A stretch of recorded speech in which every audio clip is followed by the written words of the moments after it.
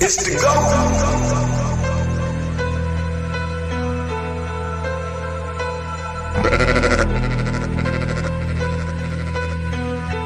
Cut, you killing them. I'm a wild Indian, you know I go crazy. Man, it feel good to be Aborigine. Man, it feel good to be Aborigine. Man, it feel good to be Aborigine. Man, it feel good to be Aborigine. Man, it feel good to be Aborigine. Man, it feel good to be Aborigine. Exes ain't the same no more, don't give a fuck about their name no more. Man, it feel good to be Aborigine. Man, it feel good to be Aborigine. Man, it feel good to be Aborigine. Man, it feel good to be Aborigine. Man, it feel good to be Aborigine. Man, it feel good to be Aborigine. I'm from the hood, I'm still waking up my people.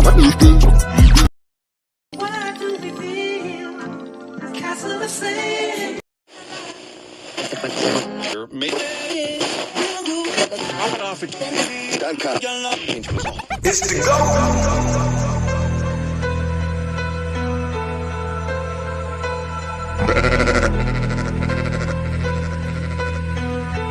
Cut, you killing them. I'm a wild Indian, you know I go crazy. Man, it feel good to be Aborigine. Man, it feel good to be Aborigine. Man, it feel good to be Aborigine. Man, it feel good to be Aborigine. Man, it feel good to be Aborigine. Man, it feel good to be Aborigine. Exes ain't the same no more, don't give a fuck about their name no more. Man, it feel good to be Aborigine. Man, it feel good to be Aborigine. Man, it feel good to be Aborigine. Man, it feel good to be Aborigine. Man, it feel good to be Aborigine. Man, it feel good to be Aborigine. I'm from the hood, I'm still waking up my people. That's right. When it comes to fashion, the whole world wanna be like us. How you gonna refute that? How? Man, it feel good to be Aborigine. Man, it feel good to be Aborigine. Man, it feel good to be Aborigine. Man, it feel good to be Aborigine. When it comes to music, the whole world wanna be like us.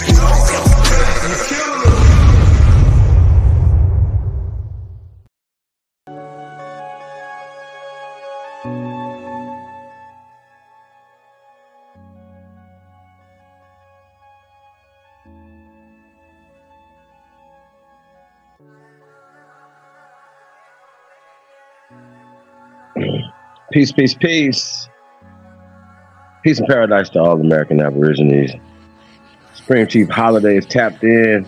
It's Untamed at Night. Shout out to everybody, man.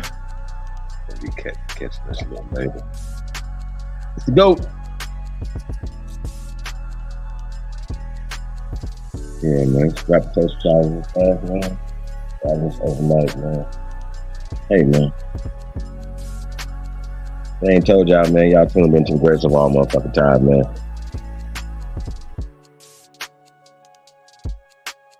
That's man.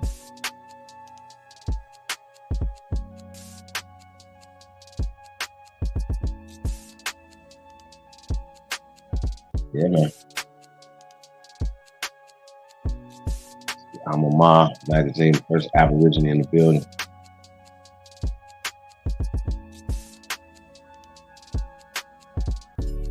Yeah, I'm gonna do a couple videos after you guys get up there.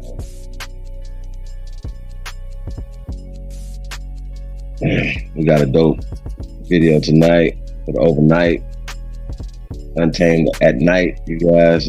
Throwback. You know, 103 major facts.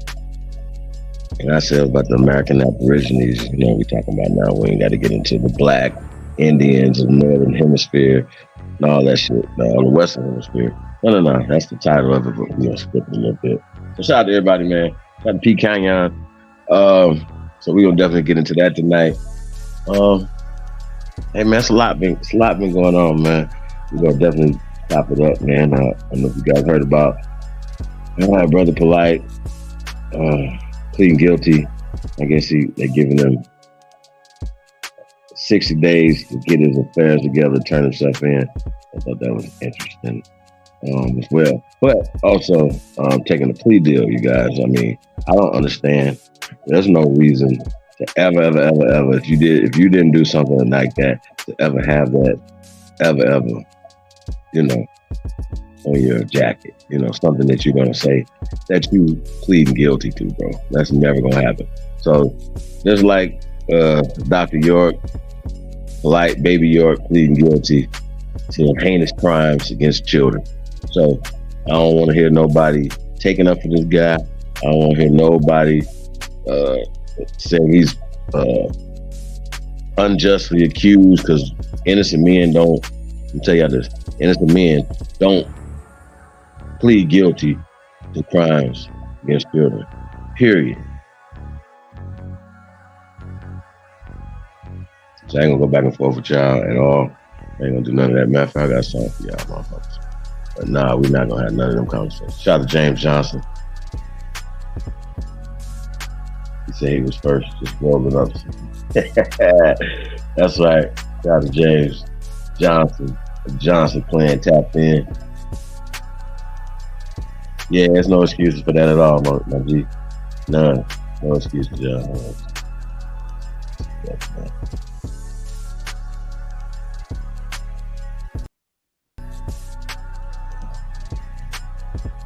Yeah, it's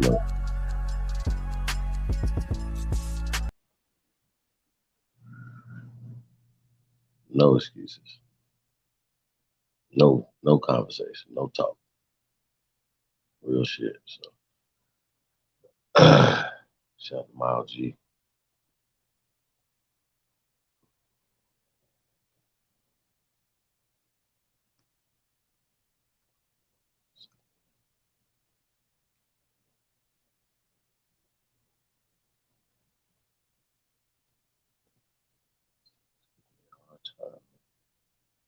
Let's get it. Hey man, original Purple Panthers. It's the Ops. Miles G. I don't get along. Panthers.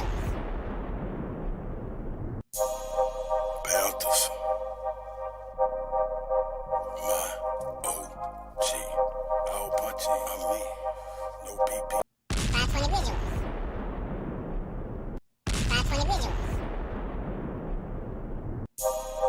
Panthers. My OG. All punchy on me. No PPP. I don't get along with niggas, I get along with bitches. I'm affiliates with gangsters, I don't conversate with snitches. Only move with the fam, we congregate for business. Only thing we got in common is to concentrate on riches.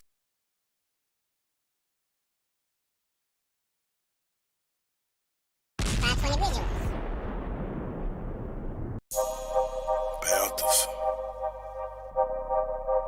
My OG. All punchy on me. No PPP. I don't get along with niggas, I get along with bitches. I'm affiliates with gangsters, I don't conversate with snitches. Only move with the fam, we congregate for business. Only thing we got in common is to concentrate on riches. If somebody say we done it, we confiscate the witness. Made $100,000 working out at Planet Fitness. Blackballed in my city for keeping it the trillest. Broke the hater world record, gon' put them in the Guinness. If you're real, then you're fake. If you're fake, then you the realest. They done turn the game around, so now they celebrate the snitches. Yeah, I ride around with that Drake, cause these niggas is vicious. They'll clean a nigga house and they won't even do the dishes. See, these bitches act like niggas, and niggas act like bitches. All these bitches ready to fight, these niggas scared and toting switches. Trying to imitate these rappers that's living so fictitious. Disrespecting dead people in their songs and making disses. I don't get along with niggas, I get along with bitches. I'm affiliates with gangsters, I don't conversate with snitches. Only move with the fam, we congregate for business. Only thing we got in common is to concentrate on riches. If somebody said we done it, we confiscate the witness. Made $100,000 working out at Planet Fitness. Blackballed in my city for keeping it the trillest. Broke the hater world record, gon' put them in the Guinness. I can only be me, let God be my witness. Did some shit when I was young, I had to ask him for forgiveness. Been betrayed by my family, had friends who turned snitches. I have yet to meet a woman who did love to burn bridges. Did some time when I was younger, but I ain't get no visits. I was looking for the love, where is that? I must have missed it. I ain't going back and forth, cause I ain't playing tennis. I've been flossing since a young nigga, so I ain't paying dentist. Use the kitchen like a lab, but I ain't playing chemist. Talk to get it till it's done, I ain't never saying finish. So whatever's been diminished will always be replenished. Really got it out the mud, everything I do authentic. I don't get along with niggas, I get along with bitches. I'm affiliates with gangsters, I don't conversate with snitches. Only move with the fam, we congregate for business. Only thing we got in common is to concentrate on riches. If somebody said we done it, we confiscate the witness. Made $100,000 working out at Planet Fitness. Blackballed in my city for keeping it the trillest. Broke the hater world record, gon' put them in the Guinness. I'm just saying though.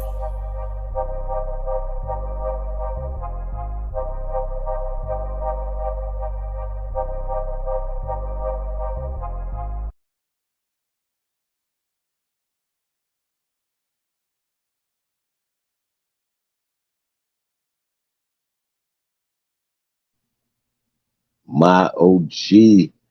I don't get along. Hey man, shout out to y'all big homie, the one and only CEOs tapped in, y'all.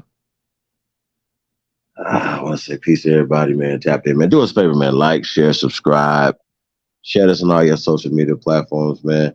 If y'all on Instagram, man, tag me in on Instagram. I'm just gonna assume that y'all not on Instagram. Y'all not tagging me on Instagram. I'm just gonna assume also y'all just be over here hanging out. Y'all don't enjoy the show. Yeah, those things, man. Y'all don't share it. So share our shit, man. We appreciate you guys, man. Don't be custards, man. Sharing is caring, man. So, so I just want to point that out. So peace to you guys, man. Appreciate all the love, man. And you know, hate as well. Shout out to everybody, man. What's we got in here? I see Ogun Squad is tapped in. Shout out to Ogun Squad. A Supreme Chieftain. I think that was last night when you came in. A Supreme. I was wiped out. Sound like if you was super gone or just super sleepy too. You know what I'm saying? So yeah, definitely got to definitely get a build in, man. To get your perspective on a few things. And once again, I think if everybody just fall back, like I said, stand down from the madness, fall back, right? There's no reason for anybody to be mad about anybody else identifying themselves of whatever they identify themselves. So I don't understand why everybody's mad at us, you know, and they can't even give you any valid reasons or anything. Oh, it's still in culture. No, we're not culture appropriating. We are first. Okay, this is just we're original people, man. It's not hard. We're not knocking nobody else. You know what I mean? But that's the problem. So it's like the hate that hate produces. You know, we gotta. It's about solving the problem, man. So I see E-Knots 0407 in there. Say peace to the guys, man. So yeah, I don't play the black-white game. I don't play these social constructs that are meant to divide and conquer, man. So I want to say that, man. I don't play the colorism game either. At all.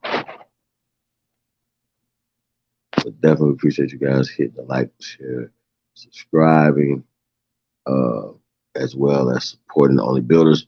OnlyBuilders, we're going to be sending out the emails to everybody, man. Cranking this Sunday before the Sunday mix show, man. So y'all been looking out for that as well. So shout out to DJ Cuttack, man. We're gonna be cranking those back up, man. The summer of love, man. So hope y'all loving on somebody, man. It's the summer of love, man. Show some love. It's the GOAT. Hey, man. I think we wanna. I don't know if I'm ready to put this video on yet. In fact, we can put it on and might just have to break some stuff down. So I'm say shout out to everybody, man. Like I said, do us a favor, man. Like, share, subscribe, and press GOAT if you truly descend from the greatest human beings in world history. And this is 103 amazing facts about the American Aborigines, man. Like I said, y'all, so you never know what we're gonna see in this, man. So throwback. So we watching the throwback of a throwback. Let's go. Let's get it. Shout out to the CEO. Let's go.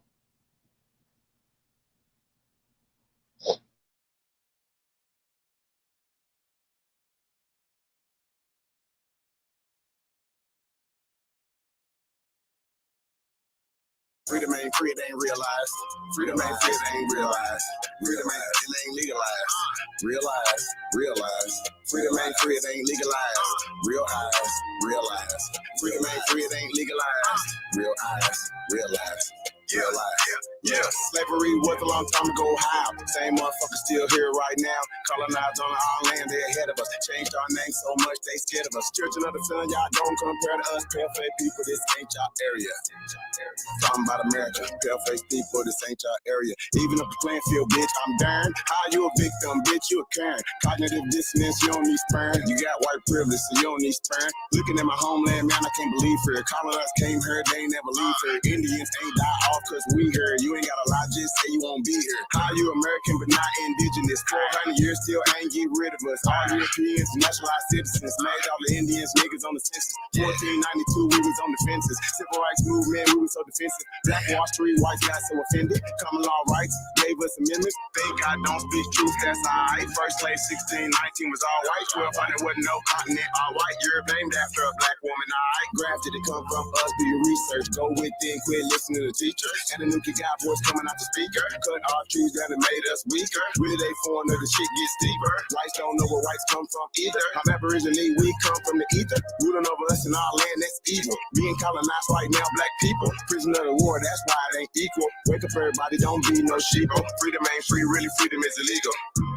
And we can't get mad at this. Whites act like we can't see their advantages. Privilege is real, they working in management. Low down, dirty, but they calling us savage. They want you to think they above us. All white people are part-time judges. I ain't no racist, but I ain't no sucker. I ain't no African, but they my brothers. Been lied to, I got built up anger. You built everything, still waiting on the savior. Don't call yourself black, please do me that favor. Black tourmaline will protect you from a hater. Listening to your oppressors is dangerous. Gave us a Bible and stole our nation. Said we couldn't read what we didn't know the language. Kept us on paper because we didn't see the danger. American Indian, keep the religion. Skin copper color look just like a penny. Wanted our land and you called us stingy. Ain't no Democrats there together, pay attention. We got ancestors, but the papers is missing. Kings and queens, but you can't remember. Remember who you are, just like Simba. Now they got a vax, we don't want that in us. George Washington is the ninth president, look it up. United States only 10 square blocks, look it up. White people really the minorities, look it up. Courtrooms don't got authorities, look it up. You want me, say stop governing me. Gave me a straw man, it's really not me. Why you don't keep it 100 with me? Why Trayvon killers still walk around free? Made this song for the truth, don't hate it. History was told in reverse, I've stated. Reads to the press, somebody gotta say it. I'm taking out of school, that's the reason I made it.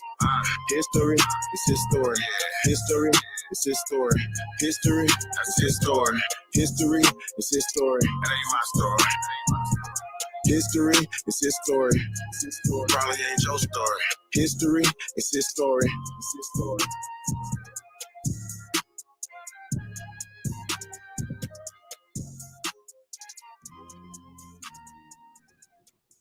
Shout out to Gretchen, Crypto Case Cartel. Yeah, I think he just got to at Supreme Chief Holiday.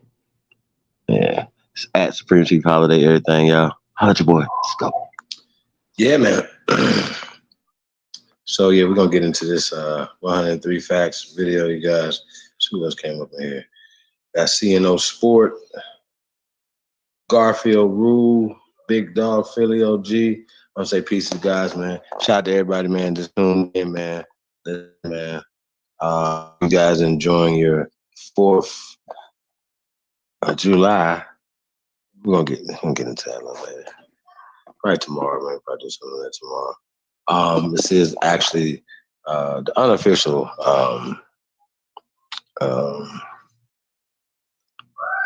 anniversary of the Declaration of Reclamation of Identity and Our Natural Rights. So you guys heard about that. So we're gonna pull this up, you guys. Hold on 1 second. Let's get right to it. Let's go.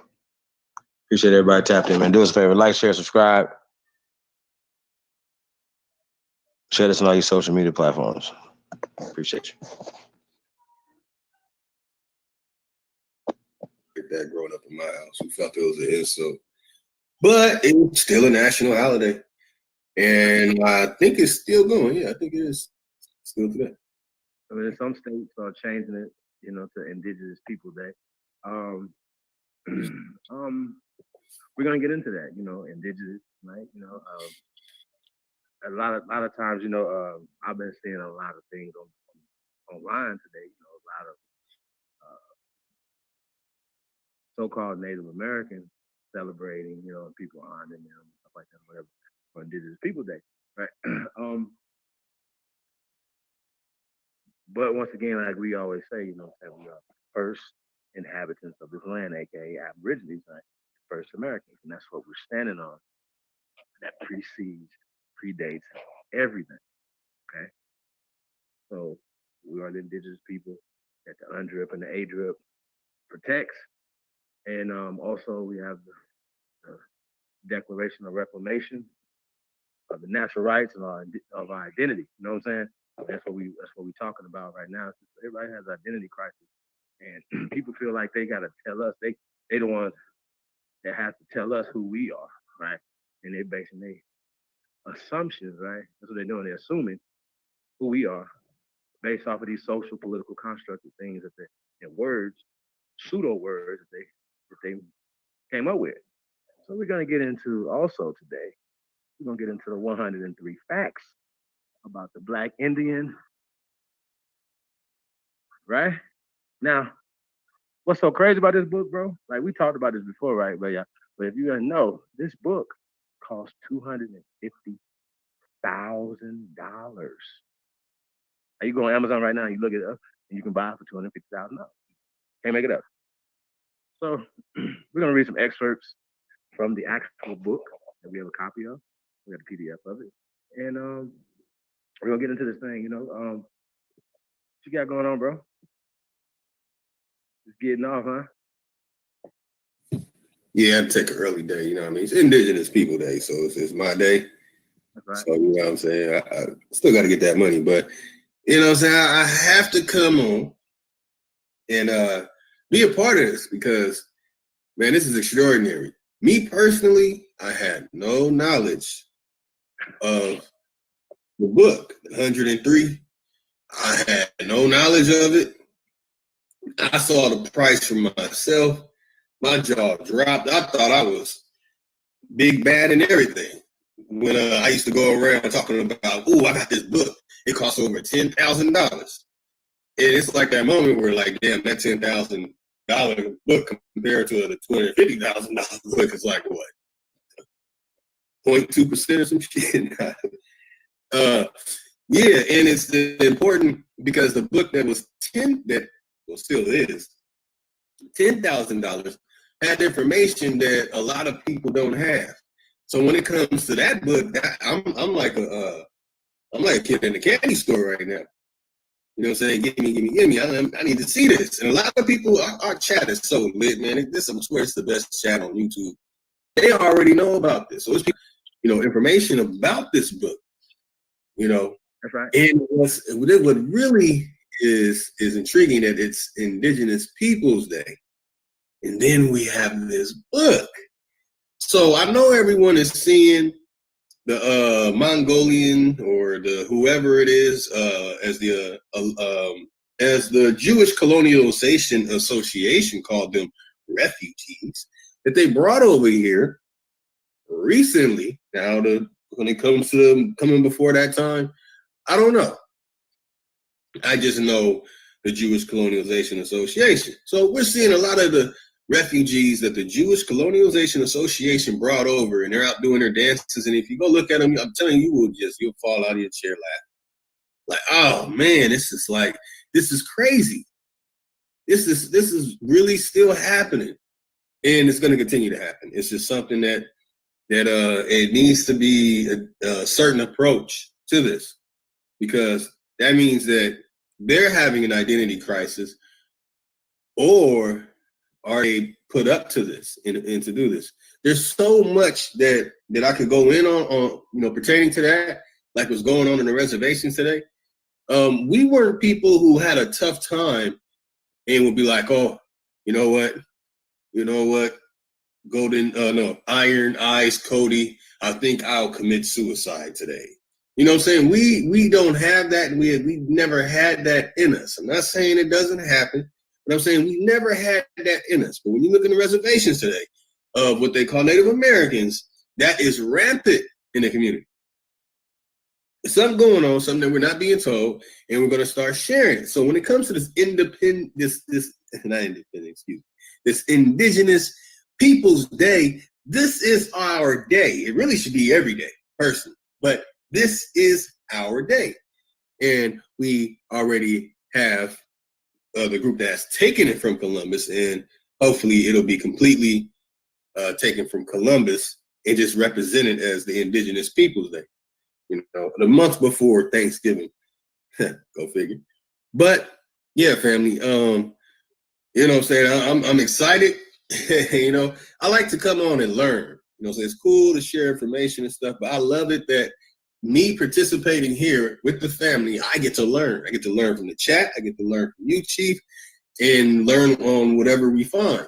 And I hope that the brothers and sisters of the feather, all of us out there around that come on the channel, also have that experience. It's a thing I used to tell some people, that when I was learning certain things and I got to the point where, okay, I know it now. And once I knew it, the rush is gone, the journey is over, and the feeling of achieving something, which pertaining to that which you just finished studying and learning, is gone. That drive when you're still trying to get it. And for me to know that I thought I had it all, I thought I knew it all. And then it just got to the point where, no, you just been going down one path of looking at things, that there's a whole infinite path of things to go down and find this information that will help us psychologically restore our culture, our way of being indigenous. And this is Indigenous Peoples Day, family. So I'm excited to celebrate. I am celebrating as we lot, and I get to learn, man. This is wonderful. And I hope that everyone that participates in information today also gets to learn and enjoy Indigenous Peoples Day. I just gotta say, man, it's Indigenous Peoples Day, and it's a lot of things connected to that we will definitely go over too. My brother Chief, we got the chat lit, family.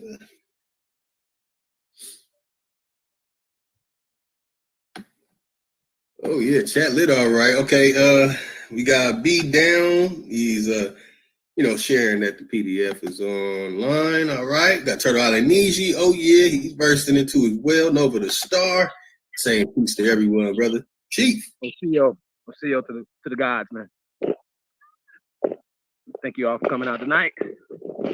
We definitely appreciate it, man, on this Aboriginal Peoples Day. This first American Peoples Day, you know what I'm saying? The original Americans, the Aborigines, you know what I mean? But shout out to y'all, man. Shout out to the ancestors, man. We definitely gonna make them proud today, y'all. You already know. You already know what it is, man. You tune into the greatest of all time. You can respect that or check that. How about that? 'Cause I mean, you know, I'm gonna plant my own goddamn roses. Y'all hear me? You know what I'm saying? So you sitting around waiting on somebody else to honor you or to whatever, you're gonna be waiting a long time. So yeah, I think we definitely gotta do that, y'all. Honor each other. You know? So salute to everybody, man. What we got going on? 103 facts about the Black Indian. I think it's in the Western Hemisphere, right?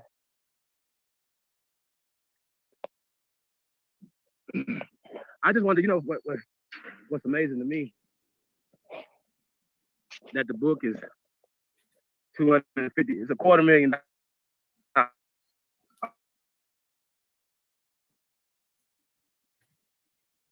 Like, okay, what?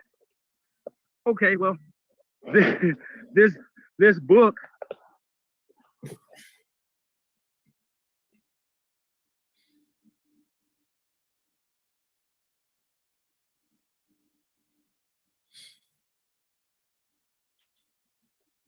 Chief, you breaking up.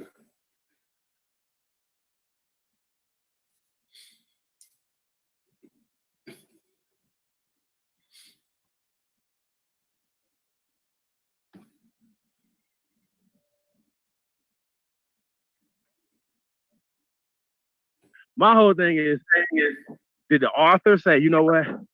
This is a motherfucker. This is a classic. You know what I'm saying? And the information in this book is worth $250,000. You know what I'm saying? And then, for me, I'm like, okay, that's gangster, that's dope, because you setting your own value to what you think your shit is. You know what I'm saying? You see what I'm saying?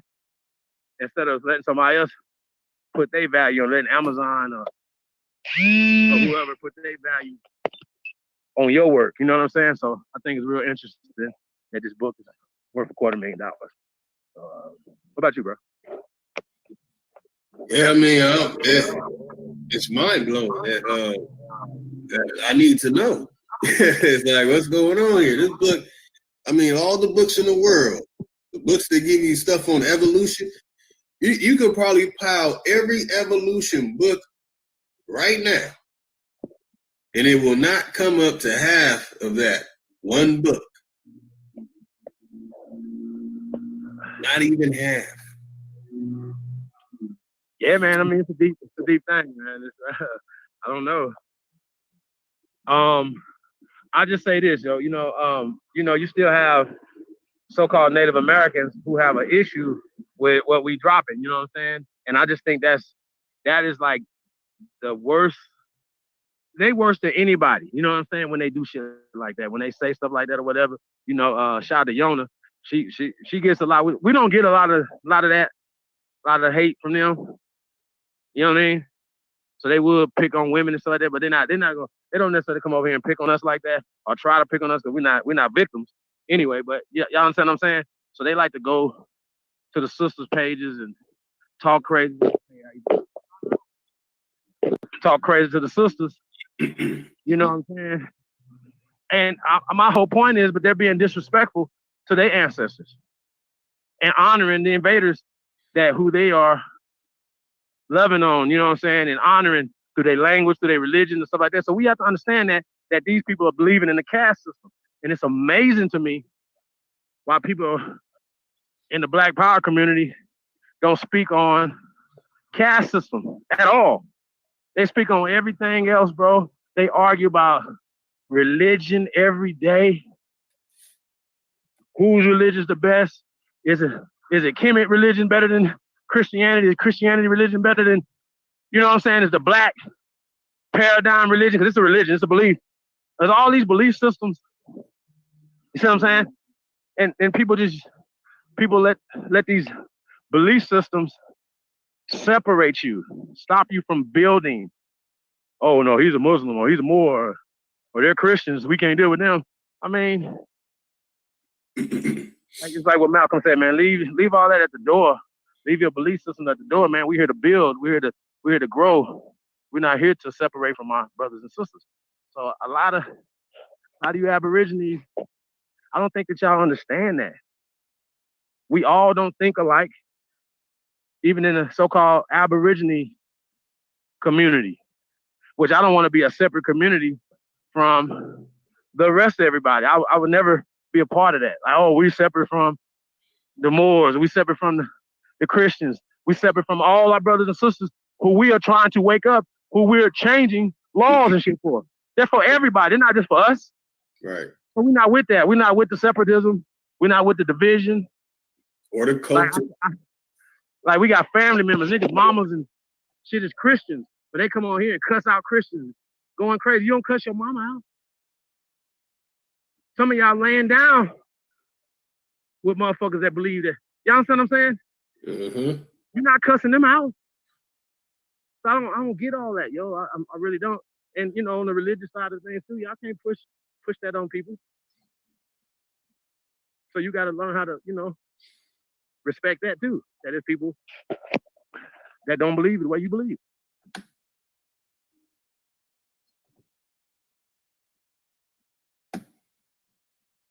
Man, I couldn't have said it better myself, man.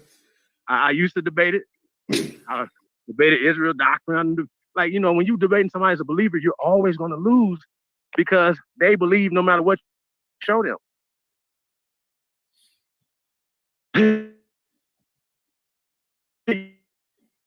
I'm saying, go back to y'all said ever. Even when you beat them, they're gonna go back and be like, their belief system says that you're the devil. And that the devil help you write that book and whatever information that you came with. That's what we're dealing with.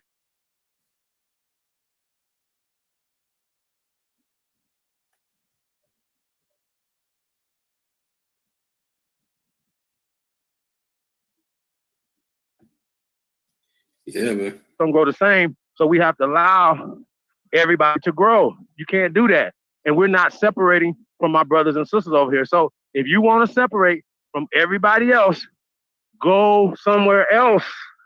That's simple. It's not hard. It's not rocket science. If you don't like what we're doing over here, kick rocks.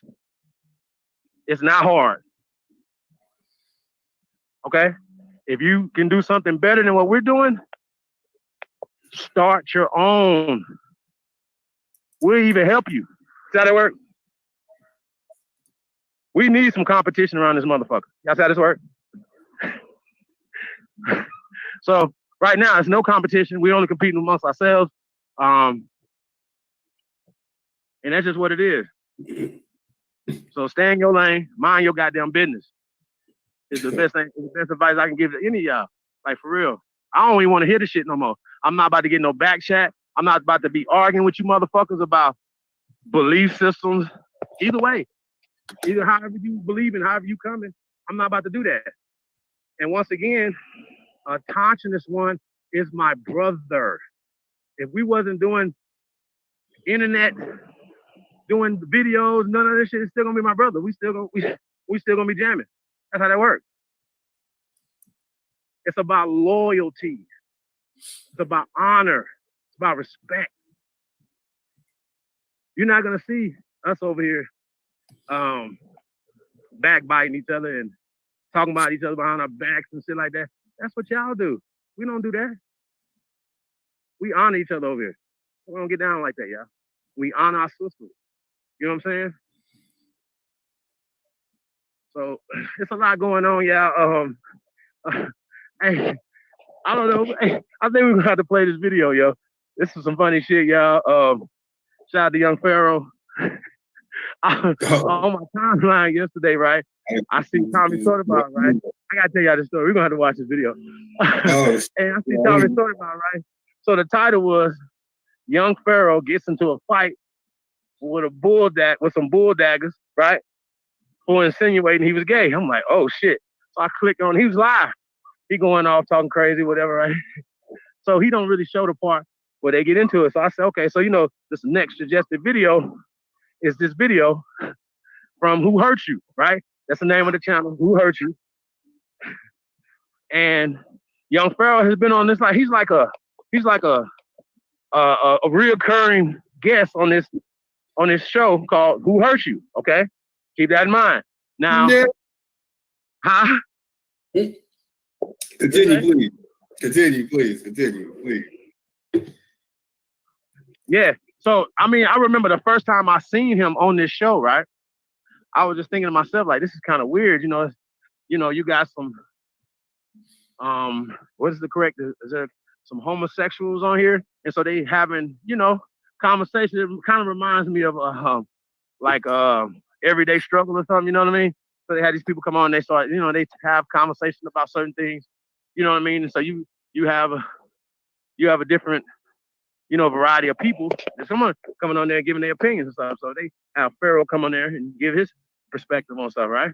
So they're having a conversation this day about homosexuality. Now you have Pharaoh on one end of the couch. You have next to him, I think it was a girl. Yeah, it was a girl, but it looks like a boy. And then another female who thinks like a man, acts like a man, right? Then you had a homosexual man, right, who's like the co-host of the show, and then another sister who is apparently heterosexual, right? So they're having a conversation about homosexuality, and what's appropriate, what words can you use when you're describing people, you know what I'm saying? And so they were kind of saying that Pharaoh was being insensitive by calling a transsexual a trainee. They said that was disrespectful, you know what I'm saying?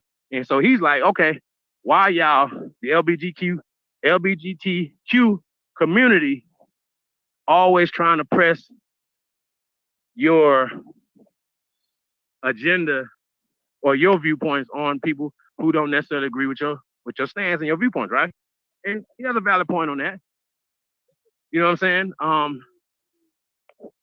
So the conversation went on and went on. And later, you know what I'm saying, about 40 minutes into the conversation, Pharaoh had said something about Instagram having men on there that look like women, that look better than some of the women on there, right? I hope not, because, you know, I'll be going on Instagram. You know what I'm saying? Instagram is lit, though. You know what I mean? Well, mine is. I don't know about y'all. My shit is lit. Yeah. What the? You know what I'm saying? So I hope that I'm not thinking it's a woman, right? And I'm like, okay, you know, she's nice looking or whatever. You know what I mean? And then it turns out to be a man. Y'all understand where I'm going with this? So, you know, they talked about men who are pre-op operation, right? Going into women's bathrooms and, you know, things that happen to little girls and stuff like that or whatever, right? So, yeah, you know what I mean? So there's definitely some concerns there or whatever. Once again, that's a subject I don't touch. You know what I mean? But I do agree that these people overly push their agenda. I remember one time on my radio show years ago, I was like, I say, have y'all heard about the new parking spaces? And people was like, no, what you talking about? I said, they got rainbow parking spaces. They was like, no, what the fuck you talking about, bro? And I said, no, I'm just kidding, right? But it's just similar to that. Like, you know how handicapped people have handicapped parking spaces or whatever. These people, like, they want to have all this extra shit. Bro, that's your own business. What you do or what she do or what he do in their own personal lives is their own personal business. Nobody's discriminating against nobody for their sexual preferences no more.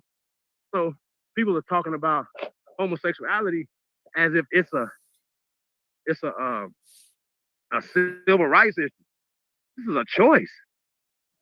It's not a civil rights issue. And once again, the Baynard Rustins, if y'all know the history of what y'all talking about, then you know who the fuck Baynard Rustin is. You know who the fuck he was to Dr. Michael King Jr. You understand what I'm saying? And y'all wouldn't be talking this dumb shit that y'all talking if you know the history of the LGBTQ fucking community who came in to take over the motherfucking civil rights movement, you dumbasses. Do y'all understand how this works? So just because you have a lifestyle or whatever, a choice, or whatever you have to make, you can't throw yourselves and say, okay, we're gonna, you know, a female is like, okay, well, you can't run, like, homosexual white men they don't care about Black, Aborigine men or women. Y'all understand? Do you understand? Come on, bro. So yeah, they pushing the civil rights on us like that or whatever, right? So anyway, so Pharaoh told the sister / boy, she say, or he say, hey, I don't play like that, so don't play with me like that or whatever. You know, he's still being respectful the whole time, y'all. And she was like, nah, what you're not gonna do is tell me what the fuck I'm gonna do, blah, blah, blah, blah, blah, and jumped up. You know what it reminded me of, y'all? It reminded me of Zion Lex and Sarah Susan. Oh my God. Hey, bro, we gotta pull it up so people can see what happened. Oh my God. Hey, you ready? This is the funniest shit to start out the week. Oh my God. Oh my God, y'all. This is funny shit. What'd you say, bro? I said, you ready for it? Yeah, I think we're ready for it. All right. Let's start at like about 35 minutes in. Good, because that's too much odd weirdness for too long. It's like, that's bet. That's fact. All right. You're doing exactly what you don't want to be done. Hold on a second. You want people to respect and listen to your views. Not everyone has to agree with you. Your son could respect and say, Dad, I respect your opinion, but you have to allow your child to be their own human being.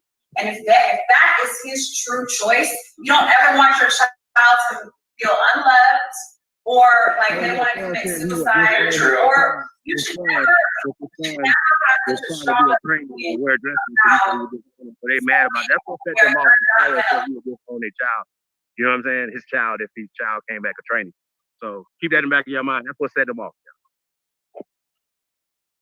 Love your child or do something that will make them harm themselves because they don't have the love of their father just because you're so strongly. I don't agree. I feel like that's for me. That's the healthiest decision for me, and I'm gonna tell you why. That's the I'm responding to her. I'm not responding to you.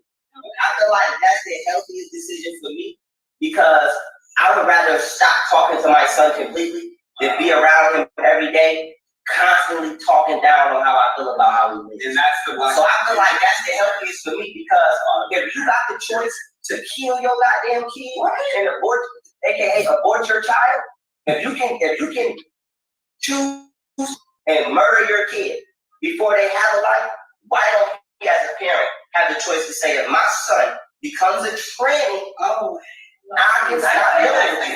Because when we bring children into the world, it's a selfish act. Right. It's not selfish. It's not for you. So it's not like, oh, if I bring my child to that's not a conversation gay people can have. It's not about gay. You say that. I can have to say.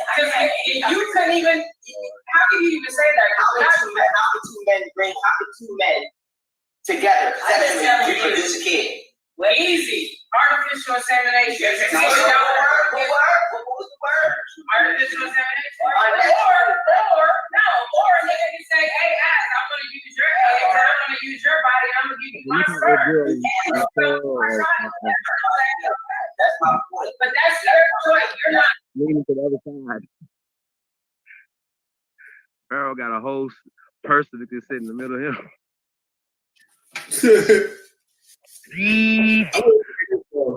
It's kind of unfair. I don't know the girl, the sister on the end. I don't know what her preferences are, or whatever. I see she got military-looking pants, so who knows? But it looks like it's an unfair. No, the one on the end right there. She's married with, she's got children. She talked about that too. She talked about, her husband taking her daughter to Walmart or whatever, and he can't go in the bathroom with her. And if a man was in there or whatever, that's pre-op, you know what I'm saying? It's disturbing for the child. So that's what she was saying, that basically she wouldn't want to expose her child to homosexuality or any type of sex, which is facts, that's true or whatever, you know what I'm saying? I just say this, man, I'm pro-life, and that's just it. You know what I'm saying? We love our family. You know what I'm saying? Fuck your sexual preference, stuff like that, or whatever. We love you. That has nothing to do. We all have homosexuals in our fucking family. That's a fact. You know what I'm saying? The thing is, right? We don't discriminate because of anything. You understand what I'm saying? It has nothing to do with that. At the same time, too, you have to respect. If you have an opinion about whatever, you know what I'm saying, you have to respect everybody else's opinion for that too. You know what I'm saying? You just can't think your opinion is the only opinion that matters. You know what I'm saying? So yeah, man. So we don't do that over here. We don't discriminate against our family members. We don't hate our family members. Once again, that what Pharaoh is saying, that being a homosexual is extreme way of thinking, and he also said in this interview that it's a mental health issue, which they have classified being a homosexual as being a mental health situation or whatever, right? So what they were saying is, where they got mad at him is, he's talking about disowning his son if his son wanted to wear dresses and shit, right? Once again, that's a little extreme. I'm with my son. I'm gonna be with my son even when he's older. I'm not, oh, you're 18 now, you can get out the house, and none of that, bro. Like, we supposed to guide our children forever. You know what I'm saying? To be a part of their lives and they're part of your lives. So I think that we gotta, you know what I'm saying? So that's something that I don't worry about as a man, whether or not my son is gonna, so I don't worry about that.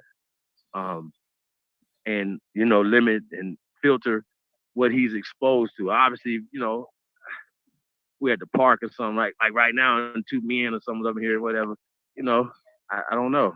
I think that would be disturbing. I mean, that would be confusing to him. You know what I'm saying? So I don't know.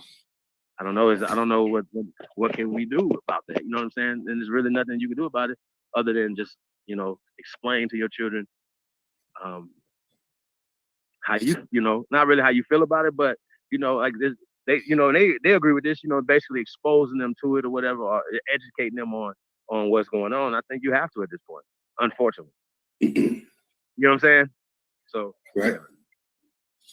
Yeah, we can get back into it. God, you can't decide what somebody is. No, you're a unique expression. Yes, you were labeled that. We're all a unique expression of God. But you still don't have the right to tell somebody that they can't. No one will be able to hear. Everyone's fucking because we're not like Two that. people who can't create children have no right to tell me. Well, you people that can create children shouldn't create fucking children. And yet they do.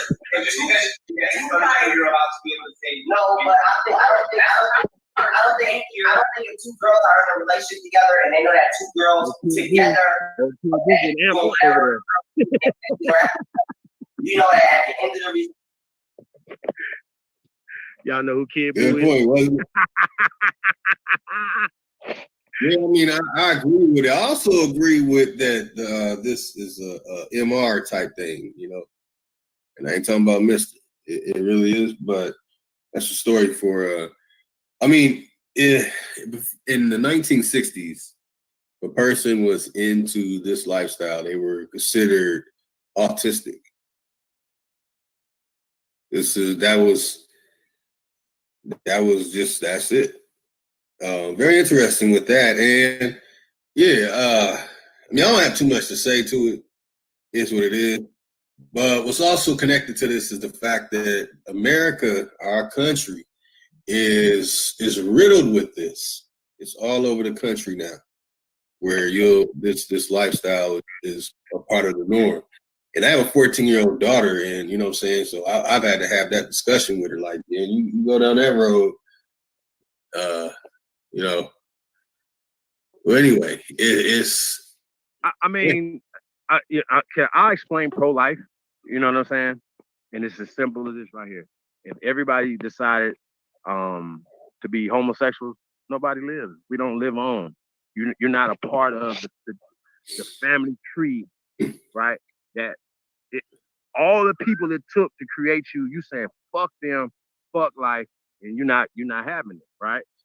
And I think that would be my only pushback to homosexuality and homosexuals is that you're not promoting life. You know what I'm saying? And that's it, man. And you know that would be my only pushback, y'all. You know what I'm saying? I don't, like I said, I'm not in nobody else's bedroom, man, so I can't tell nobody what to do. But you know, if you and they talk about that, like a lot of sisters that are in the lifestyle, and they're in the lifestyle a lot of times based off of environment. You know what I'm saying? You understand what I'm saying? And some of them still want to have a child and still want to raise children, things of that nature, whatever, right? I've even seen homosexual women get with women with children and be like co-moms and shit. You know what I'm saying? You feel me? And I don't with nothing that nobody's doing, man. Just love on them kids. You know what I'm saying? Loving them children. You know what I'm saying? I don't get into that, bro. I still know that it takes a man and a woman to create life. So I promote life. That's it. That's right. And I hate anybody else or anything that anybody's doing. No, not at all. Yeah. But I do know that these people are using this as a eugenic, as a genocidal tactic. Okay. So it's a part of genocide. It's a part of a deaf culture. Okay. This is it. So, and that's just my opinion. You know what I'm saying? Which is based off of science. There's two people of the same sex can't have a child. Okay. Period. That's period. So there's no argument or whatever like that. So that would be my only pushback on that, y'all. You know what I'm saying? And anything else, I mean, you know, it's kind of selfish, y'all, because somebody gave a fuck for you. You know what I'm saying? Somebody gave a fuck enough to have you. That's just real talk. If it else happened after that or whatever, somebody gave a fuck to have you. Yeah. I think that we owe it. I think we owe it to. Hey, you know, one thing that was my thing that I discovered recently about this was that sex is strictly for reproduction. And I used to always have people say, "Oh no, yeah, no, not strictly." Nah, sex is for reproduction. Oh, you saying what's the natural?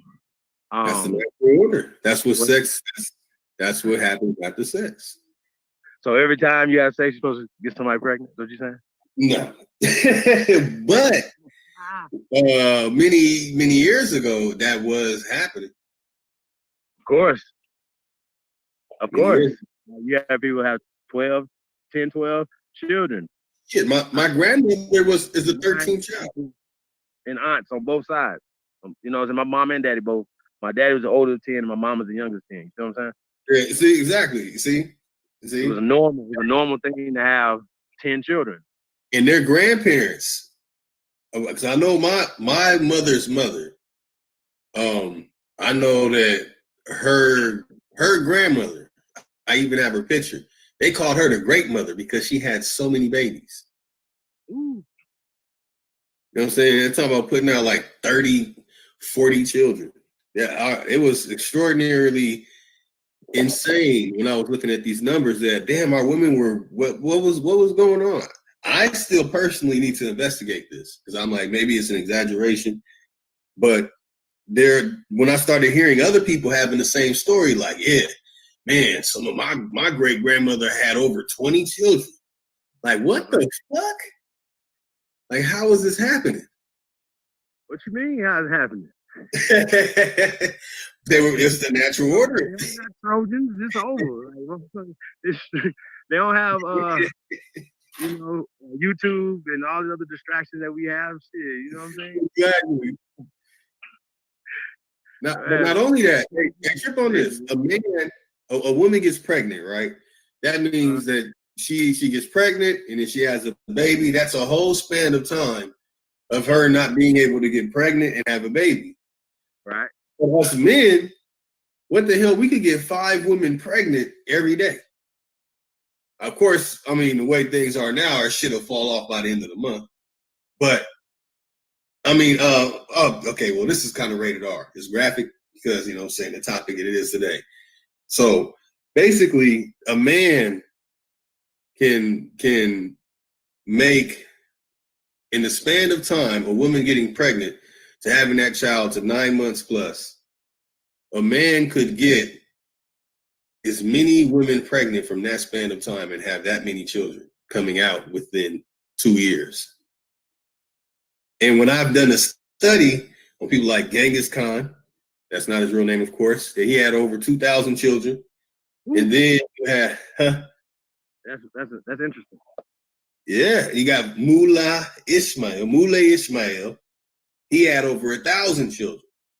And then when you do the history, if anybody can look this up, look up who had the most children. You'll be like, what the hell? Like, what women had the most children? You'll be like, damn. Like, damn, we was getting it in. I mean, but it's the natural order of things. So here comes this new way, and it has stopped. And on top of that, with the Jews who want you spitting your blood, they also want your dead babies, a fetus. They're the ones that put out the whole Planned Parenthood. Damn, the Jews, they want you spit your blood and your aborted fetuses. Planned Parenthood used to be the eugenics society, man. So I don't know why. And when people be like, when the so-called Republicans are talking about shutting down Planned Parenthood and stuff like that, whatever, and then they have tricked us, right, to believe like the Democrats are slick, y'all. They some pieces of shit. I only reason why I ever even fuck with the Democrats is because of Barry. You know what I'm saying? Other than that, bro, no. They worse than the Republicans to me. But they have tricked us to support them 90-some%. I think that's interesting.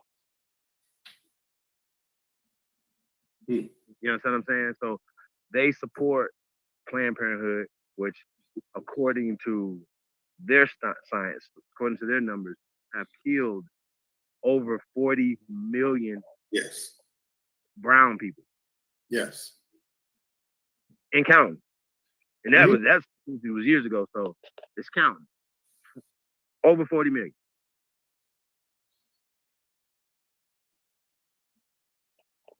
So, so when Pharaoh was talking about,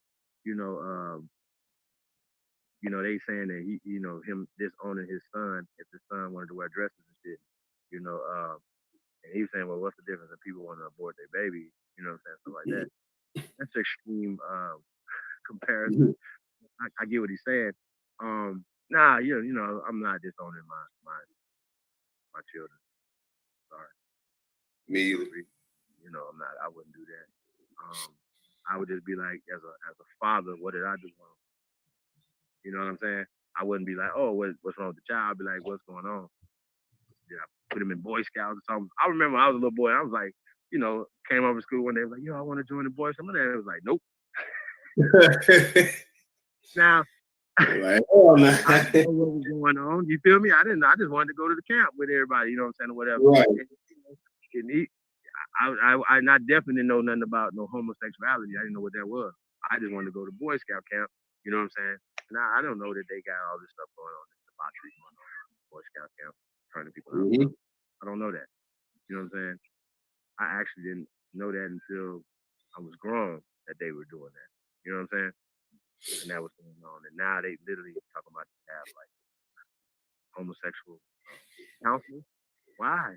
How? Why? What's going on? You know what I'm saying? Like, it's just a recipe for pederasty. You know what I'm saying? Pedophilia. It's a disaster for it. You know what I'm saying?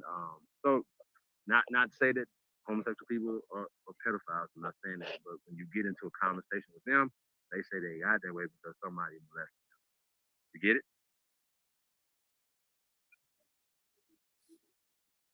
And I heard, shout out to Hassan Campbell, but I heard him say some shit one time that he shouldn't even trust him around children. I'm like, what? I know I don't. People hurt other people. Hey, hold on 1 second. Hold on. Hey, okay, you know when you put that plastic over the damn pee? Uh-huh. Okay, so you know how I get the water when it be residue like that?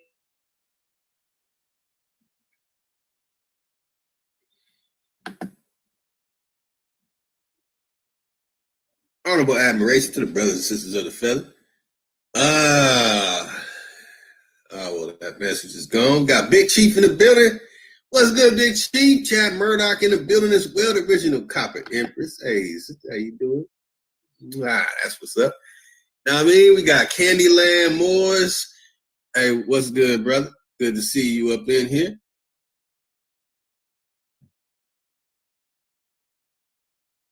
We'll be reaching out to you, family. We got Chad Murdoch, as I mentioned earlier. Let's see who else is up in the building, family.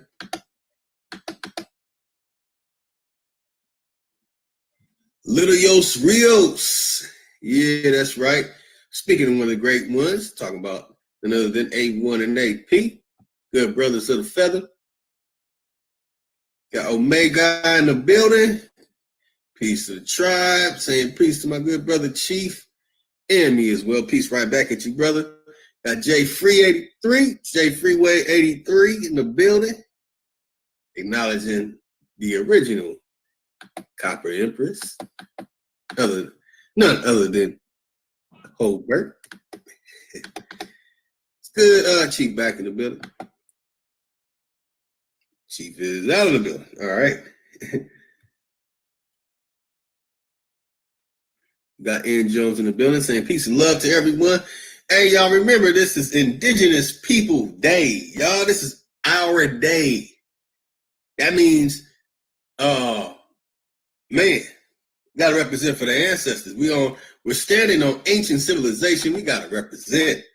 And we got to represent by, let's do something great. You know what I'm saying? So that's why it's important that we start here, because this video right now is literally the image that is a picture now seen by most of the world of America, because the LGBT now another letter has been added to a Q. Sound like some metadata stuff.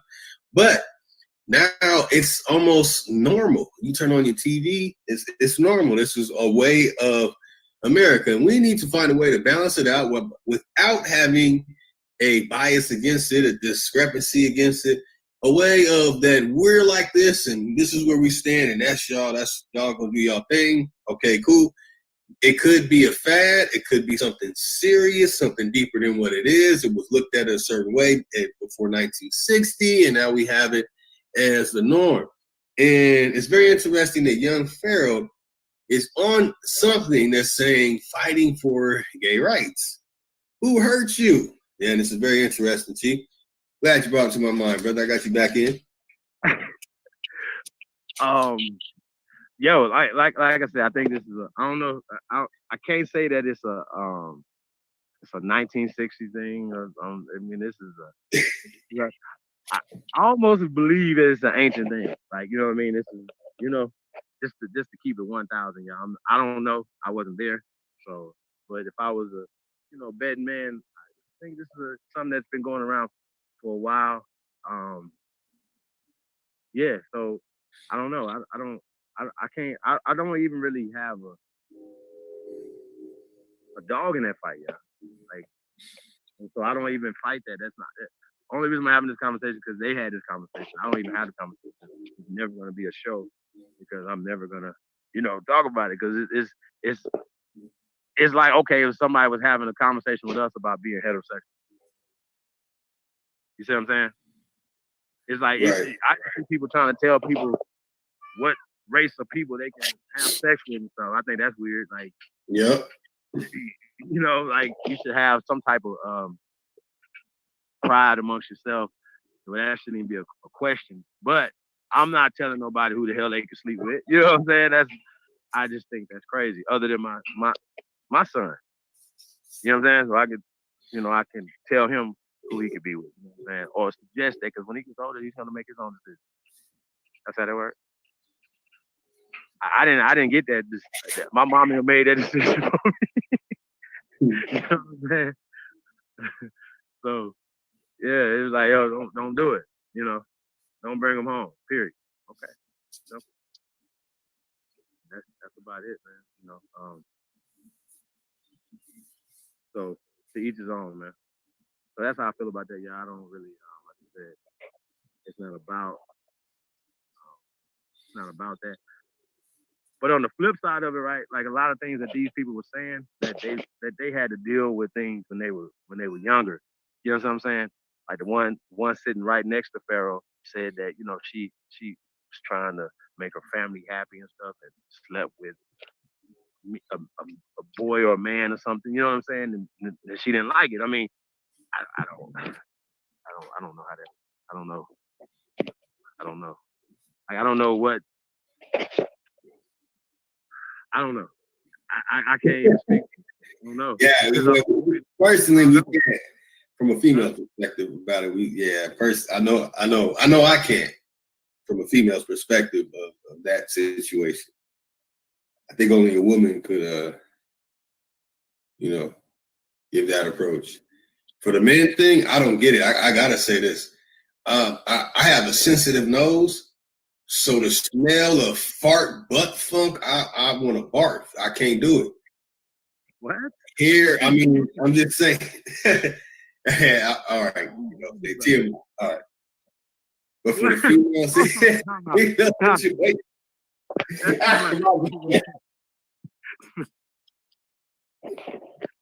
I can't. I got a sensitive nose. Damn it, man. I can't take it. All right, so I feel like throwing up thinking about it. But anyway, all right, family. You know what? My bad. Let's go back to the video. My bad. I don't know what it smell like from two women, but that shit, yeah. I don't know. Whoa. All right, let's see how young Pharaoh handles this situation. Let's see if young Pharaoh handles this situation better than he does in the ring in his last fights. Shot fired. Oh no.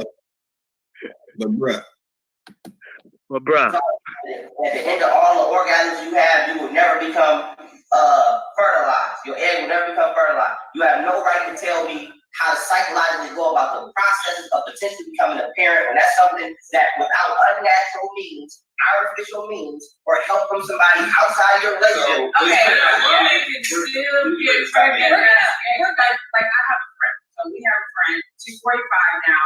She has 2 children, grown ass children. You trying to tell me just because she has sex with a man once, she's not lesbian, she doesn't have the choice? I'm not talking about lesbian. I'm not even talking about lesbian. I'm not even talking about children. I'm not talking about. But let's go on the other things. No, you're going on. Exactly. That's a conversation. You're very. It sounds a little misogynistic. Yeah, it can sound what it sounds like. I don't. And it's not. And I'm not stepping all my. But if you right, I don't tell you training. You can't. This ain't even a conversation. This is a one-sided opinion. And no, and you know what? He's right. And he's entitled to it. But like you're not saying anyone else on this couch. I would rather 2 men be gay than a trans. That's my opinion. The reason I said it is because I can visually. One thing about trannies that I have a problem with, I would say this is my opinion. One thing about trannies that I have a problem with, I can't identify you as a heterosexual man. When it comes to things like plastic surgery, weed, makeup, it's men out here, and I don't like men. It's men out here on Instagram that look better than these girls on Instagram. So my thing is, if you can hide amongst the community outside the community, I can't trust you. Everybody likes snakes until you run into one that blends in with an environment and that can bite. So are you mad at you might get caught by? No. I'm not mad at that. I'm not mad at that. No. Oh, let's not play no games. I'm gonna tell you very nicely. We're being respectful. Let's not play no games. You can't put that on me right now.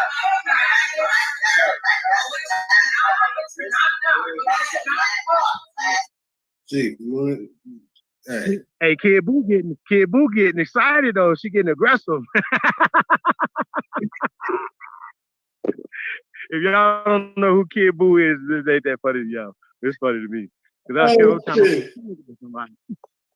the nigga that say he got clone, the rapper, that he's a clone. He got. That's funny. It's about to go down, y'all, right now. I got love for Young Pharaoh. I know I take shots at Young Pharaoh all the time. I just do that. That's just me. You know what I'm saying? He take little sneak shots. It's all good. Said he too. It's all love. But damn, Young Pharaoh, what the fuck are you thinking? Pardon my language. What the hell are you thinking coming on here? Man, wow. Hey, let's just play. It don't look right. Look at it. It don't look right. She is aggressive. That's what you're not going to do, but what you know. What I am going to do, don't touch me. Hold on.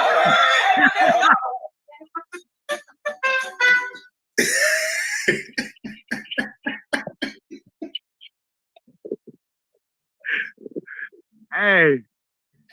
Yeah, you got to look at it. See? Why they throw the SpongeBob shit on, bro? You got a yellow fan. Like 10 minutes later. Done that, man. Oh, man. Oh, shit. He's like, don't touch me. Oh. Hey, but Pharaoh jumped up first, though, so. Yeah, he did. That's like, goddamn, what the hell's going on here? YP turned up no matter what, I guess. All right.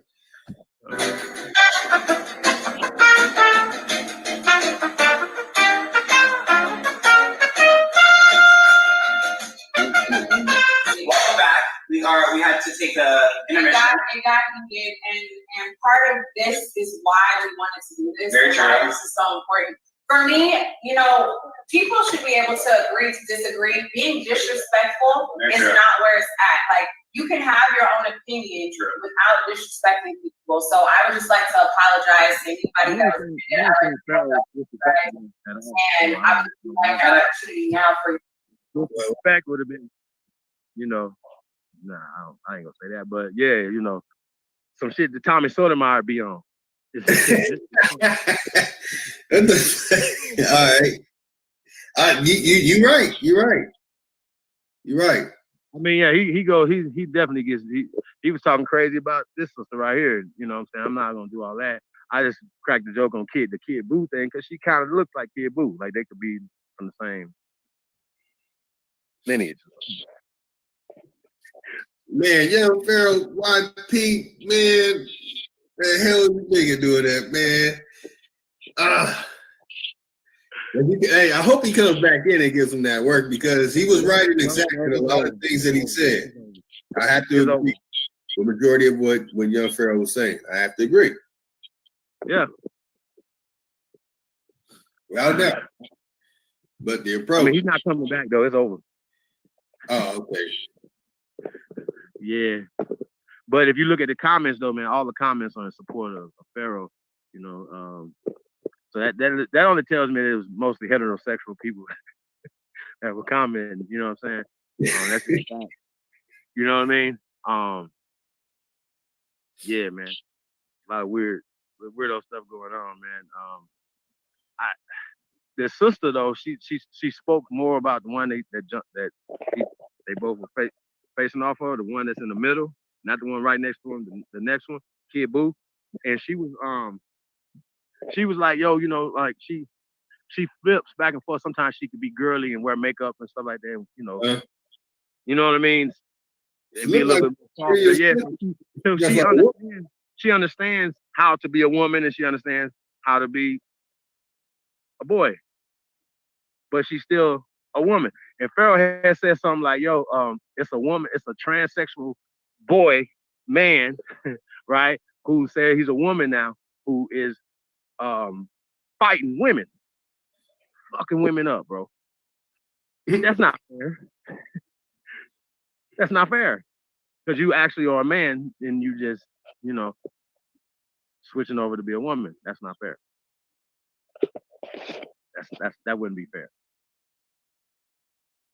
It'd be like, you know, no, it's just not fair whatsoever. So I'm not gonna even make no comparisons. It's just not fair, you know, for that to happen for a man who changed himself to a woman to compete in women's sports. It's not fair.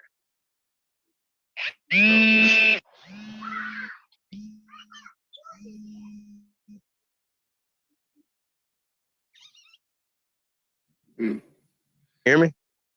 Yeah, hey. Damn it. Nah, we're done with this video.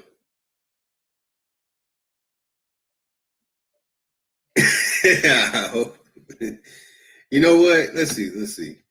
I can give it a couple minutes. Let's see. And I think that's why you didn't talk about this topic, because this topic is so controversial, is that at the end of the day, everyone demands respect. Yeah. So why can't do it? All right. Wow. Unfortunately, that is the image of America that a lot of people from different countries, and you know, I talk to people from a lot of different places around the world on Hangouts in person, a lot of stuff, and from China, and they do make a joke about America. They say that a lot of the men, you know what I'm saying, are accepting of the lifestyle of being like that or whatever. And it's mainly from the perspective that they see, because I don't accept it, you know. And you know, it's in order for you to buy some decent type of clothes and stay in style today, it's literally metro. The outfits are almost all metrosexual if you want to stay in style now. So there's a twist and turn going on in the social construct of America today. So in a way that, you know, there was a key of importance to it. I dropped the video. I didn't know if you wanted to play more of it. It was over. That was it. Yeah, because Young Pharaoh going, I ain't watching it, because that's the only person that's saying something I agree with on there. You know what I'm saying? Yeah. That's too funny. Yeah, man. I mean, it was interesting. Y'all go back and check out the video, man. Who Hurt You is the channel. So I don't know how that works. You don't know how that would work. I mean, that's basically what we're dealing with, though, bro. Like, you know, it is. You know, just even if somebody wasn't, you know, molested or anything like that with them, they just made this choice for whatever reason, right? A lot of the parents and, you know, people's family members really did disown people and really did, you know what I'm saying? So that's why he struck a nerve with them. He should have been a little bit more sensitive to that. I get it. You know what I'm saying? But that was his opinion. He was saying what he was going to do with his child. Well, nobody can tell nobody what to do with their child. You know what I'm saying? That's the fact. But if that was to happen to him, he would definitely have a different, you know, because he's a young man, so he's obviously gonna grow. You know what I'm saying? And have difference of opinions and, you know, stuff like that. So, you know, that's one thing I say we have to always allow people to do is to grow. You know what I'm saying? But yeah, no, that's his opinion. You have to prevent that before it happens. I've seen situations. I know a dude, their daughter is like kind of tomboyish. He was playing basketball and stuff like that. And their son was a cheerleader. You know? I mean, he danced around the house. He switched and everything. Like, bro, like, and I used to just like, his dad was a masculine dude, and I used to be like, ooh, like what's going on? Like the daughter took after him, and the son took after the mama, and everybody was comfortable. And it was years ago, y'all, like a long time ago, and I was just like, yo, this is interesting. You know what I mean? Like it really is just an interesting thing. But he would be dealing with the girls and dolls and stuff, and dancing, showing the girls cheer routines and stuff, and his sister would be out of basketball, playing basketball and stuff. So it just they totally swapped, you know what I'm saying? And I thought that was interesting, man. Well, look at it from this perspective, moms and pops out there, you know, you have a child, right? 2 children, like these people right here have, both their children turn out, they don't want to have, you know, be with the opposite sex, meaning they're not going to have any children, right? That means that your bloodline stops right there, okay? You're dead. It's over. You all right, buddy?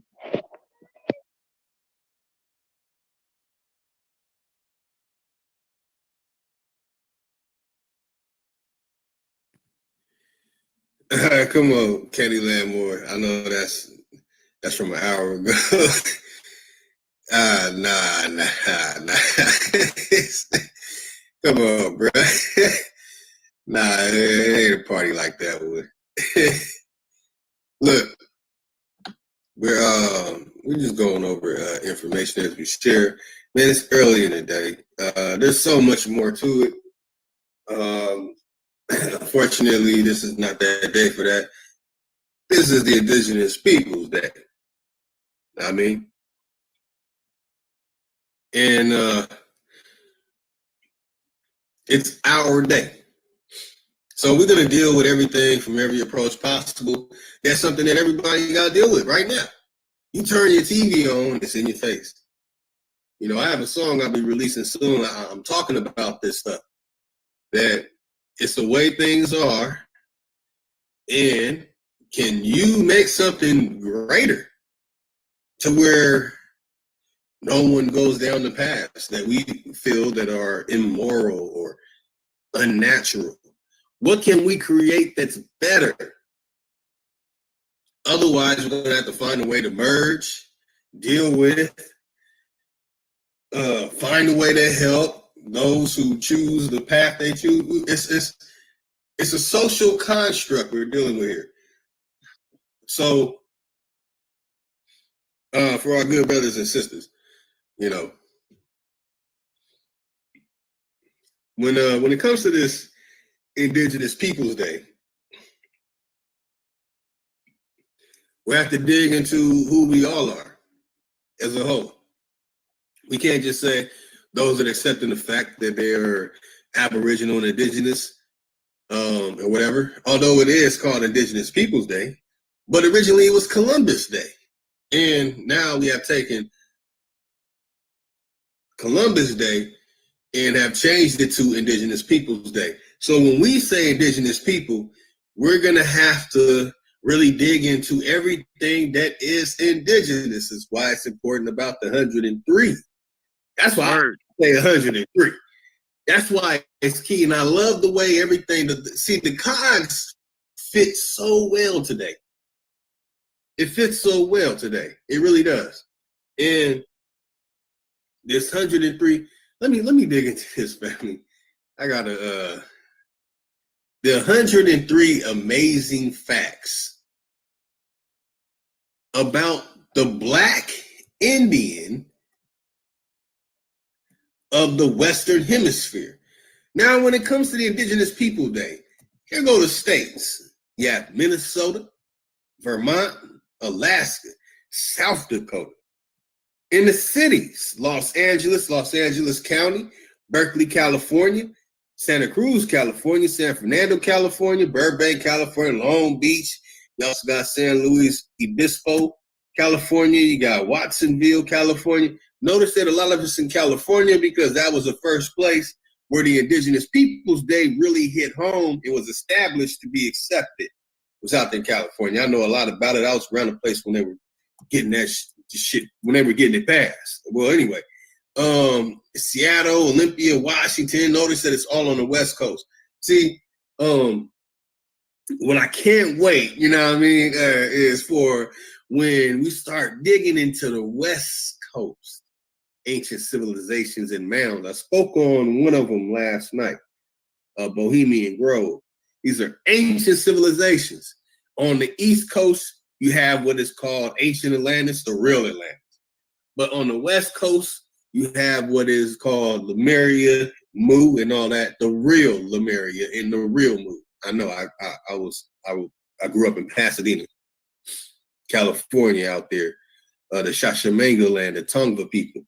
And in fact, if you look at my avatar, that's a Shashamanga, that's a Tongva. That's what they look like. That's a real California indigenous man right there. So, family. Anyway, man, you know what I'm saying? This is a day that is it's celebrated through many states and many cities all throughout the West Coast, East Coast, Central America, South America. It's all over the place. And I just want to read some of the stuff. Y'all bear with me, man. I'm a little excited, man, so I'm messing up on the word. Let me slow down. All right, so there's some universities as well. Minnesota State University, Mankato, University of Utah, Brown University, and it celebrates Native American Day. They all celebrating right now. Celebrates both Indigenous Peoples Day and Columbus Day. So why is Columbus Day so controversial now? Excuse me, y'all. Critics of Columbus Day argue that the holiday does not celebrate the discovery of America, but instead honors the mass genocide and colonization of the people indigenous to the land.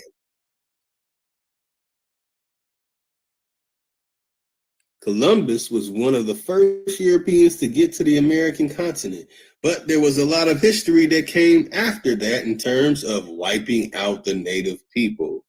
Lonnie Hancock, the mayor of Berkeley in 1992 and former California state senator, told Time in 2014, it just didn't seem appropriate. It seemed like a re-emphasizing of history and recognizing that to be very ethnocentric really diminishes us all. So, what cities are considering celebrating Indigenous Peoples Day instead? Several other cities are considering an alternative to Columbus Day, replacing celebrations of Columbus with that of Indigenous people. We are the Indigenous people, so how are they celebrating that? I really want to know. Okay, so I remember Washington, D.C. City Council proposed a bill to replace Columbus Day with Indigenous Peoples Day. The New York City Mayor Bill de Blasio created a commission to assess the value of monuments of historical figures in public spaces in the city that include the monument honoring the Italian explorer in Columbus Circle near Central Park.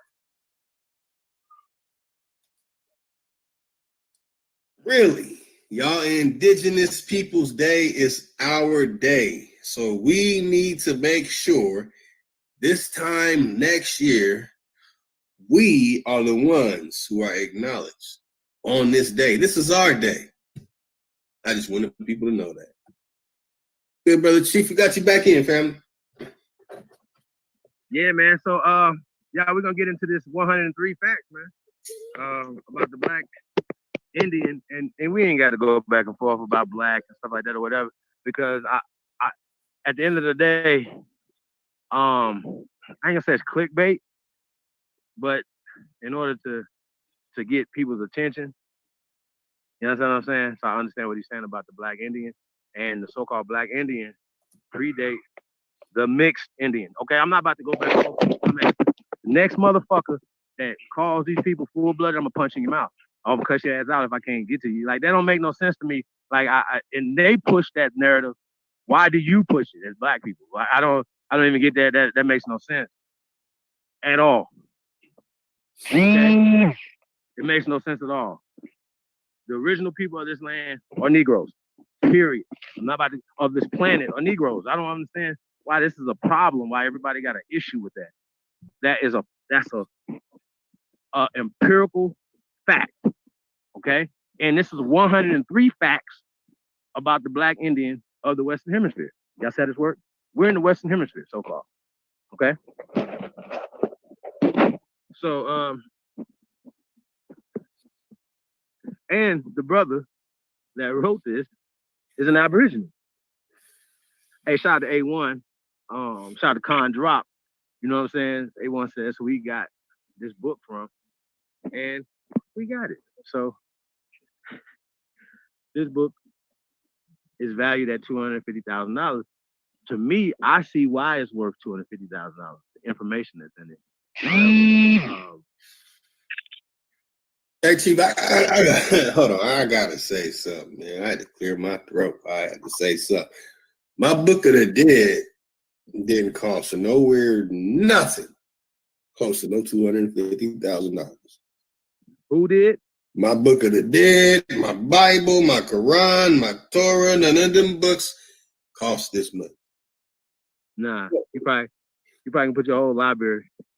The whole bit, the whole lie to the berry is inadequate. I need to know what's in this book. What's in this book is the end all be all.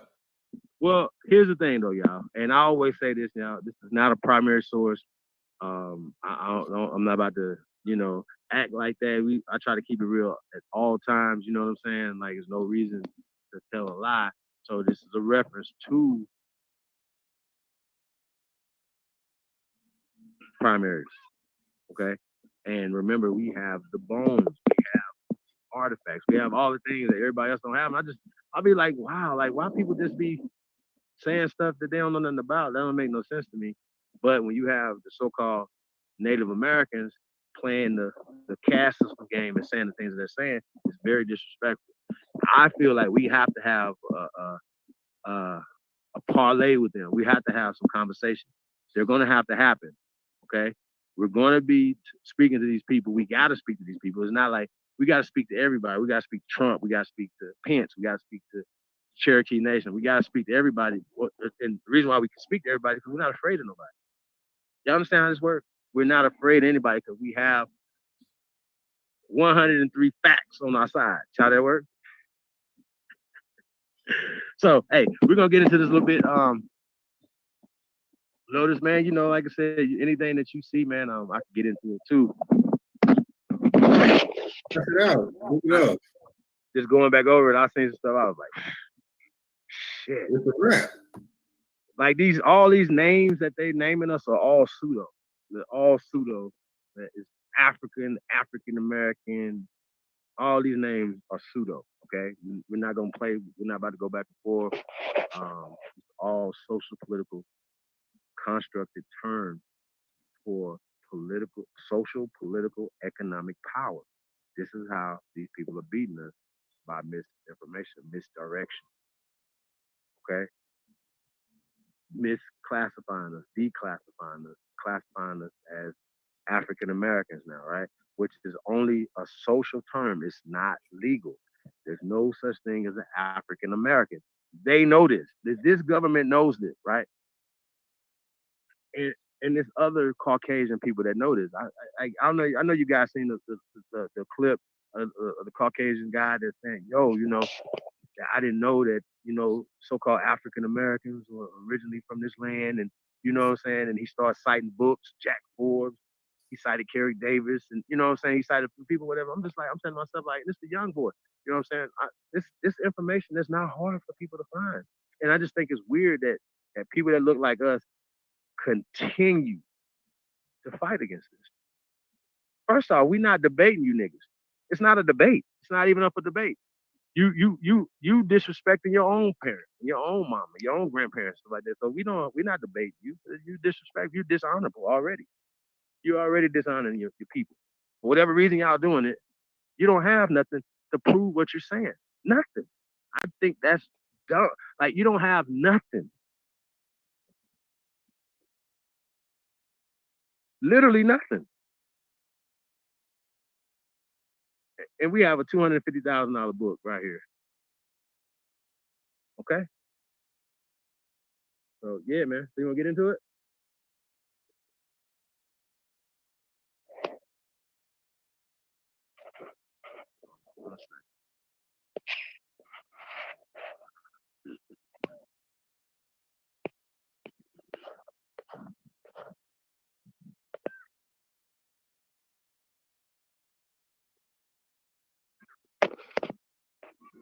Hey. Right back to Ted. Yeah, man. Peace to all the great ones tuned in, man. We about to get into this 103 facts about the black.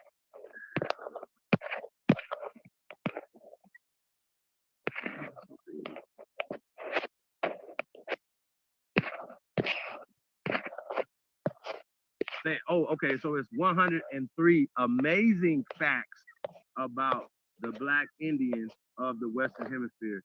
Okay. By Canyon. He said he's a non-reservationist. Okay. At times, statements or phrases can cause the human mind to tap into worlds or realities where a bigger picture or image of that time zone or reality is given. Revealing more information about, revealing more information about that reality. Someone else has been responsible for recording the history of my people for the past 500 years. Remember, this is an Aborigine brother right here that wrote this book, y'all. Okay? Now he's saying someone else has been responsible for recording the history of his people our people for 500 years. Keep that in the back of your mind. Other than my own people, right? He said, so somebody else was doing it other than his own people, our own people. The perception of our past is very limited. That's a fact. Our past and how we perceive our past has been shown to us by a people who have so far not recorded our history correctly for the past 500 years, okay?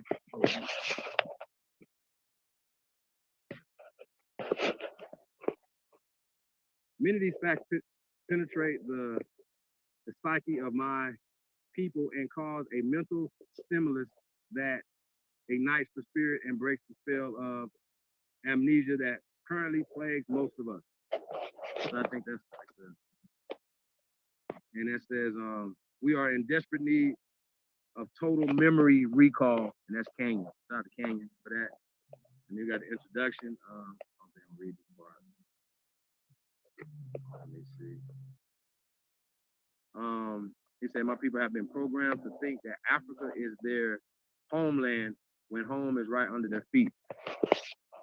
In his introduction.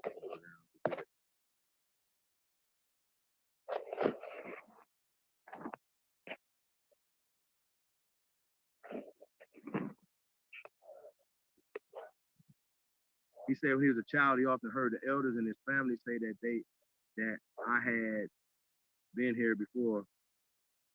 Y'all know that saying, you know, people say, you know, you got an old soul and you've been here before. So he said his ancestors say that. So that's basically what it is. The ancestors are waking up. And yeah, so shout out to King.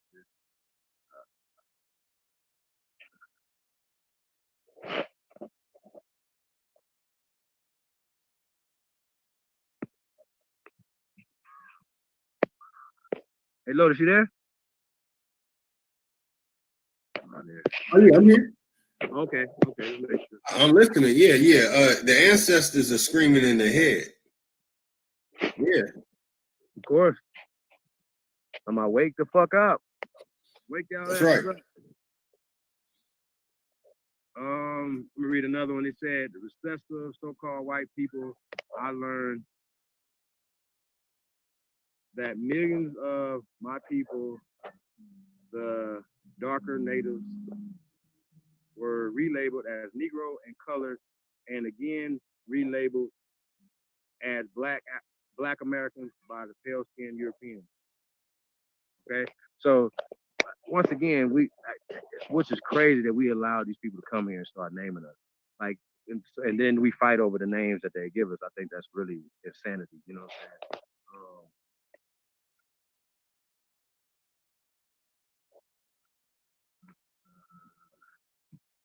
He talks about Elijah Muhammad, a Yuki, who one of his students, the most noble minister Louis Farrakhan, the spirits then led me to his Royal Highness.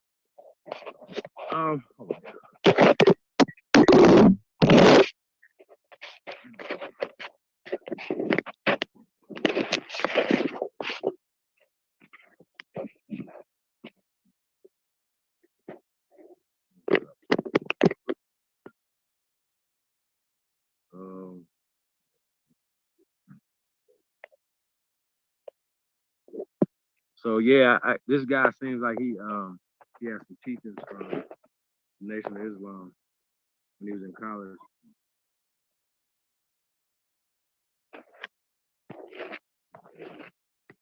I want to get to the facts, y'all. All right, so we're gonna go through. I said we just go through all of them, bro, real quick. Hey, wait, what? You do all of them? It's 103. Yeah. I'm just gonna skim through them. Black Indians have lived in the Western Hemisphere immemorial. Huh? Hey, your mic is some type of sound. Yeah, it's like it's rubbing against something.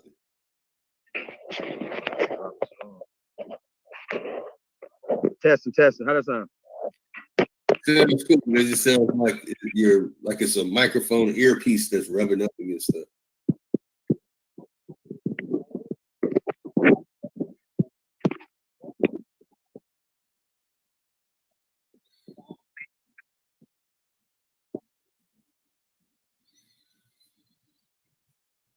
Oh damn, we have to go out. She said you want to go to all 103. Hell yeah, I want to do that. I need this. Oh, I need that. I need that information. See, I don't know what other people get off on. I mean, I'm not saying I get off on it like on some weirdo stuff, but for knowledge and information and knowing something I didn't know. I mean, there's stuff I know. There's things that I know I don't even repeat. And there's things I know I'm like, I don't know if I should share. And then there's like, all right, I'm going to drop that. You know, there's levels to this. But, you know, it's like I want to see if this book has certain things that I know. And it's in it. Oh, man. Yeah. So let's see. We'll wait for Chief to get back in before we go in on that. So far, what I have on it is this is all I have on it, y'all. It says 103 amazing facts about the Black Indian of the Western Hemisphere.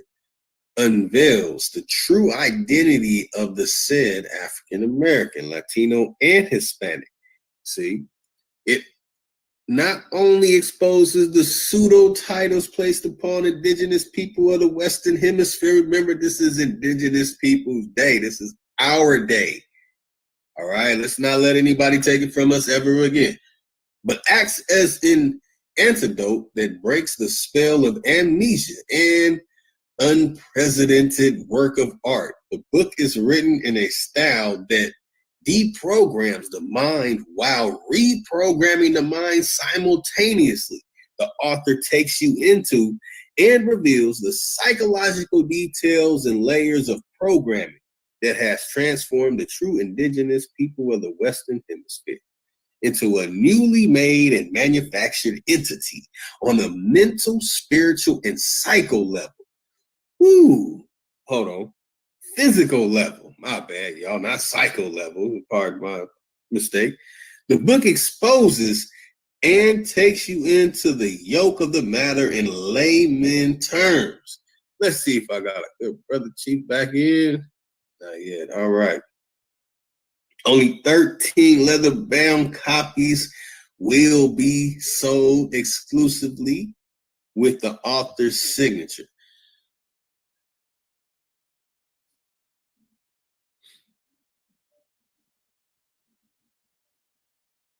You know what I'm saying? I need this.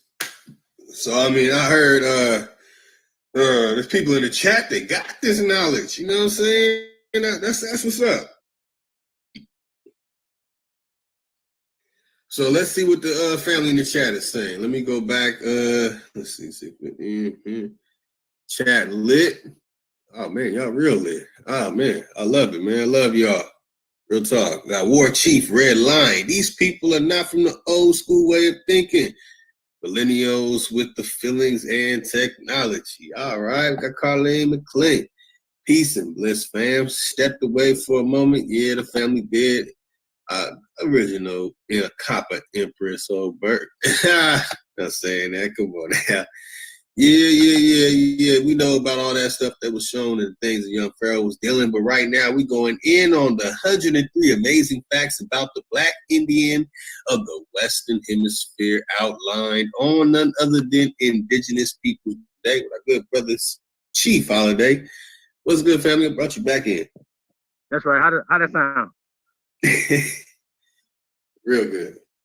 Okay, cool. All right, yeah. So, yeah, man. Let's just get into the 103, man. You know, they say the first one, Black Indians have always lived here since time immemorial in the Western Hemisphere, from time immemorial. Okay, so y'all know how they know that.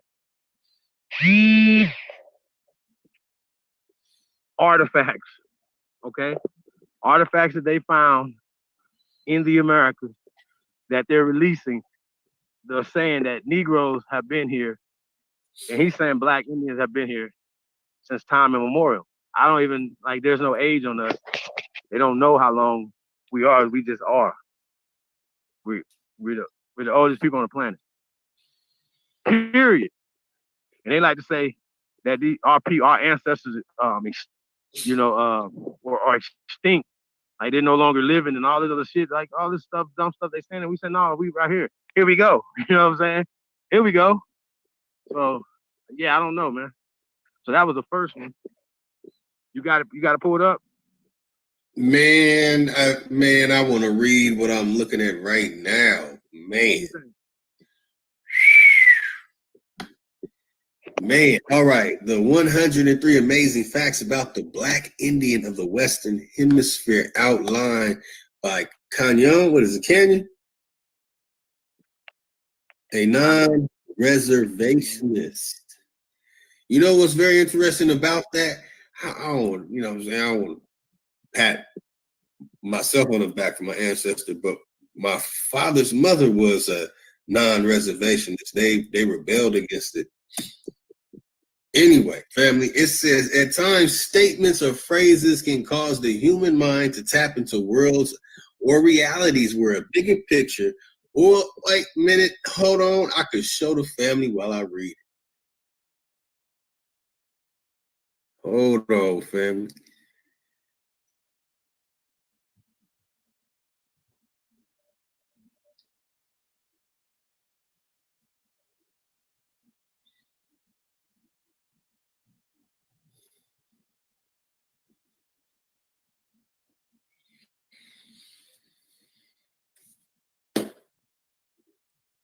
We good? Is it clear enough? Is it big enough, family?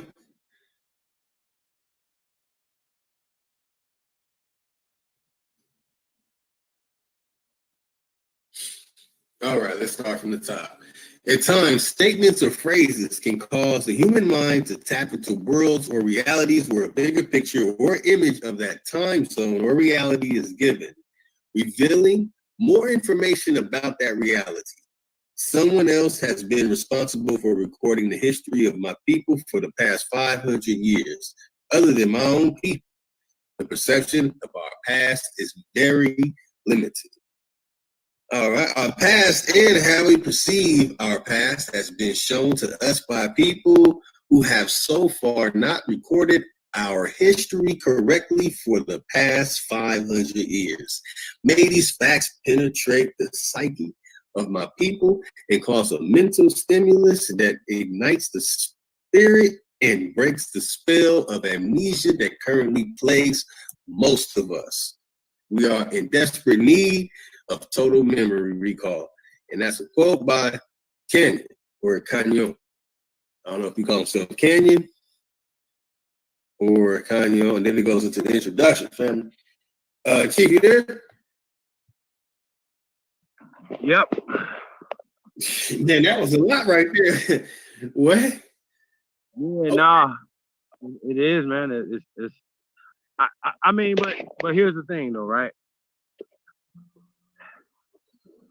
People like I know why these guys don't accept this book, because it comes from somebody that looks like us. You know what I'm saying? Yeah. But like who don't accept that? Who got something to say about this book? Oh yeah, Garfield and them got something to say about it.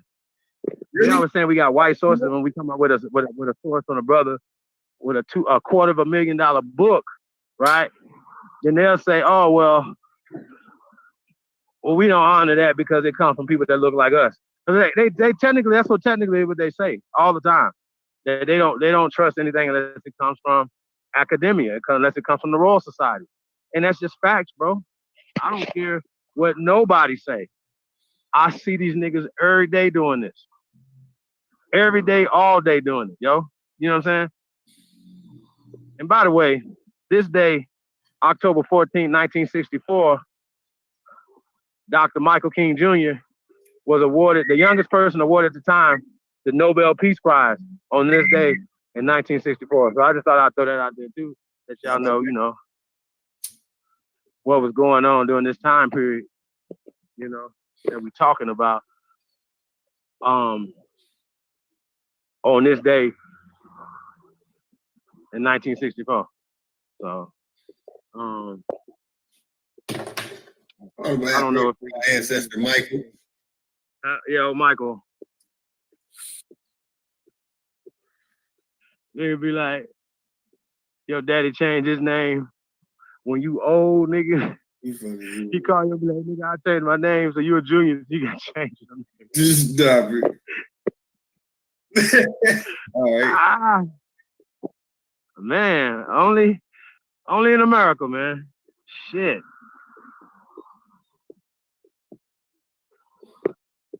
So yeah. Yeah, he was saying right here before you get into the 103 facts that he got lessons from the Honorable Elijah Muhammad when he went to college. I think through what he's saying through Minister Louis Farrakhan, but he's saying that Elijah Muhammad was a Yuki. Anybody ever heard that before? A what? Huh? A Yuki? Uh-huh. That sounds familiar. Hold on. About to have me do my Nate Dogg. Hold up.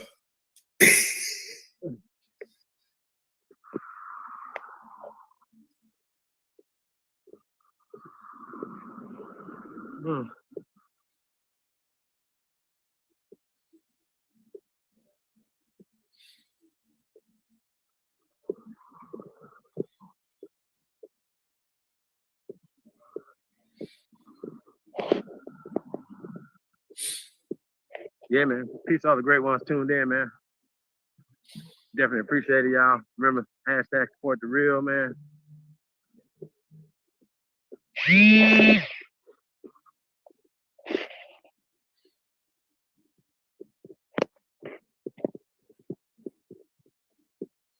man.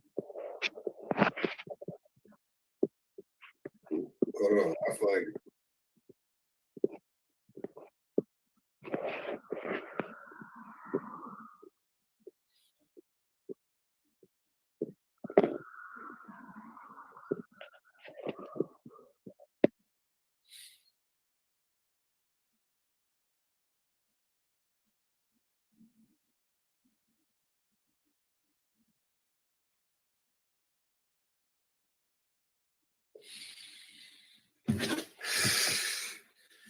I don't remember what that is, man.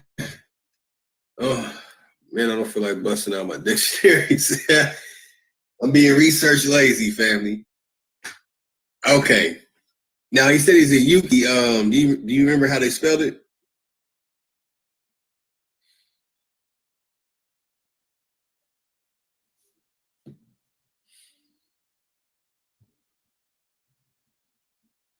Oh, you know what? I think it's under Sufism.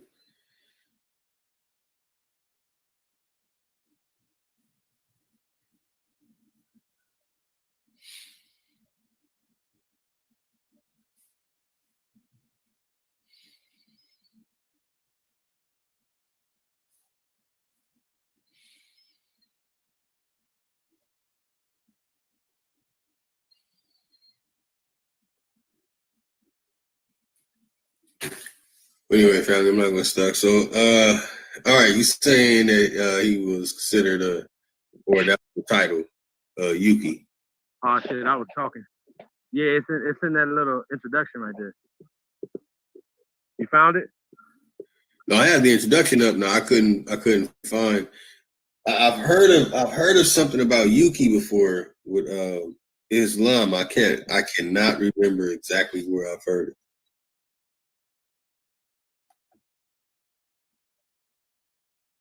In case people don't get it twisted, too, I used to be a Muslim. By the way, many people might not know that about me, but 98, 99, 2000, I was a Muslim for a good 2 years. And many people might say, "Oh, for 2 years you didn't even follow through with all this, and you really weren't a Muslim." Man, I had a Quran and I was doing all that. So I did the whole thing, blowing out the whole nasal, cleaning my passage before doing salat and all that. I really, did that. But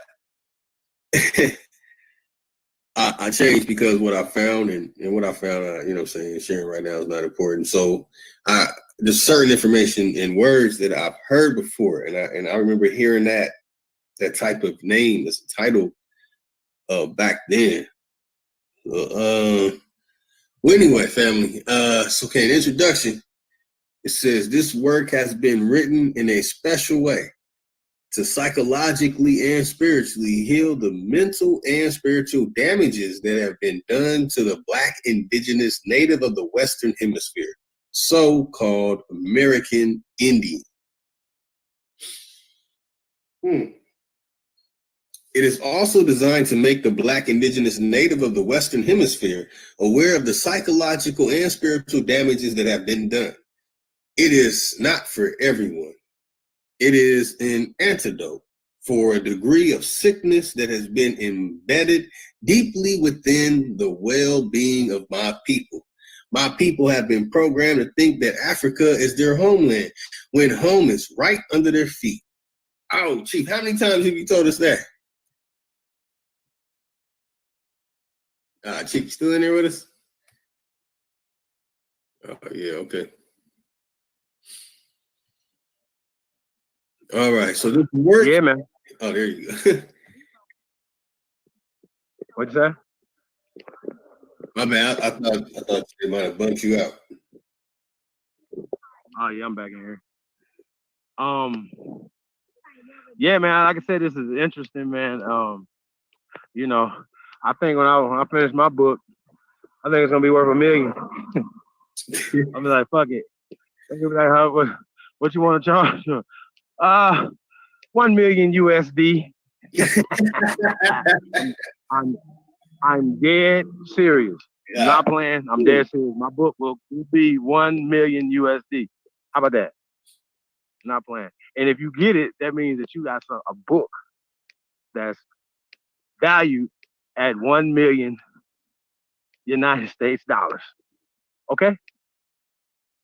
How about that? Don't think I'm playing. Not playing. Oh shit.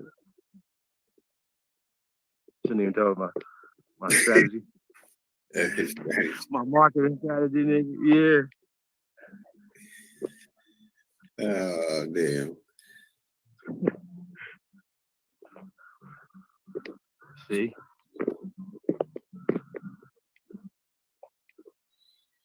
Yeah, man. So yeah, I only read one of the 303 facts that the Black Indian has been in the Western Hemisphere time immemorial. So that was the first one.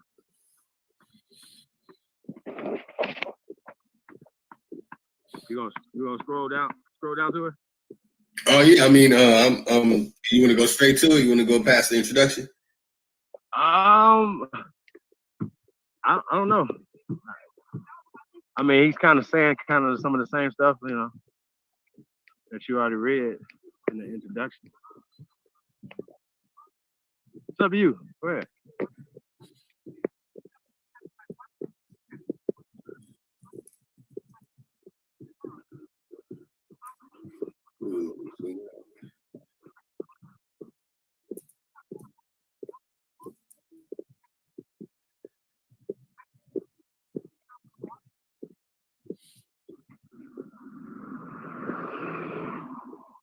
Yeah, you got a Bible verse right there.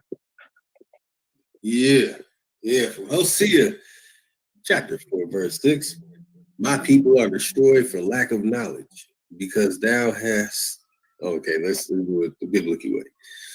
Because thou hast rejected knowledge, I will also reject thee, that thou shalt be no priest to me. Seeing thou hast forgotten the law of thy God, I will also forget thy children.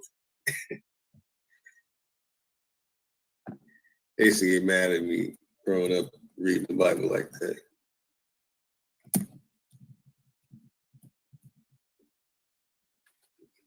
Oof. All right, here go number one. Black Indians have lived in the Western Hemisphere since time immemorial. Like I was saying, though, we got the bones to prove that. Just right. And also we have evidence of human activities here in the Americas, 50,000, 100,000 years and beyond. And now they're trying to come back and just start saying stuff that don't make sense. You know what I'm saying? Like hominids were all around the world building shit with stone tools and stuff like that or whatever. I think it's weird. So yeah, we're gonna get into that a little later too, but let's get back into this 103 facts. So like I said, that's just simple, man. The craniology is there, you know what I'm saying? So we have the oldest bones in North America, right? Okay. Naya is in North America, and a little ghetto boy in Montana, that's North America, okay? Mexico is North America, okay? Don't get your mind fucked up. Shit crazy. So Yeah, I don't think we gotta go too deep in on that one. That's kind of self-explanatory, bro. All right. Other than the black part, you know what I'm saying? I don't like that, the black part or whatever. And he's using black as the term, you know what I'm saying? To me, takes away from it a little bit. Like I could see it in the title, you know what I'm saying, to get people to, you know, if he just said Aborigine or any other word, the descriptive term of us, I don't know if people would have got it, but people get black and he's still using black, you know what I'm saying? And it doesn't help us socially, politically, or whatever, because if you have black Indians, then that means you have white Indians. We're the original inhabitants of this land, aka Aborigines, aka the first Americans, okay? Let's just get that straight. Shout out to Canyon, but yeah, that's just what a Canyon. That's just what it is, bro. You know what I'm saying? So I think the book would have been worth $500,000 if you just revised it to that. That's just what word is bond. Word is bond. You could have put another 250,000 on it by not using black. Okay? Canyon. So he can revise. You know what I'm saying? Updated version of it, revise it or whatever. It'd be dope. Same thing with Dr. David Imhotep doing with his book. The first Americans are black. Aborigines are, you know, are black. I think he just said black, but you know, just the first Americans are Aborigines. Copper colored races that they found when they came here. That would be the definition of American. It doesn't matter if they started calling other people, started including other people as being American. That didn't exclude you, okay? Just because we included other people into the American society, the American concept, right? That did not exclude us, okay? They started putting extra terms on it like Black Americans. We're not Black Americans because that says that there's white Americans, right? And that means that white Americans have more say-so on our land than we do. They don't. Okay? They don't. And we have to start thinking on this level. We can't think the way they want us to think. So we just getting some scraps because we black. Fuck off, man. If you can't get power out of blacks, please stop using it. Please. If you don't know how to extract power out of being black, please stop using it because you're not exerting any power, okay? Fuck. That's right. You know what? You know what's very interesting about that? I created an organization called Black Lotus Civilization. And one of the elders from Ethiopia, you know the first thing he said, what he told me? Don't call it black. What if you lost your mind? Do not call yourself African or black. Do not call yourself. That's how he came in his 80s. He was in his 80s? He's in his 80s now. He's probably like 90 now. You know what I'm saying? The elder's still alive. Hagos Alamiyahu. I got the interviews, and I played some of them. People are very upset about it. He said, don't call yourself African and all this type of stuff. But anyway, with that name Black, he was the first one to tell me, don't use black and don't use civilization. And I was like, oh, man, come on. And then when I brought him on later, I interviewed the elder about 8 times. And I brought him on later. I was like, I did more investigation into that. And I'm like, I agree. And, when I created my YouTube channel, I called it Lotus Television. I wanted to take black off of it because it is a very negative term. Black Indians, that's saying it's negative. Rather, it's I'm not going to go into details of that. It's just a damn negative word. You know what I'm saying? We shouldn't call ourselves that. But in number 2, it says Black Indians were not spawned or created as a result of Africans coming to the Western Hemisphere during the transatlantic slave trade, mixing in with the native people of the Western Hemisphere region, also known as Native American Indians. Oh, what's going on there? Is that the mestizo situation? Pre-mestizo? I mean, at some point, you know, when we, further we go back, you're not gonna have mestizos. Okay?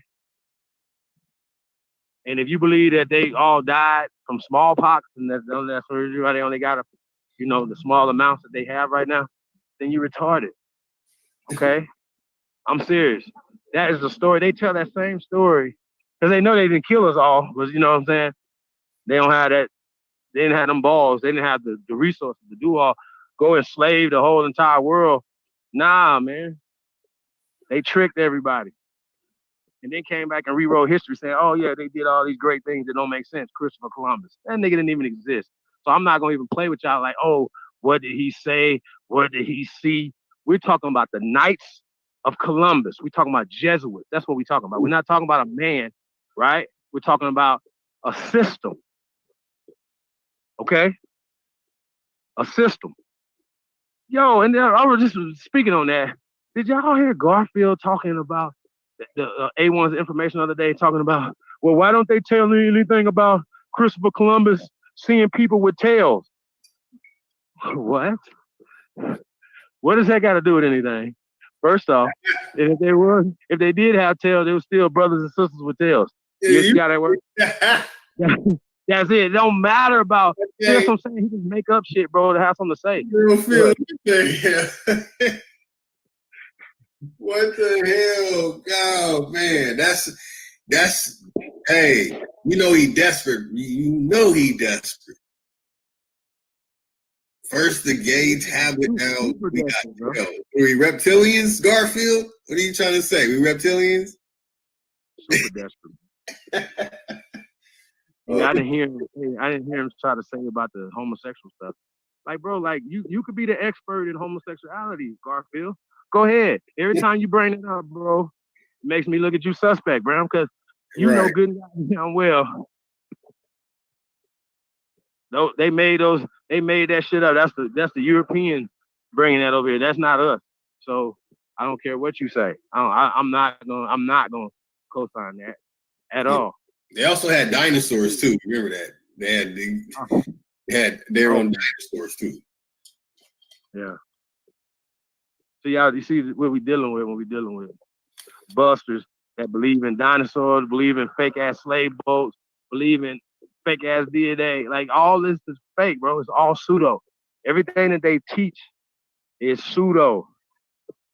Okay? There's no power coming from Darwinism. There's no power coming from eugenic society.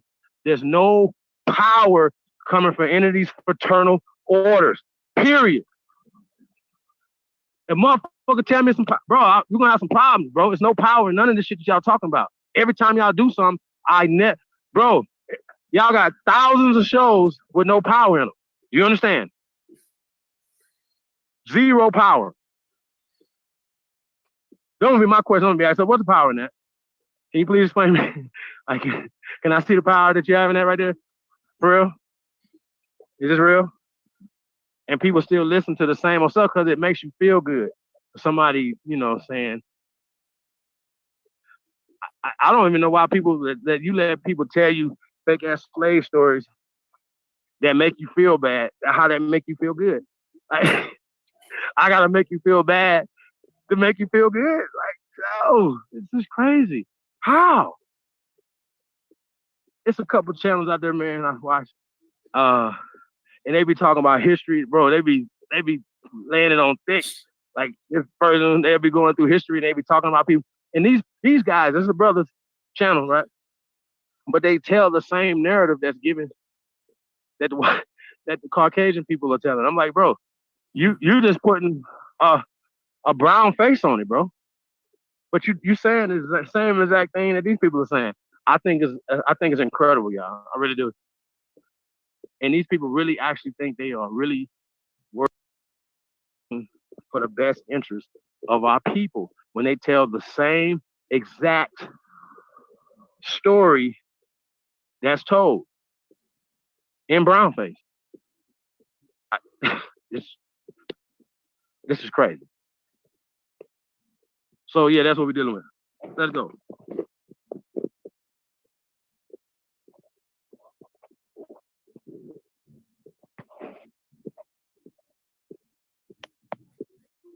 You there?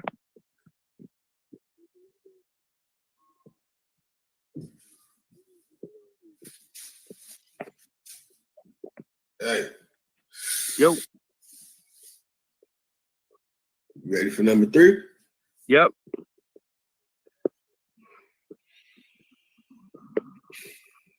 Native or indigenous people in the Western Hemisphere, also known as Indians, did not refer to themselves or their ancestors as Indian. We use the word Indian since most people are accustomed to this title. The word Indian, red man, and Native American are colonized terms. Native or indigenous refer to themselves by the way of tone, vibrations of expression. Your spirit said who and what you were. The name given to you was based upon what type of spirit you possessed. And you know what's very interesting about that right there? That's right. I'm giving it right there.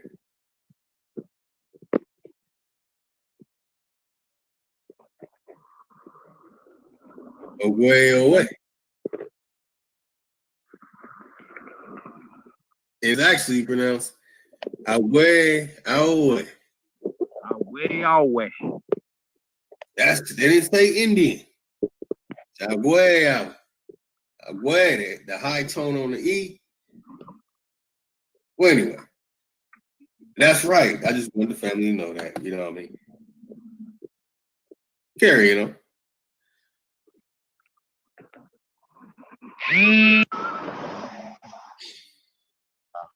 Number 4. All native or indigenous people of the Western Hemisphere, aka Indians, possess different physiological features. Hair texture, bone structure, and skin tone vary. How about that?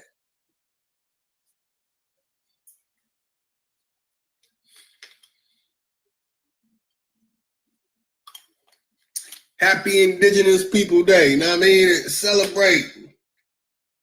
This is our land. Yeah. We on ancient civilization, man. Let's act like what we standing on.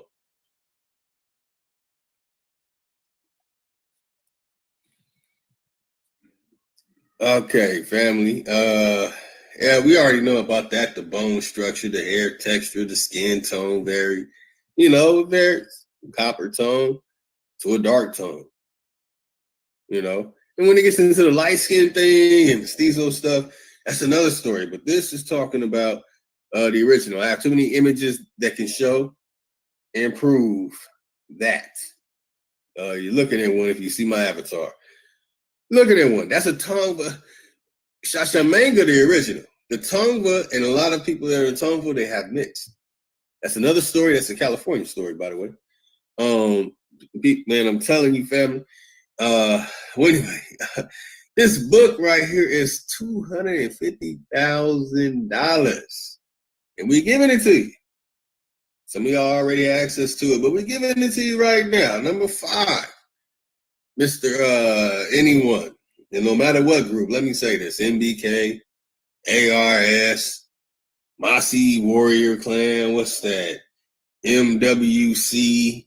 That y'all like to do acronyms like y'all some type of Greco-Roman fraternal order type of stuff out of college or whatever. Y'all probably doing step dances and all kind of odd stuff in the nude.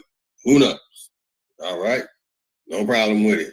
But what it says here on number 5 is all native or indigenous people of the Western Hemisphere, aka this did not and do not have high cheekbones, slanted eyes, reddish copper skin, or straight black hair. How about that? All right, let me see. Let's see the image. Can't see there. Now that's a bold statement, is it not? Chief, you still with us? Okay.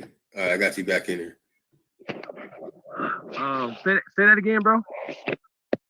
Oh yeah, it said that all native or indigenous people of the Western Hemisphere, aka Indians, did not and do not have high cheekbones, slanted eyes, reddish copper skin, or straight black hair.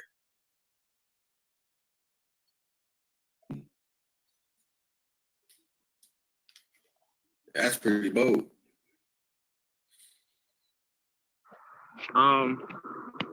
Yeah, that's kind of interesting. I mean, it's just, I don't know about the straight hair thing, and I do not agree with the red skin, all that. Red is a derivative of brown. So when we're talking about the maroon people here, the brown people that were already here, the Germanic people changed it to Rudy, which changed to red. Okay? So when they're talking about the red man, okay, they're talking about us. They're not talking about no straight haired yellow man. Do y'all understand? The yellow man is something different. Red people are us, okay? I don't wanna argue with y'all. I don't wanna go back and forth. We've already showed you the etymology of where red comes from. Okay? Red comes from Rudi, brown in German. Okay?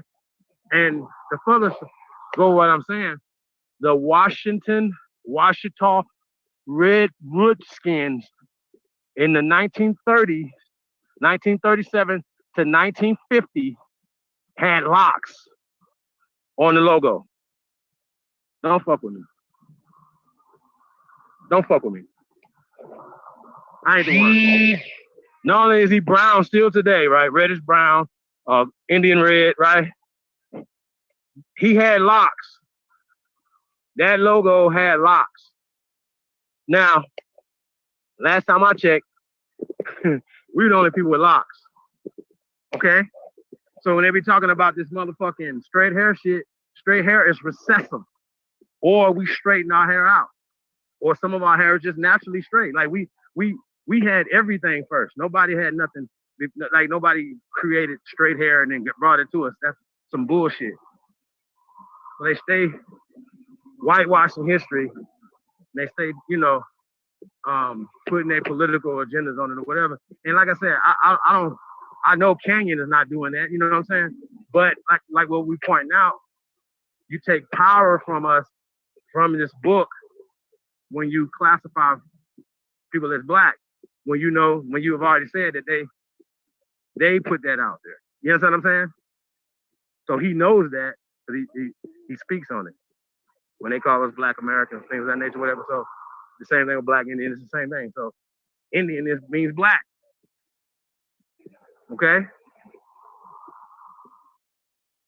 It don't mean Tonto. It means Indios. Okay? Black, dark, charred. This was Ethiopia. This is Egypt first. Okay? We got Cairo right here. We're like, where's Cairo, Illinois? It's on the Mississippi River. With all the pyramids in Cairo, Illinois, okay? They're not naming Cairo, Illinois after Cairo, Egypt, you damn fool. Okay? And then we even got a lot of things like we got like Egypt, Arkansas, like come on, bro. Like this is real. Egypt is a descriptive term of the people. So if we was to call ourselves Egyptians, that would only be you see what I'm saying, Egyptian Americans or whatever. See, in your mind, you'd be like, oh, you're saying that you're from North Africa. No, nigga, that's new. It has nothing to do with what we're talking about. We embody all these descriptive terms, but I like first. Okay? First. I still haven't met the person. Now, I think a lot of y'all are resistant to it, but I still haven't met nobody, maybe one or two people. I'll take that back. Shout out to you. That don't like first, right? I don't know why nobody like first. Everybody, a first grader understand what first mean, right? First in time, not in line, because we ain't in line. We administering to the line, okay? If you're not thinking about that, being the one who hands out shit in this country, who sets policy in this country, and not the fucking Europeans who came over here, they're immigrants. So immigrants are coming to our country telling us what the fuck to do. I think that's ludicrous. And we gotta have a conversation about it. And it starts socially. And so if you still calling yourself Black, African American, right? Any terms of that push you in a weaker position, see what I'm saying? I think, you know, you're doing a disservice to the future. So that's what we're in the future. We're in 2048. But we're in the future. So that's all we gotta step our game up, y'all. That's all I'm saying. I'm ready to go to the next one, bro.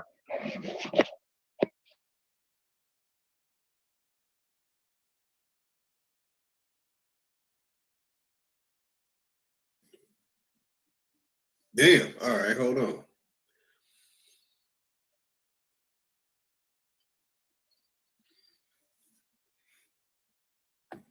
For number 6, all native or indigenous people of the Western Hemisphere did not live in teepees and pueblos. I've been telling people that, man. You trying to hit me with that? Y'all was in teepees. We had longhouses. And they'll still send me another message saying, y'all was in teepees. Bruh, we mastered megaliths. We mastered the way stratigraphy is. What he's talking, like, come on. That's right. I agree with number 6.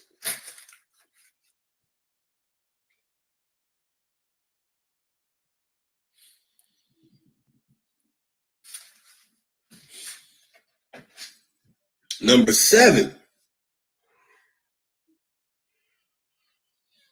It is different for society to accept the Black Indian as being native or indigenous to the Western Hemisphere region because society has been brainwashed with fabricated fake images of indigenous people in the Western Hemisphere, aka Indians.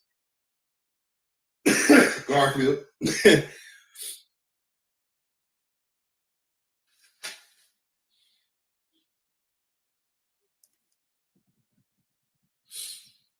Number 8. Most reservation Indians were carefully selected by the U.S. government to occupy reservations when reservations were being established. I've been telling people that for a while.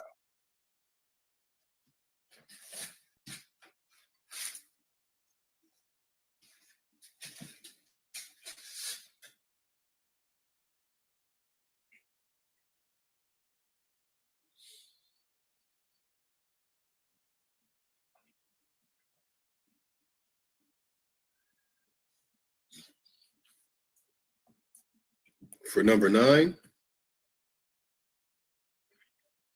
the U.S. government, for the most part, selected pale-skinned Indians or Hollywood version Indians to occupy U.S. government-established reservations.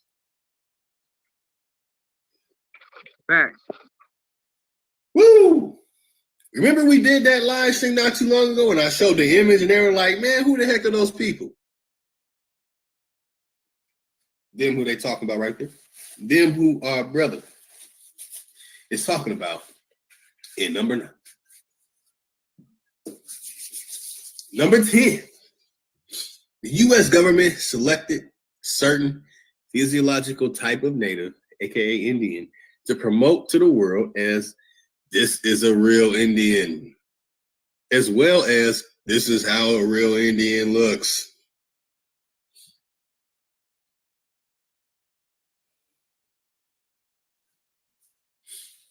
Number 11, the dark-skinned native indigenous to the Western Hemisphere, aka Indians, were reclassified during the 1800s as Negroes and coloreds.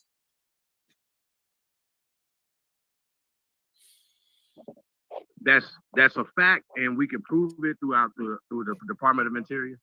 You know what I'm saying?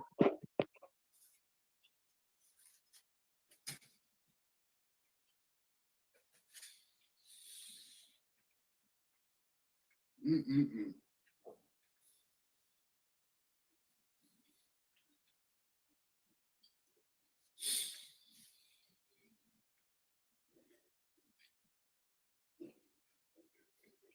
'17 and 1800s.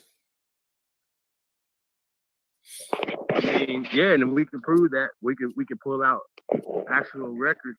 You know, like I said, through the Department of Interior. We can pull out the census when they would just change. They would even literally pencil people's name out and put another name in there. Like, oh, yeah, you mulatto now. Now you Negro. Now you color. You know, all this different shit, bro. So, yeah, like Prince Hall, so-called writings that Prince Hall wrote, knowing damn well Prince Hall didn't write that nonsense. Yeah, so yeah, that's right.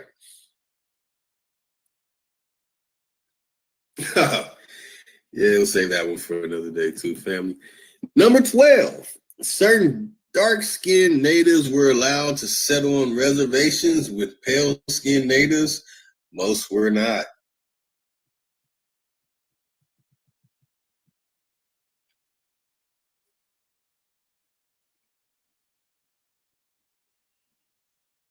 Number 13, pale-skinned natives came about as a result of the original dark-skinned natives breeding with pale-skinned Europeans. Light-skinned native born from this union would again breed with the pale-skinned European, thus the progeny, pardon me, y'all. The progeny of this union will become more pale or genetically recessive. After centuries of this breeding process, eventually produced the pale-skinned native of the Western Hemisphere. The dark-skinned natives who did not mix, their seeds still endure. The U.S. government has reclassified most as Black Americans or African Americans.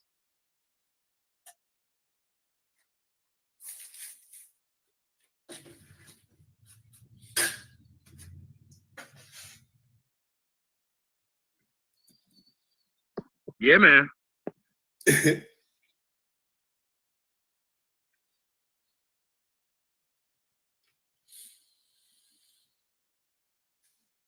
Number 14, certain dark-skinned natives indigenous to the Western Hemisphere, aka Indians, were given an ultimatum. Go to Oklahoma and be an Indian on the reservation, or stay where you're at and be reclassified as a Negro or colored.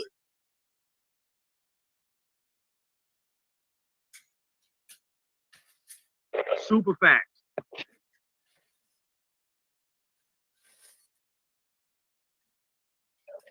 And as we pointed out, majority of us stayed and got reclassified, misclassified, declassified, misplaced from the south up to the north to help build.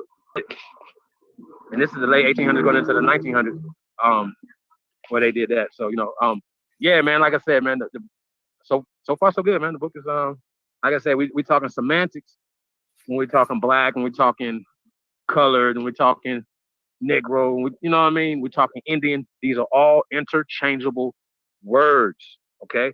Indian is not Tonto. Indian is dark, okay?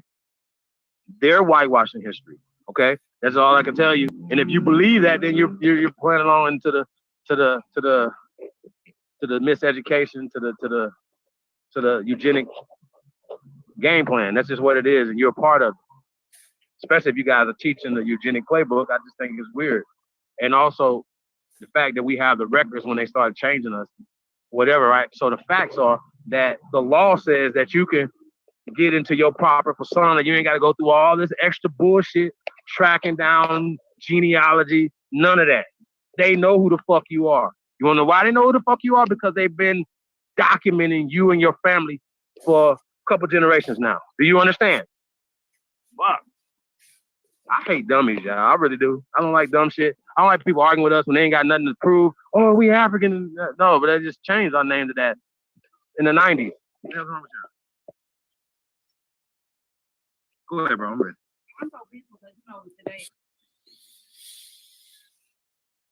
Woo! Number 15. Most dark-skinned native indigenous to the Western Hemisphere, aka Indians, were reclassified as Negro or colored during the 17th and 1800s, have found themselves in the 20th and 21st century again reclassified as Black Americans and African Americans.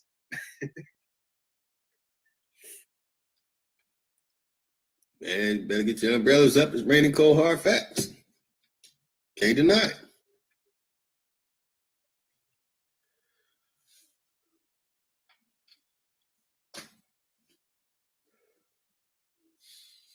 Number 16, dark-skinned natives indigenous to the Western Hemisphere, aka Indians, who embraced the Spanish culture during the colonial era, either by choice or by force, have found themselves engulfed or assimilated into Spanish culture and the Spanish language. Now, most of them have lost the knowledge of themselves and their true identity.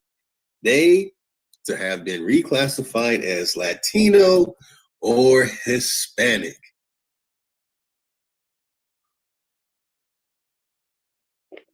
Facts.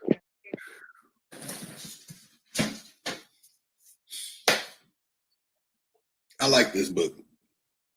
I just like to say that. All right. Number 17. All native people or indigenous people of the Western Hemisphere, aka Indians, who spoke different dialects of a language synonymous to the Hebrew language. Uh-oh.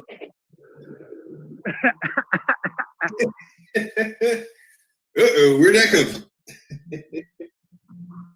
So we can all communicate. A1 stuff just crushed all the opposers when he went on Sonetta. I mean, it's in a book that costs buku dollars. That's right. I mean, bro, like it's just shit's crazy, yo. So it's too many documentations to prove everything that the brother's saying right now.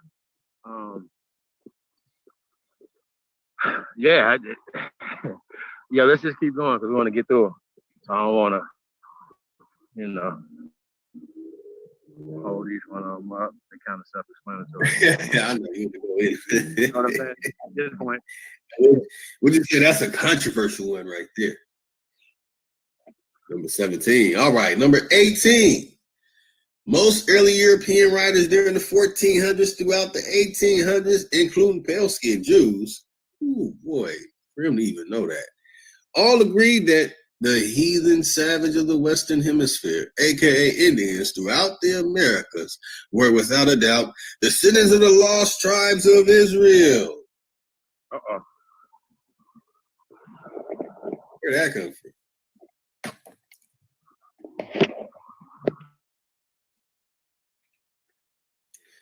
Number 19. Yeah, we went on to number 19 after that. A pale-skinned European by the name of James Adair, an English writer and trader during the 18th century, lived amongst Black Indians in the Southeast. James Adair, whatever, wrote a book entitled History of the American Indian. In his book, he claimed that the Indians of the Western Hemisphere were descendants of the lost tribes of Israel. Boy, what is going on with this? What's going on here? James Adair, in his book, History of the American Indian, wrote 23 arguments to support his findings that the so-called American Indians were descendants of the lost tribes of Israel.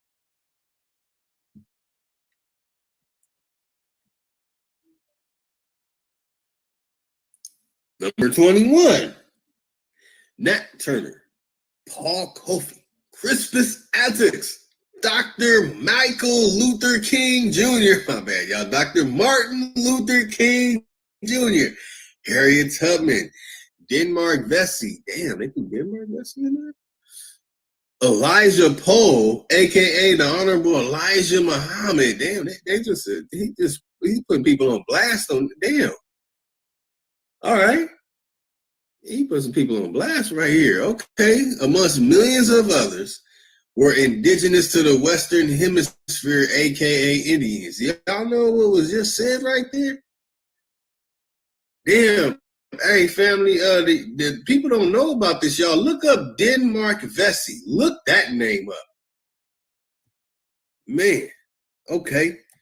Yeah, they got my attention now. All right, number 22. The title Black American and African American are fake. Just like the DNA spit swab. Facts. Shit. Inappropriate European colonized titles to keep indigenous people of the Western Hemisphere, aka Indians, under a spell of ignorance. That's the word spell, y'all.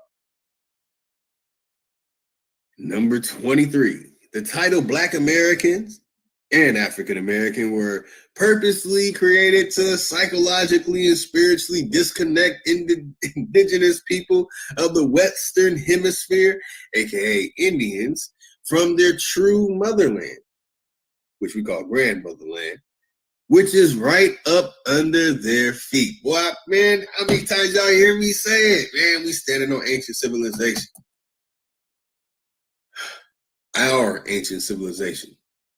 Number 24, the Reverend Jesse Jackson of South Carolina Cherokee started and promoted the fake title of African American that has been imposed upon Black Indians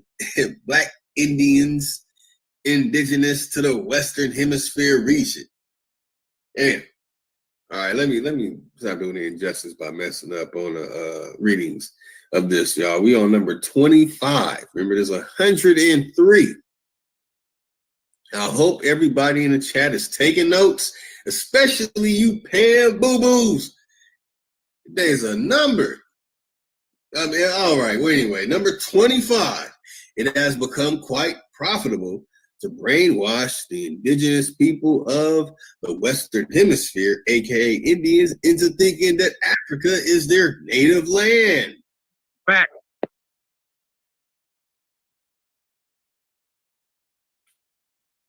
Number 26, there is a campaign currently underway by the U.S. government and U.S. government-sponsored natives that preaches a doctrine that says that the Black Indian of the Western Hemisphere is a result of African mixture and has not always dwelled in the Western Hemisphere. Really? Say it ain't so. That must be the people who they're doing DNA tests on. Word. Number 27, most so-called Black Americans or so-called African Americans when asked if any Native Americans are in their family, at least 95% respond with the answer, yes. In addition to this, most so-called Black Americans or so-called African Americans are also able to give you the name of the tribe that their relatives comes from. Thus, the so-called Black American or African American oddly insist upon calling themselves Black American or African American instead of referring to themselves by the way of the ancestral tribal name that has survived in their family, which in essence is their true nationality, not DNA tests from vampires.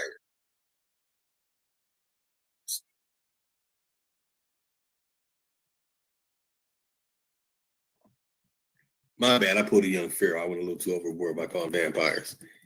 Little blood letters. Let's just call them blood letters. Okay, number 28. Most so-called Black Americans or so-called African Americans find it difficult to accept themselves as being native or indigenous to the Western Hemisphere. In the Western Hemisphere, fake images of their has been routinely drilled into their psyche since birth. The Black Indian images does not register within their psyche. because of the fake imagery, programming that the U.S. government has instilled into their minds of how Native or indigenous people of the Western Hemisphere look.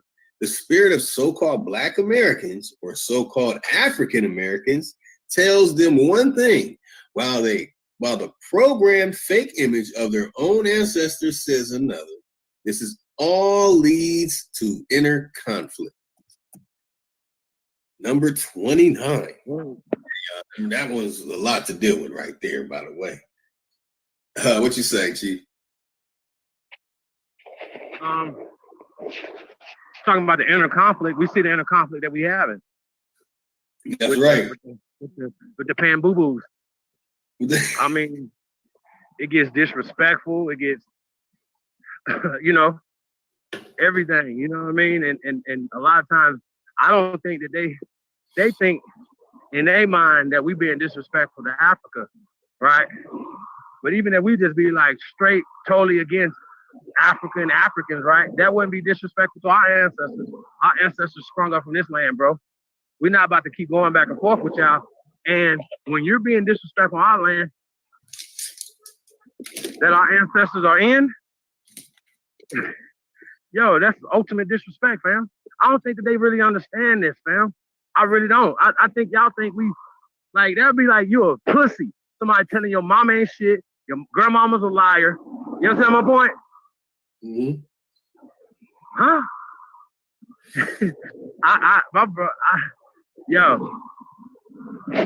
I can't, it ain't registering with me. It really ain't. Because the disrespect level is off the charts. And like I said, they don't see them being disrespectful. They don't see what they're doing when they're saying the shit that they're saying. But telling us who we are. Like, we done our research on our families. What about you? So I just think for people who are lost, to tell people who they are is very ironic. Because Garfield said he's in the process of being a Khan, right? Or the Khan culture, you know what I mean? He's never going to be a Khan in the tribe, ever. He can get into the culture, but I can go into the culture, start speaking to Khan, start eating shit that they eat, listen to their music. You understand? Garfield and lost his Jamaican mind. Garbage. But yeah, that's my take on that. Yeah, let's get into the next one. We're going to have to zoom through these.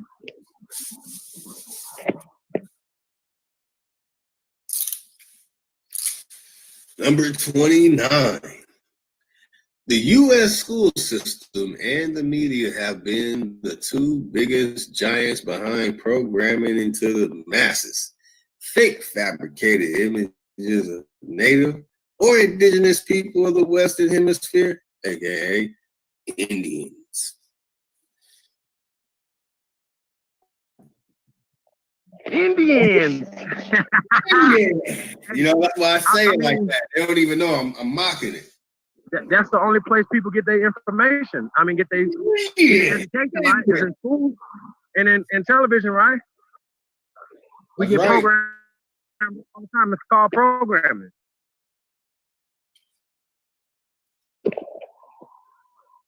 I mean, it's kind of self-explanatory, but if we got to break that down for y'all, it's a powerful tool. It's so powerful that was one of the first things that Hitler stopped the Jews from having was control of the media. If you can control the airwaves and the media, you can brainwash masses of people to do anything. You understand? Masses of people move based off of the news, the newspaper, radio stations, stuff like that or whatever.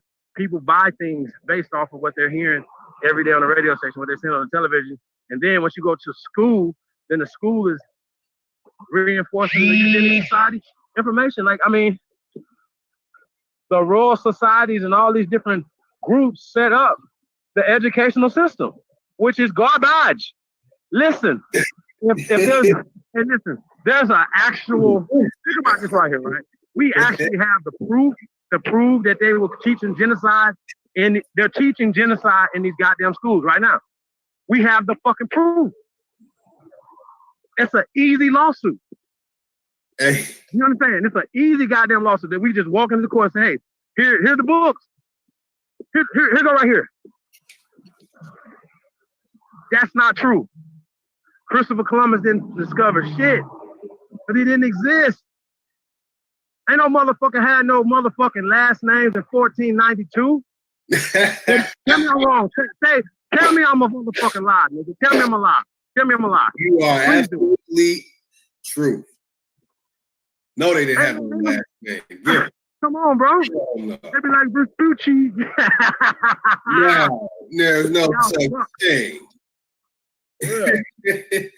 Niggas suck, bro. Like, real. Like, y'all don't do no research, man. Y'all just take the accepted narrative that they're painting and then argue us about it. And then every time we like, yo, do you know that we prove y'all wrong every time? I don't think that y'all understand that. Like, I think this is crazy. Check the scoreboard. Y'all haven't scored yet. Literally. Shit is weird. And we told y'all, we welcome y'all come over here and try to talk us out of or whatever you think you can do, right? Nobody's gonna leave from over here because nobody's dumb. If y'all let us speak on y'all platforms, y'all losing 10 to 20% of y'all people every time. Trust me on this. Because all y'all people ain't goddamn dumb. Most of them are. You gotta say that. I gotta be honest about it. Because I've been watching y'all for a long time. Y'all don't question shit. They're dumb. Them niggas just be sitting in the pews like, go, Pastor, go. Yep. They be like, Pastor Polite, go. Lie to us some more. We love it. Dummies. I don't like none of that, bro. I don't honor none of that shit you niggas be doing, fam. Seriously. Zero. Zilch. Nada. So, nah. Yeah,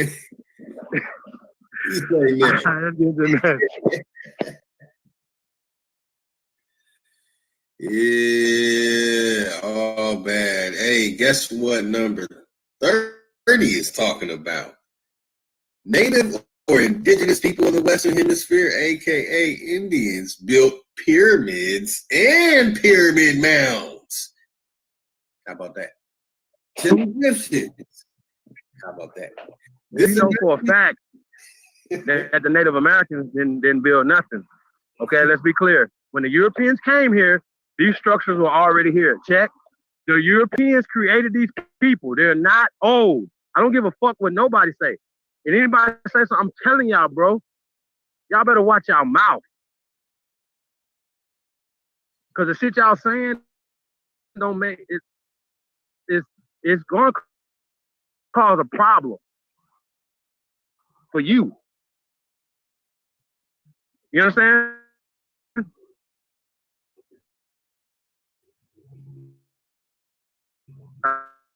Like the disrespect gotta stop. Like this comes from Native Americans, comes from Negroes, this comes from anybody. Y'all gotta watch your mouth, bro. Stop telling us who we are and stop lying to us like we're gonna keep believing this shit. We're not believing this no more. People are waking up. People are tapping into their ancestral lands. They're tapping into it. Been to Major League Baseball and lives. For the same lives. That's what we should be talking about. All this name stuff and all these other things you niggas is arguing about don't make no sense to me. Word.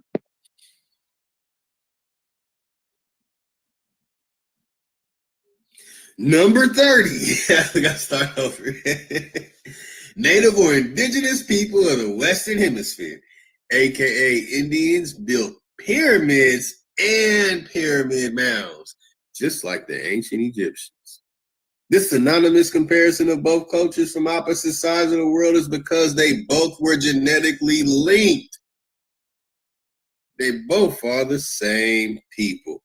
You know what? I asked an elder who goes by the name of Walter Williams this question, and a person who's in the community today. was on the phone with me when I asked him. And he said, oh, the indigenous people here in America, the one they call Native Americans, the real ones, they're descendants of the ancient Egyptians. They're the same people. Now, it's like, okay, descendants, are you saying they came from Egypt?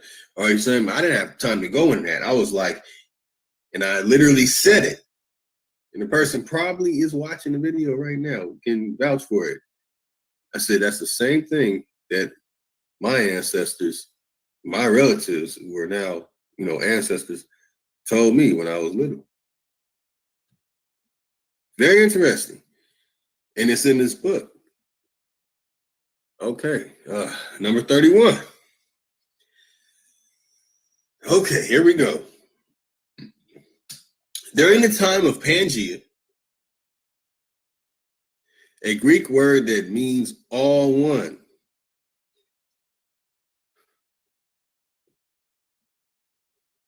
all of the continents on the planet Earth were one landmass, or were one mass of land, as it says in number 31.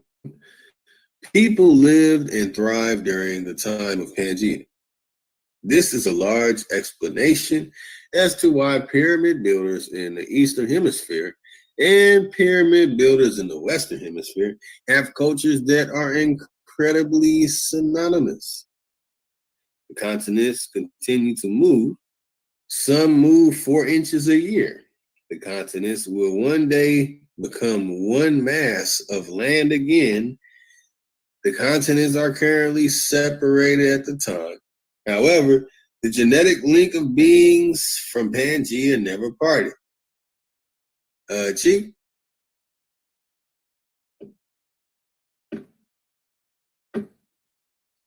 I'll say this is one I do not agree with. All right, keep going. Oh, look at 32. What we got here on number 32? The term Moor was applied to dark-skinned, brown-skinned, and reddish-brown-skinned people. Reddish, as our good brother Chief has mentioned, and brown are the same color. All right, we got A1 and Chief back in. What's good, A? What's happening?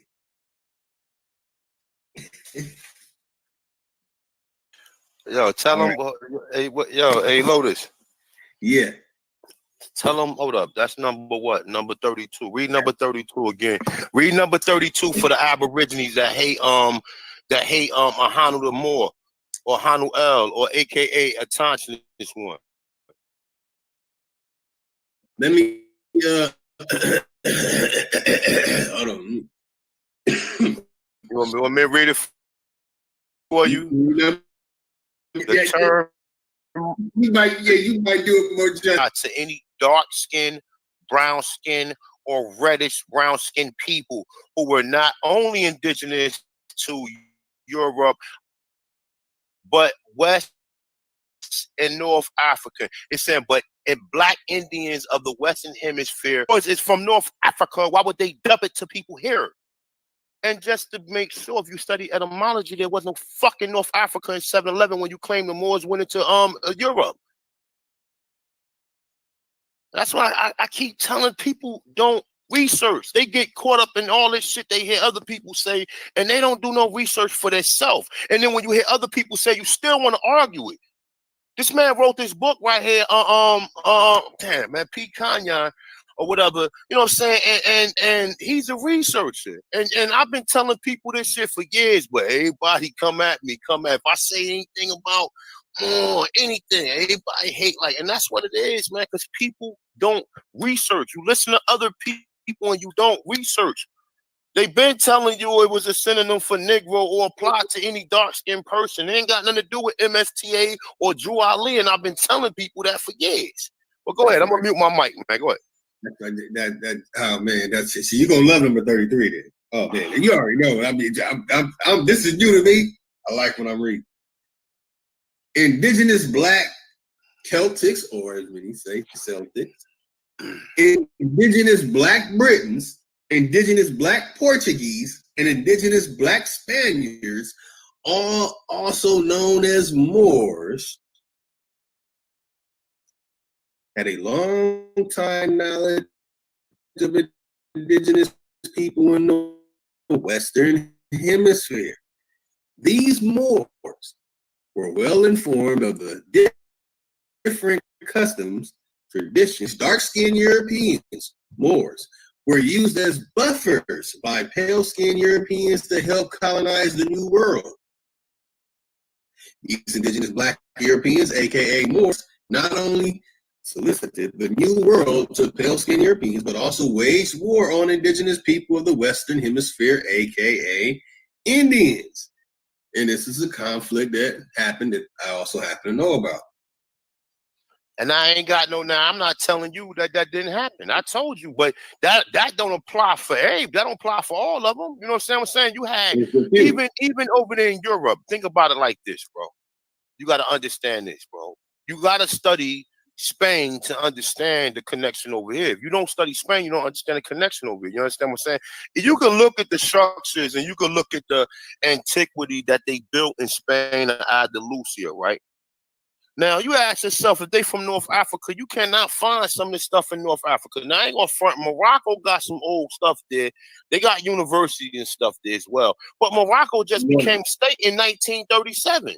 That's right. So where was Morocco at before then? And I'm not saying it was here, but where was it at? And even the education system was what? Less than 100 years before that. That was established by the Alliance Israelite University in Morocco. Yeah, you're right. You gotta look. You have to look. You have to look at Lemuria, man, and that's the connection that you probably will find people being called Mo or more. You know what I'm saying? That's the connection right there, man. You know, Con Drop got a video, man. We show the cartoon of little boy Mu and the little boy Mu, the Egyptian and the Atlanteans. We know the Atlanteans was black. We know the Egyptians was so-called, but no, we know the Atlanteans was copper color, brownish, or whatever you want to call it. The same thing with the Egyptians and the same thing. The little boy Mu got dreadlocks in his head. And he's from Lemuria. And this is a damn cartoon. And they calling him Mu. You understand what I'm saying? So you gotta research. You guys can't take everything you hear people say, man, and then flip and bounce it and then take it and then, you know, listen, bro, I'm being what's the name? I'm being arrowed to death, man. You go look in the comments of my last video, bro. I'm being arrowed to death over my statement. But the funny thing is this, though, Loaded.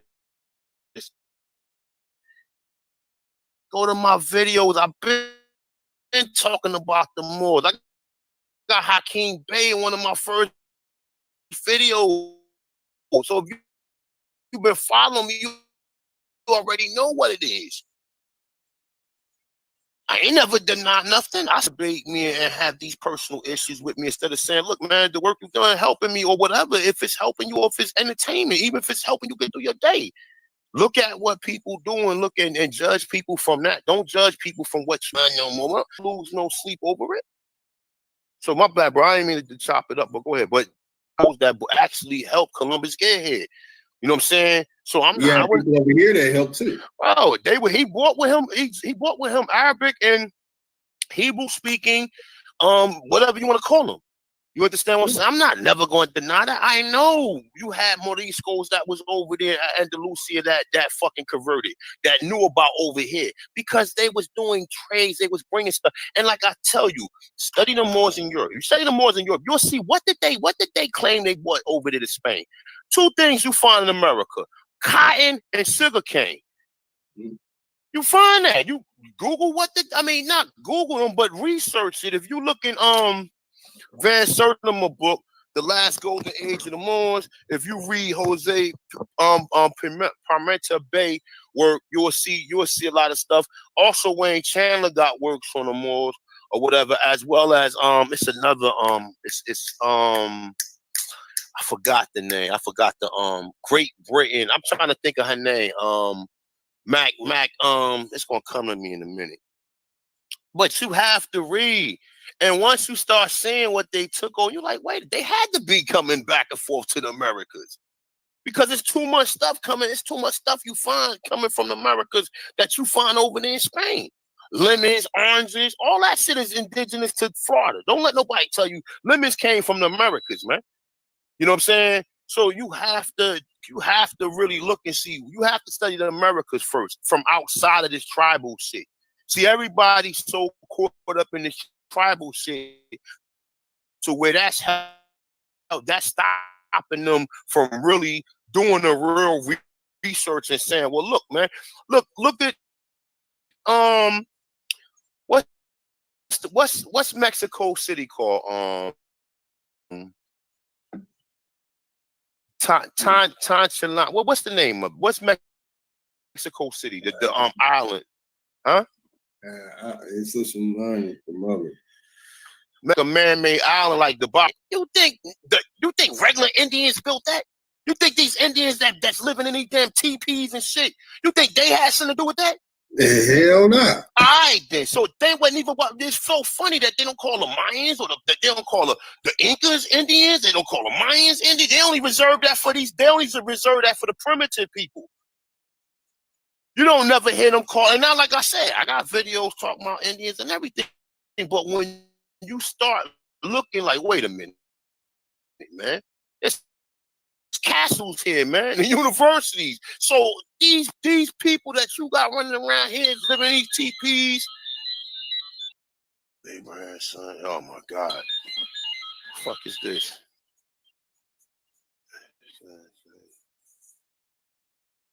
No doubt. But yeah, you got these people living in these damn teepees and shit. Like, and I'm not trying to be funny, but we look at this Mongoloid history and think it's our history. No, that's not our history. That's their history. And you don't even see most of the Southeast Indians running around here with feathers in their head. We only see the Mongoloids out there doing that shit. So I'm sorry, I didn't mean to mess the build up though, but that's a great build though with the 103 facts, man. You gonna finish it up? Oh man, if you can help, damn. I got you. We wouldn't have this without you. Go ahead, I got you. Go ahead, I got you. Nah, brother, nah, listen. Ain't you wouldn't have nothing without me, bro. We all this shit is meant to be shared, bro. It's not nobody personal work. Like I said, I'm just glad to be able to be assistance, to be a servant, to bring forth this information, man. And like I said, shout out to the brother P. Kanye for putting this in content for us to even have. You know what I'm saying? So shout out to that brother P. Kanye. And if you want to get the hard copy of it, I have his information. You send $25 to his post box, and he will send you the book. Man, I speak to the brother on numerous occasions, and he will be in Culture Freedom. You know what I'm saying? So, like I said, you know, definitely shout out to him. Shout out to Lex and Chief, man, for bringing this information to y'all, man. With that, I'm gonna mute my mic and I'm gonna go ahead and keep going in, man. Man, that's what I'm 34. Oof. Certain kids, aka. Bro, how you doing? Chill. Oh my dude, let him go to it. You want to keep running through? Yeah. Yeah, I'm loving it. You know what I mean? Ah, man. Okay, certain Black Indigenous Europeans, aka Moors, that went under such titles as clergymen and European nobility shared a common consciousness with pale-skinned Europeans. That common consciousness being that the indigenous people of the Western Hemisphere, aka Indians, were untamed heathen savages. Number 35. Both dark-skinned and pale-skinned Europeans, who were either Celtic, Britain, Gaelic, or what have you, who were fleeing religious persecutions in Europe, and were struggling to perceive ancient traditional customs. struggling to preserve ancient traditional customs dubbed pagan ways, upon arrival to the New World, ran the bosom of Black Indian Nation indigenous to the Western Hemisphere soil, who still held on to and were practicing traditional spirituality. Both cultures were different, however, both were able to relate to each other's gods. Black Indian nations and different clans native to Europe both shared a common spirituality that centered around the forces of nature. And number 36. Certain Moors helped to navigate Christopher Columbus' voyage to the New World. He wasn't lost. He knew exactly where he was going, simply because of who was on the boat with him. That's what I'm talking about. Word. Yeah. I knew that 36 was gonna hit. Yeah, he knew it was, yeah. He knew he had on the boat with him, telling him where to go. Oh, number 37. The U.S. constitutional government is a plagiarized copy of a Black Indian governmental system, the Iroquois Nation, which happens to be my ancestors. I got two different Iroquois in me. Yo, ain't nobody got no bomb. Drop the damn bomb. Where the damn bomb at? Shit, that's a heavyweight joint right there, man. You know, people like listen, man. Listen, Louis. A lot of stuff that's in this book go over people's heads, man. You know what I'm saying? And each point we can sit here and talk about for 5-6 minutes, man. You know what I'm saying? I mean, a lot of stuff go over people's heads. This is the history, a lot of history that's like not being mentioned, man. And like I said, shout out to the brother P. Kanyan for coming through with this information, man. Mute my mic again. And again, I love to remind everybody, they say the Underground Railroad was runaway slaves from Africa. No, it was members, it was clans from the Iroquois Nation. That's why it was in Canada. And that's not the only location either. The islands was another part of the Underground Railroad. That's a story for another day. That's why I love the way it's out here. They see it. Number 37. Hey, Yeshua broke it out earlier. Look at number 37. Yeah, that's right. And it was. Because the Iroquois Nation coming together was before that. And that is exactly where they got it from. So what is that, 1720, when the Tuscarora became a part of it? Constitution was already in existence. Number 38. The Founding Fathers did not find anything. They went to Black Indians, the Iroquois Nation, seeking assistance to break away from their chief back in England. King George III, the Iroquois Nation, taught them their system of government. The only part that the so-called Founding Fathers left out was the matriarchy. Black Indian women ruled the Iroquois Nation. Yep. Boy, do I know about that. Number 39. Most Black Indians of the Western Hemisphere found themselves seduced by European lifestyle, customs, and traditions. Yeah, we've heard about that one too. That's why we're in the mess we're in now. Number 40. Well, somewhat of the reason why we're in the mess. 40. When the American Revolutionary War broke out, Black Indians found themselves fighting against their own kinsmen. Some Black Indian nations sided with the Britons, while other Black Indian nations sided with the colonial rebels, aka Americans. Number 41. After Black Indian nations helped to set up the colonial government, America, and in addition to helped to sponsor military support for the new colonial government, the war amongst themselves as they did before and after Europeans set foot upon Western Hemisphere shores.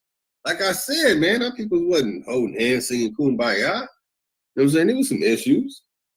You know what I'm saying? Some clients like, no, we don't like y'all. Y'all 13th ancestor did some to our 13th ancestor, and we didn't like it.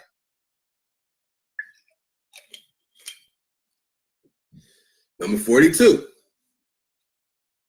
Black Indians were not conquered by Europeans or the so-called white man. Black Indians had a rich history of intertribal warfare amongst each other that continued before and after European arrival. The intertribal warfare that existed amongst Black Indians in the Western Hemisphere was so great that it left them in a state of impotency. With impotency setting in after years and years of clan warfare, in addition to the attraction of European trinkets, custom and traditions, and the worshiping of the god named Jesus, all assisted in paving the way for European occupancy of Black Indian lands, their spirits, and their minds. And that is very important. I know our good brother Sonetta just loves me reading that.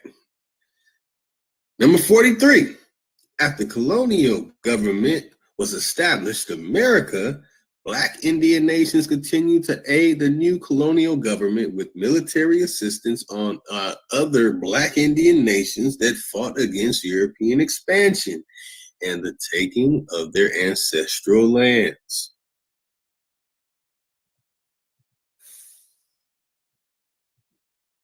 Number 44, General Mad Anthony Wayne, aka the Black Snake, was a Black Indian who served under the George Washington administration. The army of General Anthony Wayne consisted of mostly Black Indians in the ranks, as did the entire colonial government army.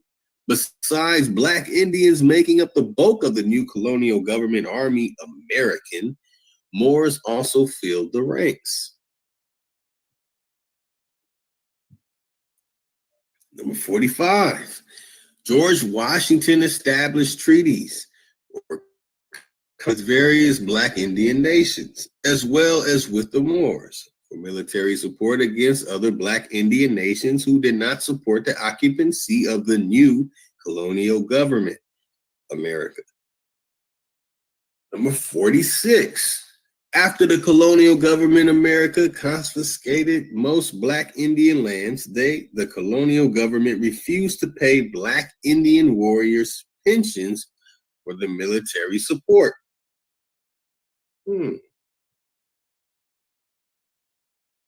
During the American Civil War, Black Indians joined the Confederate Army in hopes of winning to secure what title ancestral lands they had left.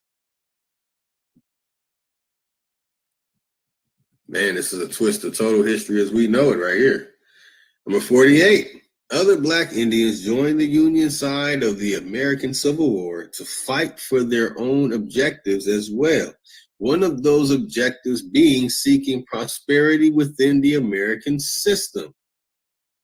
Within the American system. Number 49, y'all. Y'all ready for this? Nickajack. Yeah, I know. Y'all probably like, damn, you knew about that? Yeah, I know about that. Also known as Nigger Jack, was a Black Chickamauga, a Black Indian. This ancestor led raids against the colonial rebel army, Americans. During the colonial rebel uprising, American Revolutionary War, he fought alongside the British Tories. His hideout was a cave in the vicinity of what is known as Chattanooga, Tennessee. In the state of Georgia, in the region known as Cobb County, there's a park, a road, and a creek named after this great warrior. Nickajack. Man. Number 50. There were thousands upon thousands of Black Indians who fought in the American Civil War and in wars before and after this war, who were Black Indians or native to the Western Hemisphere region, but were oblivious to this fact. They only thought themselves to be Negroes. Their parents and their parents' parents, who had lost the knowledge of themselves, tribal identity, in all honesty, simply passed on to the next generation the colonized title of Negro to their children. Thus, an unbroken chain of ignorance continues to survive. Damn, can I get a hit, bro?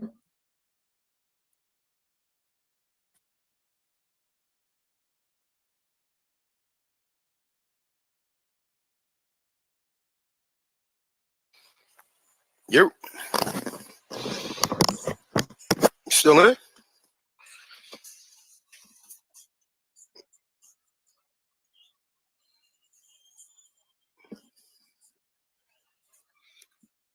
Lotus.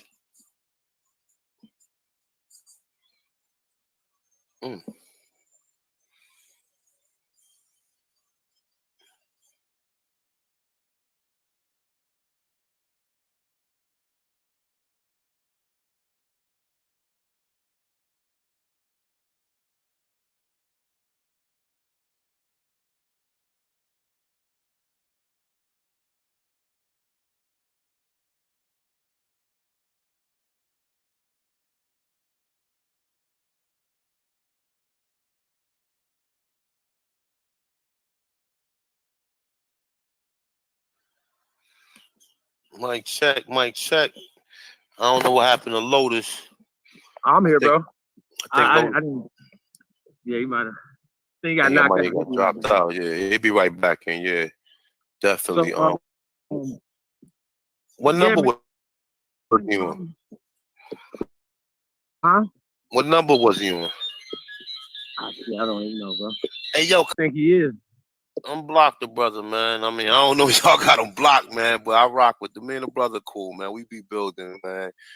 I don't agree with everything with the Bible, but you know the Bible, man, has some good points. You just gotta really think outside the box, man. Sometimes when it comes to it, you can't, you know. But you know, it's a lot of research in it. You know, a lot of it is our history. So you know, with that being said, though, but yeah, man, that 103 facts of the Black Indians, man, be shit, man. And I know, you know, that we don't use the term black. And even when I spoke to Pete Kanye, he was like, man, we weren't called Indians neither. But he used that term for acknowledgement so people could know who we talk about. Because if we use a term that people don't understand, you know, they're not going to know, you know what I'm saying? They're not going to know what to reference us as. So it's like, it's not nothing negative or whatever. You can use the word to get people attention, but say, I am that, but I'm not that. You know what I'm saying? You know, so we get bent out of shapes by a lot of these different terms sometimes, and then we still learning, man. Listen, we still new to a lot of this information, man. No one is an expert at none of this stuff, man. Because every time I find something, every time I think I know something, things changes with this history, man. You know what I'm saying? I mean, now, you know, now you start having all this ancient stuff pop out now. I knew about a lot of this stuff because we've been talking about what? We've been talking about Cahokia. We was talking about the Mississippians. We was talking about all of these cultures that we seen that was thriving, but we just didn't know the level of knowledge that our people was dealing with, man. You know, when you talk about irrigation systems and fucking aqueducts and dams and all that stuff, man, you dealing with people who dealing with science, man. You're not just dealing with no motherfucking lazy people running around hunter gatherers, man. And I'm not saying that to anybody who family was hunter gatherers, because I know some people when they track their sources back, some people said that their family was hunter gatherer, but maybe you might want to reevaluate that because maybe your people wasn't that. Maybe your people was doing something great, because if even when you look at a lot of our last names is occupations, man.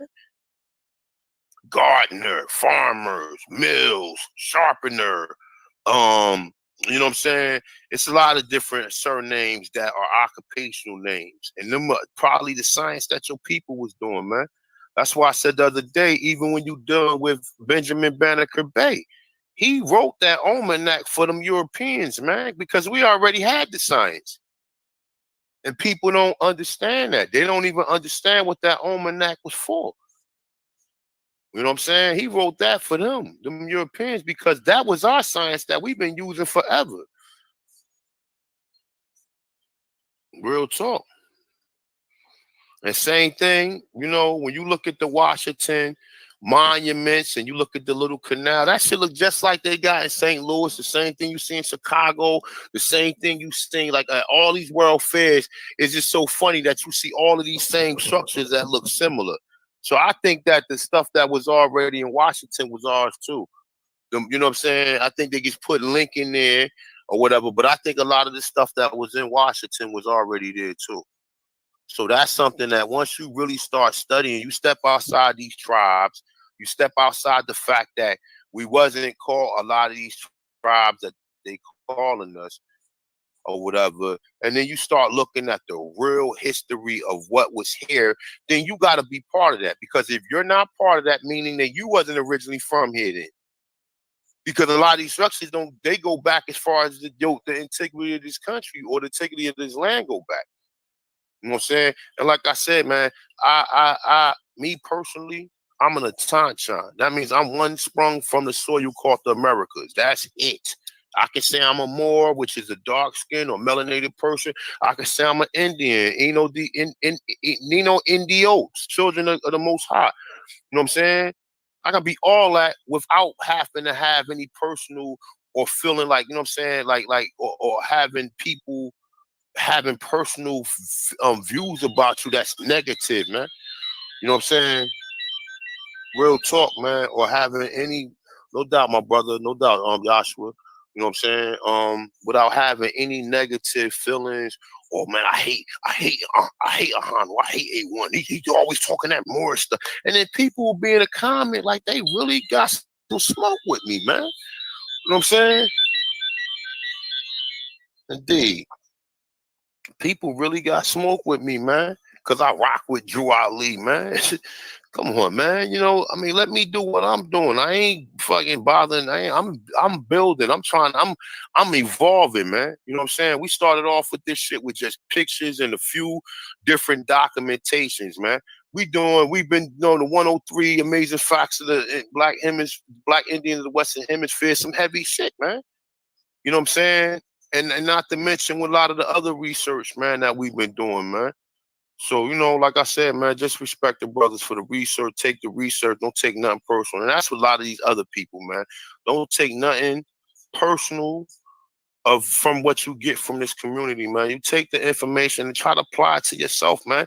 If no one is trying to convert you or trying to get you to submit to no one particular knowledge level, you gotta, you know, listen, man. That's why I tell you, you know, why I fuck with Drew Ali, man. That nigga said study the world, then study yourself. You know what I'm saying?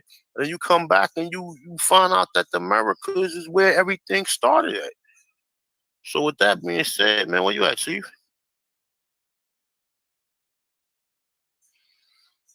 Yeah, I'm here, bro. Hold on. Where's Lotus at, man? Because I mean, what number was he on?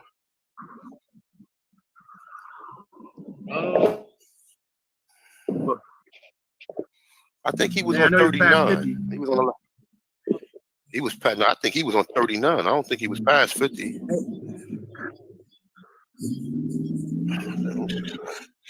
He probably got dropped out. Yeah. No doubt, man. And that, you know, and that's to the brothers and sisters, man, that, you know what I'm saying, that be coming through, man.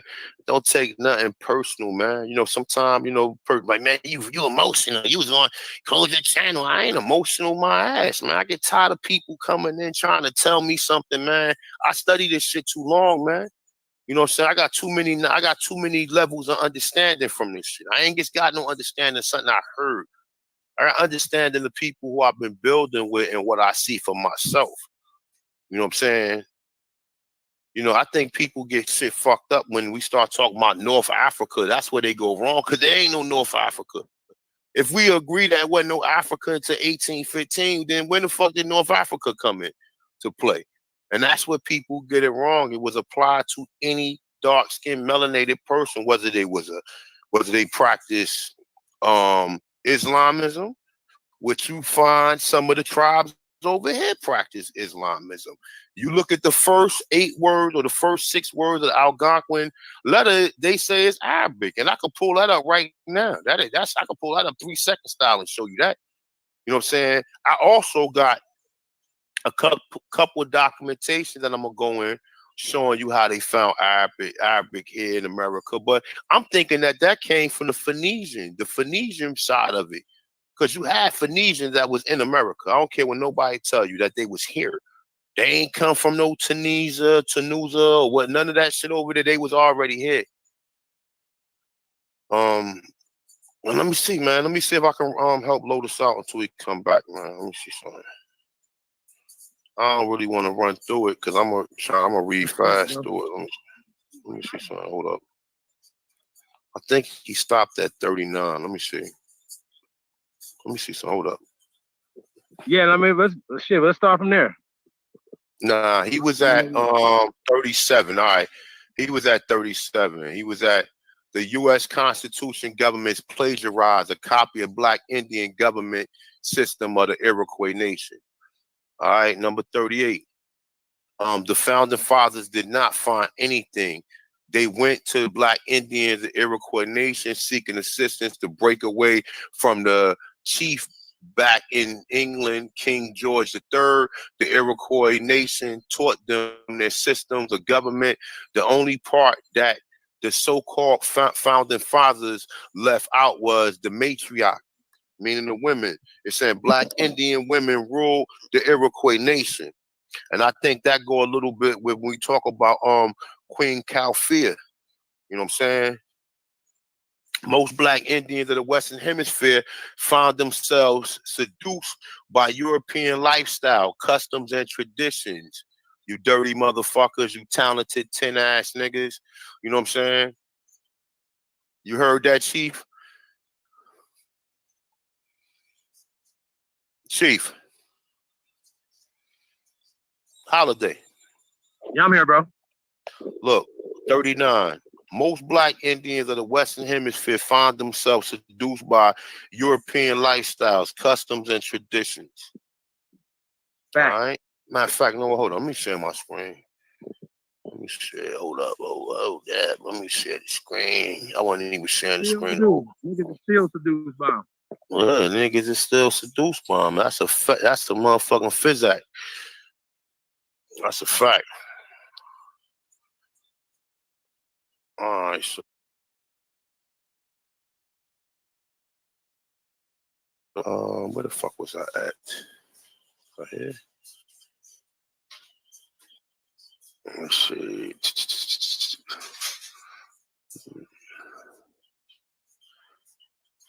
Hold up. Let me see, where the fuck is it at?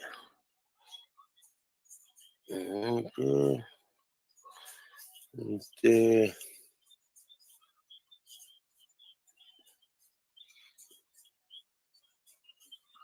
Oh no, hold up. It's right here. Is it here? Hold up. Give me a second, y'all. Let me find this shit. Oh, here it go, right here. All right. Y'all got it now. All right. So say number 39 again. Most Black Indians of the Western Hemisphere found themselves seduced by European lifestyle, customs, and tradition. All right. Number 40. When the American Revolutionary War broke out, Black Indians found themselves fighting against the kinsmen, their families. Some Black Indian nations sided with the British, while other Black Indian nations sided with the colonial rebel, aka the Americans, which is really us, but we give it to the Europeans sometimes. So after Black Indian nations helped to set up the colonial government, America, it's saying, and in addition, help to sponsor military support for the new colonial government. Black Indian nations continue to fight in war amongst themselves. It's saying they did before and after Europeans set foot upon the Western Hemisphere shores. All right, so let's see. And Black Indians. I'm sorry, go ahead. What you about to say? This is just to say, you know, back up what you're saying. You got in the Revolutionary War, you got the Delaware that fought on the side of the Americans, right? Because we were the only Americans at the time, y'all. Y'all gotta understand, like, this is before America was formed in 1776. We talking about prior to that. So who was considered the American and who was considered British, who was considered French, who was considered Spanish. Y'all see how this work? And so they fought through us by proxy. Some people fought for the French, some people fought for the Spanish, some people fought for the British against the indigenous people of this land. Period. Damn it, man. Yep. This is period. It wasn't no Native Americans fighting in the Revolutionary War. I'm going to say this again. There was no Native Americans fighting in the Revolutionary War, the French and Negro War, the Spanish Negro War, the Tuscarora Wars, the Yamasee Wars, or the goddamn Seminole Wars. These are all Negro fucking wars. Okay? Okay. They locked that cop up that killed the sister in Texas, yo. Word? Yup, they locked his ass. I mean, I knew they was going to do that because it's too much outrage. But now you have to see what's going to occur from this point on. You know what I'm saying? Is it going to be another 5-year sentence or a 10-year sentence where a motherfucker get out in 5 years, or is a motherfucker going to be walked to that death chamber? You know what I'm saying? That's what we want to see. All right, number 42, man. Black Indians was not conquered by Europeans or the so-called white man. Black Indians had a rich history of inner tribal warfare amongst each other that continued before and after European arrival. The intertribal warfare that existed amongst Black Indians in the Western Hemisphere was so great that it left them in a state of impetus. Well, y'all got it.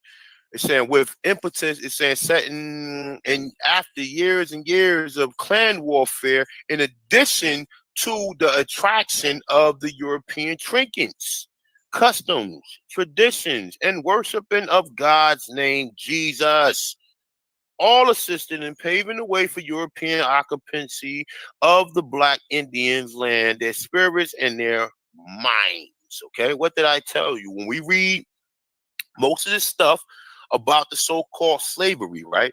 When we read about the Indian slavery, what do we find the most? It normally said that the Europeans was encouraging other tribes to fight each other so they can take the prisoners. Okay? And we've been reading this, whether it was in Massachusetts, whether it was in New York, whether it was in, because I don't know. You guys ain't been checking it out though, but I started in Massachusetts, went to New York, then went to New Jersey, then went to Pennsylvania, Delaware, Virginia, North Carolina, South Carolina, Georgia. We walked all of these places down where they had so-called POWs. Okay. Now, like I said, this is subject to change. Is more information coming out because a lot of people is finding out that their people were enslaved. So I'm starting to think that they're telling us the story in reverse. These might be Slavs that they keep telling us that was us.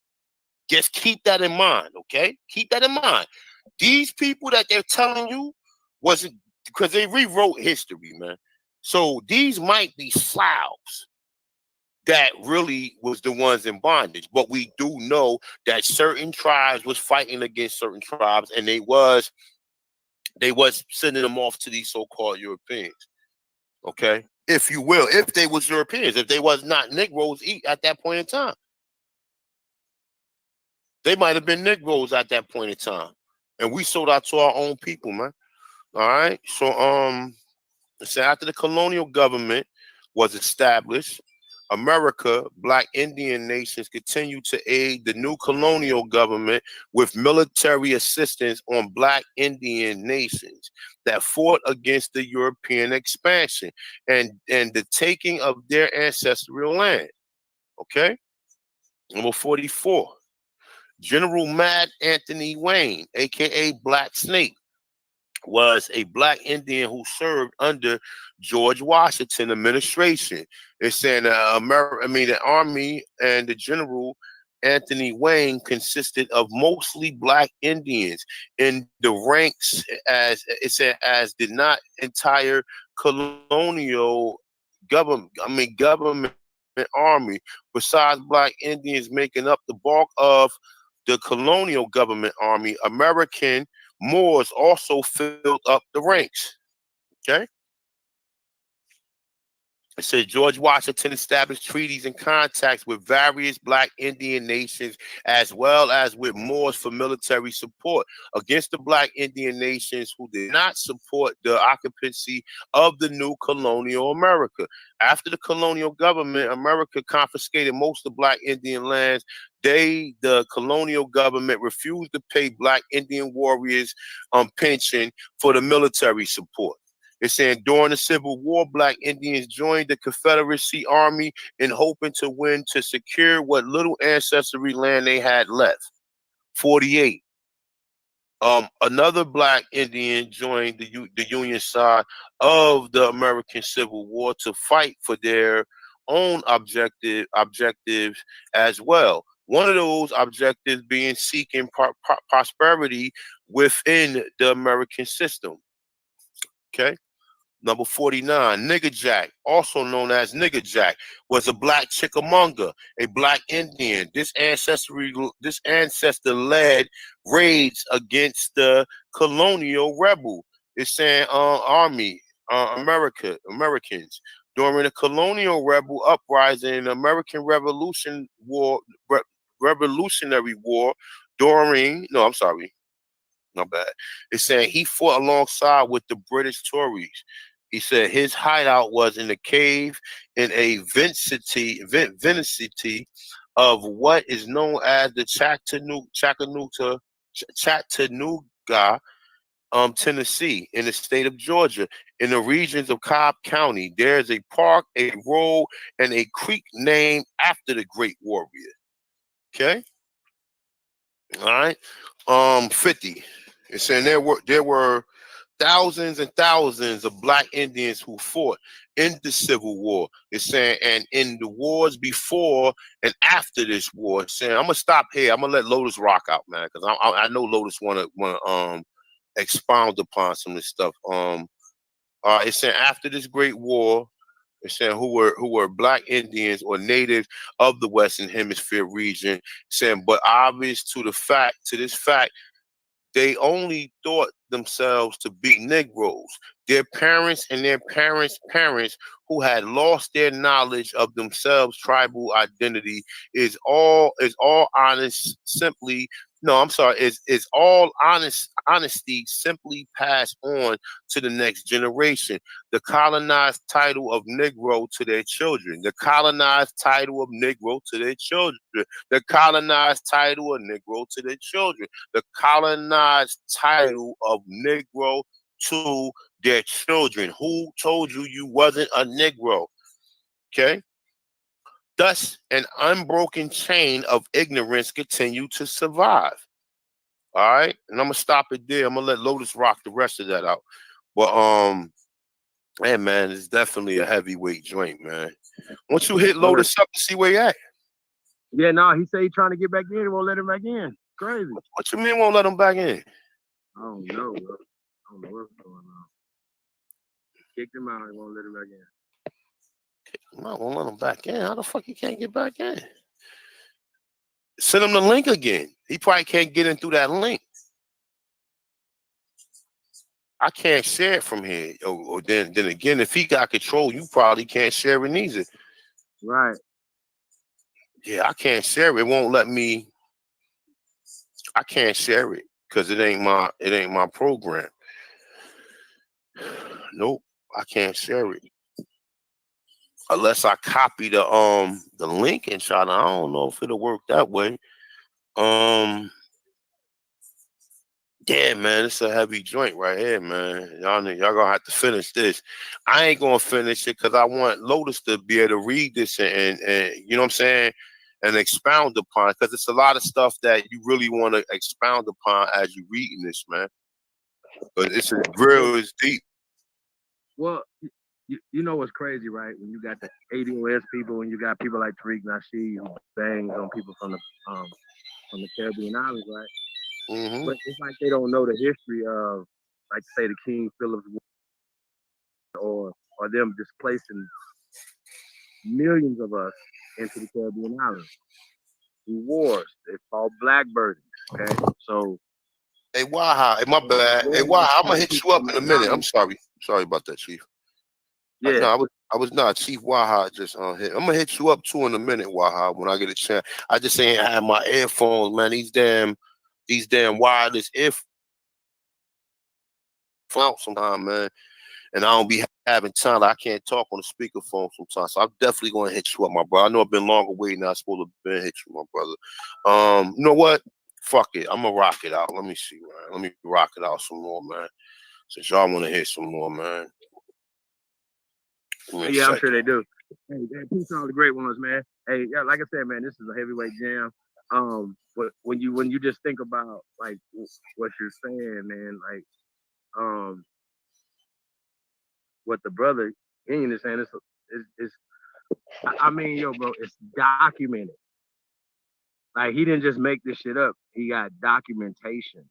Like, we have documentation from being reclassified from the Indian Removal Acts to the Negro Removal Acts, which is the same thing. The Negro problem and the Indian problem is the same thing, y'all. You understand? And that's what the eugenics society is about. It's about addressing the Negro problem. Okay? If we can't kill you all, we will kill you on paper. It's called paper genocide. We can prove this. Okay? So what's so crazy to me is you got people, you know, like so-called Native American tribes or whatever, that's turning people down from getting in their tribes, or giving them a hard time, or just treating people like less than, right? And they're going along with the caste system, and they're mestizos. Like, this is a real thing. Like, I didn't make up mestizos. I didn't make up mixed generations. Yes, you did. You made it up. Yes, you did. You made it up. You made it up, Chief. Nah. I made it up, man. You know what I'm saying? Yeah, motherfucker be mad as hell. You say mestizos. I made up mestizos. I made these pyramids up. I went down there and made them. Like, you know what I'm saying? Like, come on, y'all. Like, this shit is getting weird. Like, it took a lot of manpower. It took a lot of hours to do the things our ancestors did. And for these people to try to discredit them, to try to just write us out of history, like, they don't know who did this, they don't know who did that. I think it's interesting. So that's one thing I like about this brother, saying that we built the pyramids and things of that nature. You know what I'm saying? So, which is documented, because our ancestors, like, you're not gonna build something so magnificent and be like, you didn't tell the people who did it and how you did it. You're gonna put your name on it. You're gonna put your mark on it. So that's what we did. So we put our mark on these things. And so when we talk about Phoenician, like, all that comes from America. I'm not about to even go back and forth, but like we told y'all, you know, the paleo stuff comes from America. Latin. I think Sumer was here too. I think the Sumerians, when you can find traces of, I was looking hard to really find. I got connections to it, but I need some more stronger connections before I'm willing to do something on it. But yeah, you definitely find it. Sumer is a creation of Jewish scientists, bro. Yeah. It's a Zionist creation. Anytime I hear Sumer, I laugh. They'd be like, oh yeah, the first agriculture was in Samaria. Lies. The first language is in Samaria. Lies. I just think it's interesting that people like Rob Bourne listens to that information and teaches that information. I think it's absolutely crazy, Rob Bourne. Man, you're a brilliant brother, man. Like I just said, I just think you got to break that spell. You know what I mean? They got to break that. It's like a spell, y'all. See, they don't study, but you know what though, Chief? It come from them not studying, man. They don't study nothing. They just go by what they hear other people say, man. And you ain't never gonna get nowhere. Like you said, they don't even challenge nothing. You sit up there. I was on side of the TV, read all that shit up, and niggas still up there like pseudo. Like, bro, you retarded. I'm sorry. Like, okay. If you think these all fairy tales, you getting this shit from all these different angles. You're getting this from all these different anthropology. You getting images. You getting sources from books. You getting other people saying this, and you still credible to say all this stuff is a damn lie because you niggas is sorry ass motherfucking Pan-Africans, man. Because as soon as that Pan-African shit fall apart, then that's people's whole livelihoods, man. You understand what I'm saying? That's their whole livelihood. Hey, look, hey, look, when people start beefing, right? Information start coming out, so they start telling on each other, right? Niggas that ain't solid to start telling on each other, start going back and forth, each other's little personal business and stuff, right? So, right now it has a little rift going on over there, and it's a little rift. We're gonna make it a Grand Canyon. Make it a war. I'm gonna make it a war between them Pan-African. But you know what? Let me continue to rock this shit on out, man. So let's continue. Let's rock this on out, man. So, but you know what though? Just to let y'all know, when Lotus come back, I hope Lotus go back over it because I don't know if Lotus read it already, but just to be able to go back over it and then be able to get his perspective on how he feel about it. So I'm just gonna run it through just to finish it until he come back. But when he come back, we're probably gonna do another video to expound upon it. So just be looking for it, okay? Nah, he back right now, bro. Oh, all right. Okay, there you go. All right, so hold up. We started at I started back at, let me see, 39, was it 30? Let me see something. So hey, you might as well go back all the way back over it. Just so you can have it, man. And your perspective is a little different from mine. We stopped at 37 where you saying the US government is saying plagiarize a copy of the Black Indians government system of the Iroquois Nation. So you can expound from that point on. I'm gonna mute the mic. Shout out to all Aborigines, North and South, brother. Lotus is back. Well, when they talk about the Iroquois Confederation, right? When we talk about how Wafa and those guys wrote the Great Law of Peace, right? Because they were having issues with amongst each other, so they came up with the Great Law of Peace that they extended to other people who came here. They took advantage of our Great Law of Peace. They took advantage of our treaties and all of the things that we had with each other. They exploited our rifts, okay? They exploited we were fighting each other even after they started taking over. Even when they came across Appalachian, they came across the Mississippi River, we were still scalping each other. We were still fighting against each other. Remind y'all anything? You know what I'm saying? So we know how to fight against each other. We've been had that for a long time. And these people know how to continue to keep us fighting against each other and killing each other in the street. Right? We can step on each other's shoe and there's a shootout. Right? These people murder people and nothing happens. These people smack people. Nothing happens. You know what I'm saying? So I just think that we have too much hate for one another and that needs to stop. You know what I'm saying? And like I said, when you see it, you got to be like, oh, wait a minute. What are you doing? Are you working for these people? Are you working against, do you hate your own skin? Do you hate your own kind of people? That's what we got to start having these type of conversations. When we hear murders and things happening, we got to be like, yo, that's not American. That's not the protocol. That's not what we're doing right now, right? Because we understand how we got into this position, how we're staying in this position, and if unity gets us out this position, then that's what we got to work on. We cannot keep the separatism going, the division going, the fighting going, right? Like I said, if I got a problem with anybody got a problem with me, we can box. That's simple. Like, bro, all you got to be like, man, look, we can set up a box. I live in Fight Town. Y'all can come out here, man, and get this work. If you don't like what I'm saying, come get this work. And there's no beef. There's no beef. It's not a beef. If me and A1 got an issue, we like brothers put gloves on all the time, right? A1. so these niggas, so it has nothing to do with I don't like you. We're just gonna put gloves on. So if you don't like what I'm saying, don't like what I'm doing, just email me and be like, yo, man, let's put it together. And let's we can get in the ring. These hands ain't registered yet. So that's how we doing it. I don't have time for all that. I don't got time to be beefing with no man. I definitely ain't beefing with no sisters, but I don't have time to be beefing with dudes. Like, I'm not waking up thinking about you. I'm trying to get rid of you. You know what I'm saying? If I gotta be worried about another dude, like when I was in the streets, I wasn't worried about I'm not about to go to sleep worried about somebody trying to do something to me. I can't do that. You know what I'm saying? That it doesn't work like that. Like I don't beef with people. Beef is crazy, especially online beef. It's the weirdest shit ever. I see these guys supposed to be gangsters online beefing. Niggas be happy that, you know, people are acknowledging them and stuff. Like, yo, bro, niggas beef for views. This 103 facts is for the people. It's to expose certain things, expose our people to things, to open up your mind and your hearts, man. This shit right here is weird. We have to support each other. Okay? Hey, bro, make sure you put your Teespring t-shirt account in the can you put it in the back chat for us right here? And we'll put it in the description. But yeah, man, we gotta support each other, y'all, and like I said, it's a fair exchange, it's not a robbery. You get something, you know what I'm saying? So why not support? Why not support originaltribalword.com? Go check it out at www.originaltribalword.com. Shout out to Miss Mohawk. You know what I'm saying? Like, we gotta change the game, y'all. We cannot continue to move the way we're moving. And I still see artists rocking Gucci. Like I my brain hurts. Like I don't know what to do. What we could do is not support y'all. When we see you doing something, your album come out, bro, we're not buying it.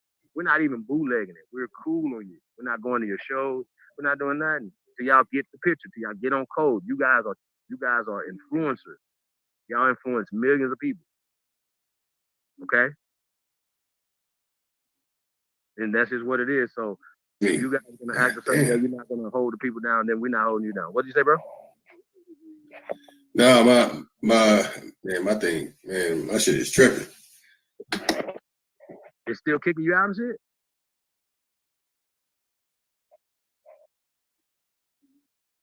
Yo.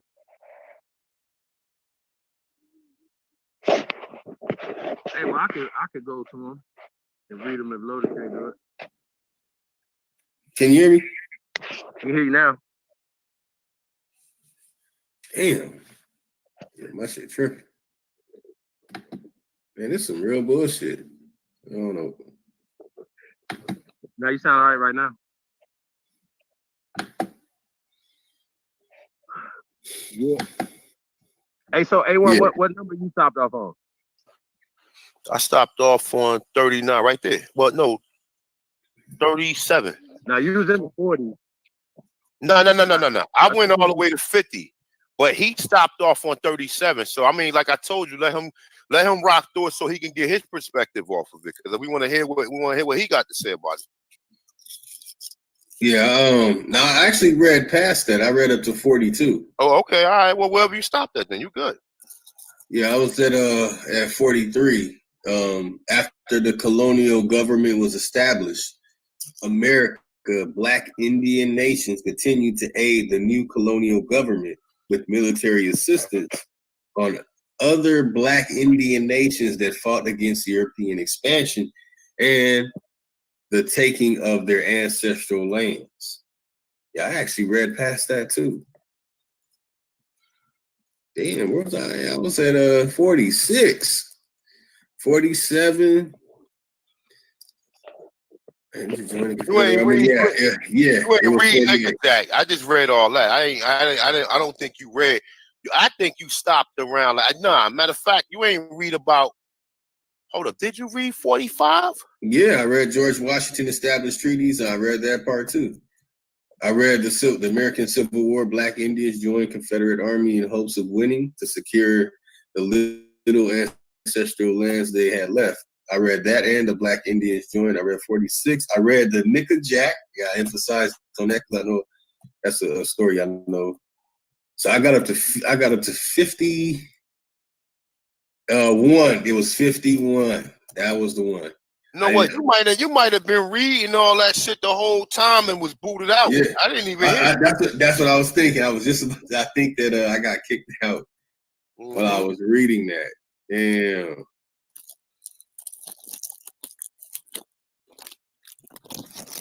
Damn. You're doing me dirty. Come on, you too. When you putting that information out there, that's what's gonna happen, bro. Man, okay. You know what I'm saying? No, look, let's go back to 37. I mean, if Yeah, y'all want to yeah. do another build on it, do another build on it. But just I want to go back to 37. yeah, I mean, to the last one we start with the Iroquois. That's the last one I heard you read. I read all the way up to 50, but I said we want to hear your perspective on what you got. Okay. Number 38, the founding fathers did not find anything. They went to Black Indians, the Iroquois nation, seeking assistance to break away from their chief back in England. Now, how is it a chief that's back in England? King George III was a chief, y'all. The Iroquois nation taught them their system of government. The only part that the so-called founding fathers left out was the matriarchy. Black Indian women ruled the Iroquois nation. Wow.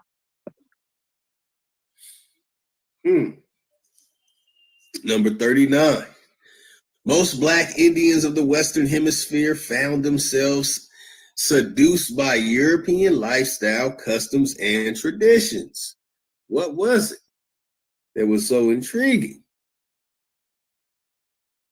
that had us seduced? Man, that's very interesting. Number 40, when the American Revolutionary War broke out, Black Indians found themselves fighting against their own kinsmen. Some Black Indian nations sided with the British, while other Black Indian nations sided with the colonial rebels, aka Americans.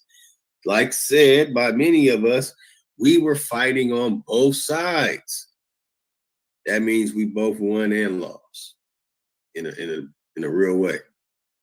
Number 41, after Black Indian nations helped to set up the colonial government, America, and in addition to helped to sponsor military support for the new colonial government, Black Indian nations continued to fight in war amongst themselves as they did before and after Europeans set foot upon Western Hemisphere shores. Whoa. Number 42, Black Indians were not conquered by Europeans or the so-called white man. Black Indians had a rich history of intertribal warfare amongst each other that continued before and after European arrival. The intertribal warfare that existed amongst Black Indians in the Western Hemisphere was so great that it left them in a state of impotency. Impotency is actually the word, y'all. Anyway, with impotency setting in after years and years of clan warfare, in addition to the attraction of European trinkets, custom, and traditions, and the worshiping of the god named Jesus, all assisted in paving the way for European occupancy of Black Indian lands, their spirits, and their minds. Yeah. Wow. I mean, the fact that they call him he's the God. Yeah. I think it's amazing. Yo, man, like I said, man, like they just took our shit, remixed it, and brought it back with their agenda on it, right? That's it. They brought Zeus's agenda back, okay? Zeus, Jesus, Serapis. Like do we have to get into that lesson? Like I think we might have to. I think we might have to one day, y'all, because I don't know if people know the history of stuff. Like, you know what I'm saying? And I think you have to know the history of something. And so if these guys are forming this in 325 AD, and we've had it here for thousands of years, you do the math. Shout out to the medicine man when he talk about the book of Negroes. When I seen that for the first time, I was like, what the fuck he just saying? I was watching the video like, what? I never heard that because I wasn't checking for no Bibles. I wasn't checking for no religion. I was done. You know what I'm saying? Because I thought they brought it here. They didn't bring shit here. It was already here. Okay? You need to understand that. Not Serapis. The great grandmother was already here. Okay? By uplifting the empresses, it creates balance. Okay? Now, it also is a thing people, do abuse power. So you got to know how to accept power except somebody uplifting you. Y'all understand? Sisters, do y'all understand that y'all have a responsibility to us? We have a responsibility to you. But respect has to be the foundation of that relationship. Respect. Y'all have lost that. When it comes to men, you've lost respect. Rightfully so. There's reasons why you have, and we get it. You know what I'm saying? But we have to.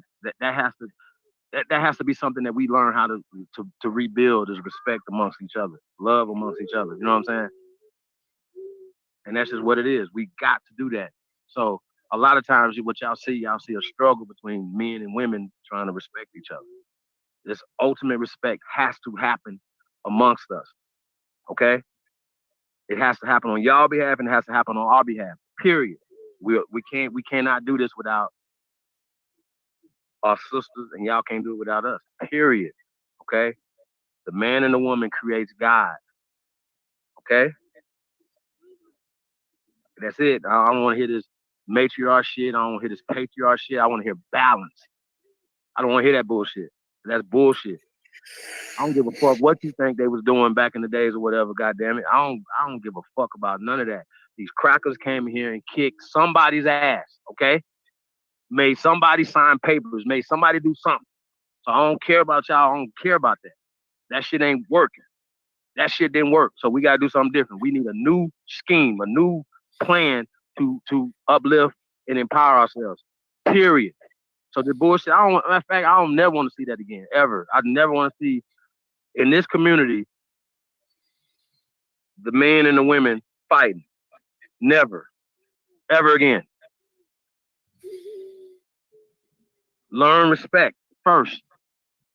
Age don't give you a monopoly of respect. Trust me, it don't. We have to respect a baby and how they feel about stuff.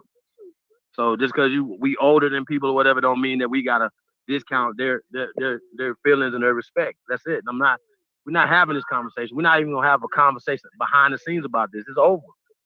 We're not beefing amongst each other, and that's it. That's all. We're not. Men do things. We stand on it. That's it. That's all. Period. And all I could do is deal with the men when it comes to that. I can't deal with the sisters. Sisters have to deal with each other. Y'all got to correct each other. Because if we come in, you know what I'm saying? It's the same way if y'all trying to correct us, it don't work like that. We correct each other. So respect is going to be had in this goddamn community, period. That's all we're saying. It ain't got nothing to do with nothing else. But we do not have no time to be beefing amongst each other about these names, nothing, about religion, nothing. Because that's exactly what they created it for. We're reading it right now. They created it for to keep us separated, keep us fighting amongst each other. Okay? That's it. Period. But yeah, man, let's get back to it. Number 43.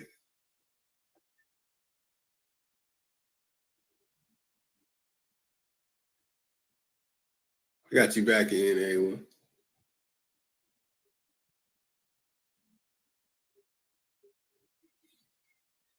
After the colonial government was established in America, Black Indian nations continued to aid the new colonial government with military assistance on other Black Indian nations and fought against the European expansion and the taking of their ancestral lands. That was the one we just read.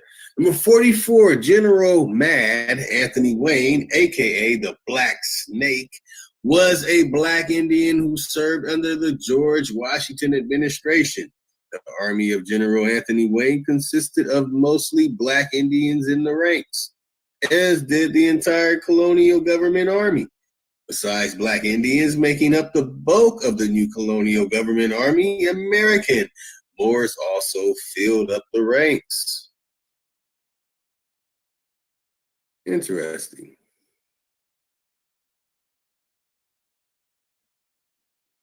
Number 45. George Washington established treaties or contracts with various Black Indian nations, as well as with the Moors, for military support against other Black Indian nations who did not support the occupancy of the new colonial government America. 46, after the colonial government, America confiscated most Black Indian lands. They, the colonial government, refused to pay Black Indian warriors pensions for their military support. 47, during the American Civil War, Black Indians joined the Confederate Army in hopes of winning to secure what little ancestral lands they had left. Oh, man. Number 48. Other Black Indians joined the Union side of the American Civil War to fight for their own objectives as well. One of those objectives being seeking prosperity within the American system. Number 49. Nigger Jack. Yeah, I've heard this since a child, that terminology right there, because who it pertains to, also known as Nigger Jack, was a Black Chickamauga, a Black Indian. This ancestor led raids against the colonial rebel army, Americans, during the colonial rebel uprising, American Revolutionary War. He fought alongside of the British Tories. His hideout was a cave in the vicinities of what is now known as Chattanooga, Tennessee, in the state of Georgia, in the region known as Cobb County. There is a park, a road, and a creek named after this great warrior. Number 50. There were thousands upon thousands of Black Indians who fought in the American Civil War and in the wars before and after this war, who were Black Indians or native to the Western Hemisphere region, but were oblivious to this fact. They only thought themselves to be Negroes. Their parents and their parents' parents, who had lost the knowledge of themselves, tribal identity, in all honesty,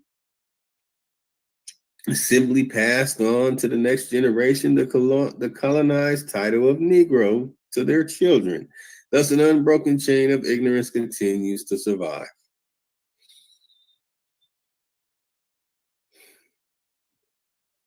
Number 51. Most Buffalo Soldiers were Black Indians, dispatched by the U.S. Army to assist in the colonizing and confiscating of other Black Indian lands west of the Mississippi River. Reservation natives who don't know the true history and who are also brainwashed by images feel that the Buffalo Soldiers, who are ill mistaken and ill classified as African Americans, helped the paleface drive them off their lands and onto reservations. This last aspect of things, however, is true. In addition to this, one must keep in mind that most reservation natives are hybrid descendants of the true indigenous seed. Yeesh. Number 52. Many Black Indians who fought in the American Civil War, either on the Confederate side of the Union side, were not acknowledged as being indigenous or native. They were acknowledged as being Negroes. So here we're seeing a classification paradigm shift. So they're sliding us into the Negro paradigm and sliding the people who were brought here and came recently into the indigenous Indian. So let's see what number 53 has to say about that. Most of the Navajo code talkers who were used to assist the U.S. government in World War II were blue Black Indians. The photo and film footage of the Black Navajo who participated in this war were carved out of history. Number 54, the term Negro and colored was not only applied to Black Indians to psychologically and spiritually remove them from their lands. These colonized titles were also applied to Black Indians who were incorporated into the slave market. Number 55, Black Indians did slave raids on each other before and after European arrival. Number 56, Black Indians owned other Black Indians as slaves. These slaves were also classified as Negroes. Number 57. There's a whole lot of truth coming out here. I don't even think I even have too much to interject because it's like all in there. Man, this brother put that work in on this. Number 57. European writers took advantage of. Number 56. Fact above to say that the owned slaves. Fake European images of so-called Indians were promoted, showing so-called Indians owning slaves. Art paintings were displayed, showing distorted images of natives in the Western Hemisphere owning dark-skinned people as slaves, who in most cases were also native. The fake displays them as having pale skin, shows them owning slaves whose skin is always depicted as being dark. Pale-skinned Europeans helped to create a consciousness which subliminally says that slaves and Negroes are synonymous. When most people hear or read about a slave, simultaneously the image of a dark-skinned person appears in their mind. By showing fake pale-skinned natives owning dark-skinned people, help to create the illusion that the so-called Indians and Negroes are two separate races, when in essence, they're the same people. Number 58, the U.S. government and U.S. government, look at that, the U.S. government and U.S. government, big G and little g, sponsored natives are preaching a doctrine that says that the so-called Black people became Indian or Native people as a result of acquiring citizenship with different indigenous nations here on the Western soil. As to say that no dark-skinned people lived in the Western Hemisphere up until the transatlantic African slave trade. But, I add the but. This tactic is exercised in attempts to discredit the indigenous Black Indians from claiming their true homeland and subliminally supports the ridiculous notion that every dark-skinned person that is interpreted as Black is from Africa. Garfield. Number 59. Queen Latifah, the rapper and actress, is a Black Indian. Yeah, she is. I know about that too. Most Black Indians today refuse to accept that they're indigenous because they have fallen victim to the spell of fake images. If their hair isn't straight or curly and their cheekbones not high, neither their eyes slanted, or their skin light or a reddish hue, they just simply decide that they're Black from Africa.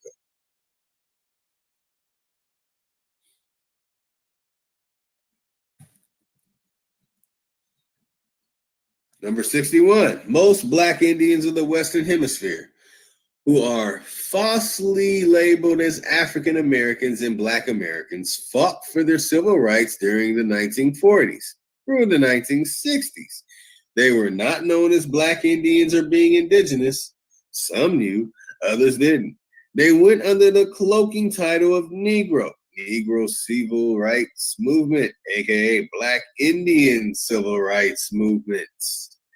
Number 62, most interstate highways and roads in what is now known as the United States of America used to be at one time Black Indian cities. The paths were widened and laced with concrete and renamed in interstate highways by the Pale One. Heard about that too. Man. Anyway, brothers, y'all want to interject? Y'all still with me? Anybody fall out?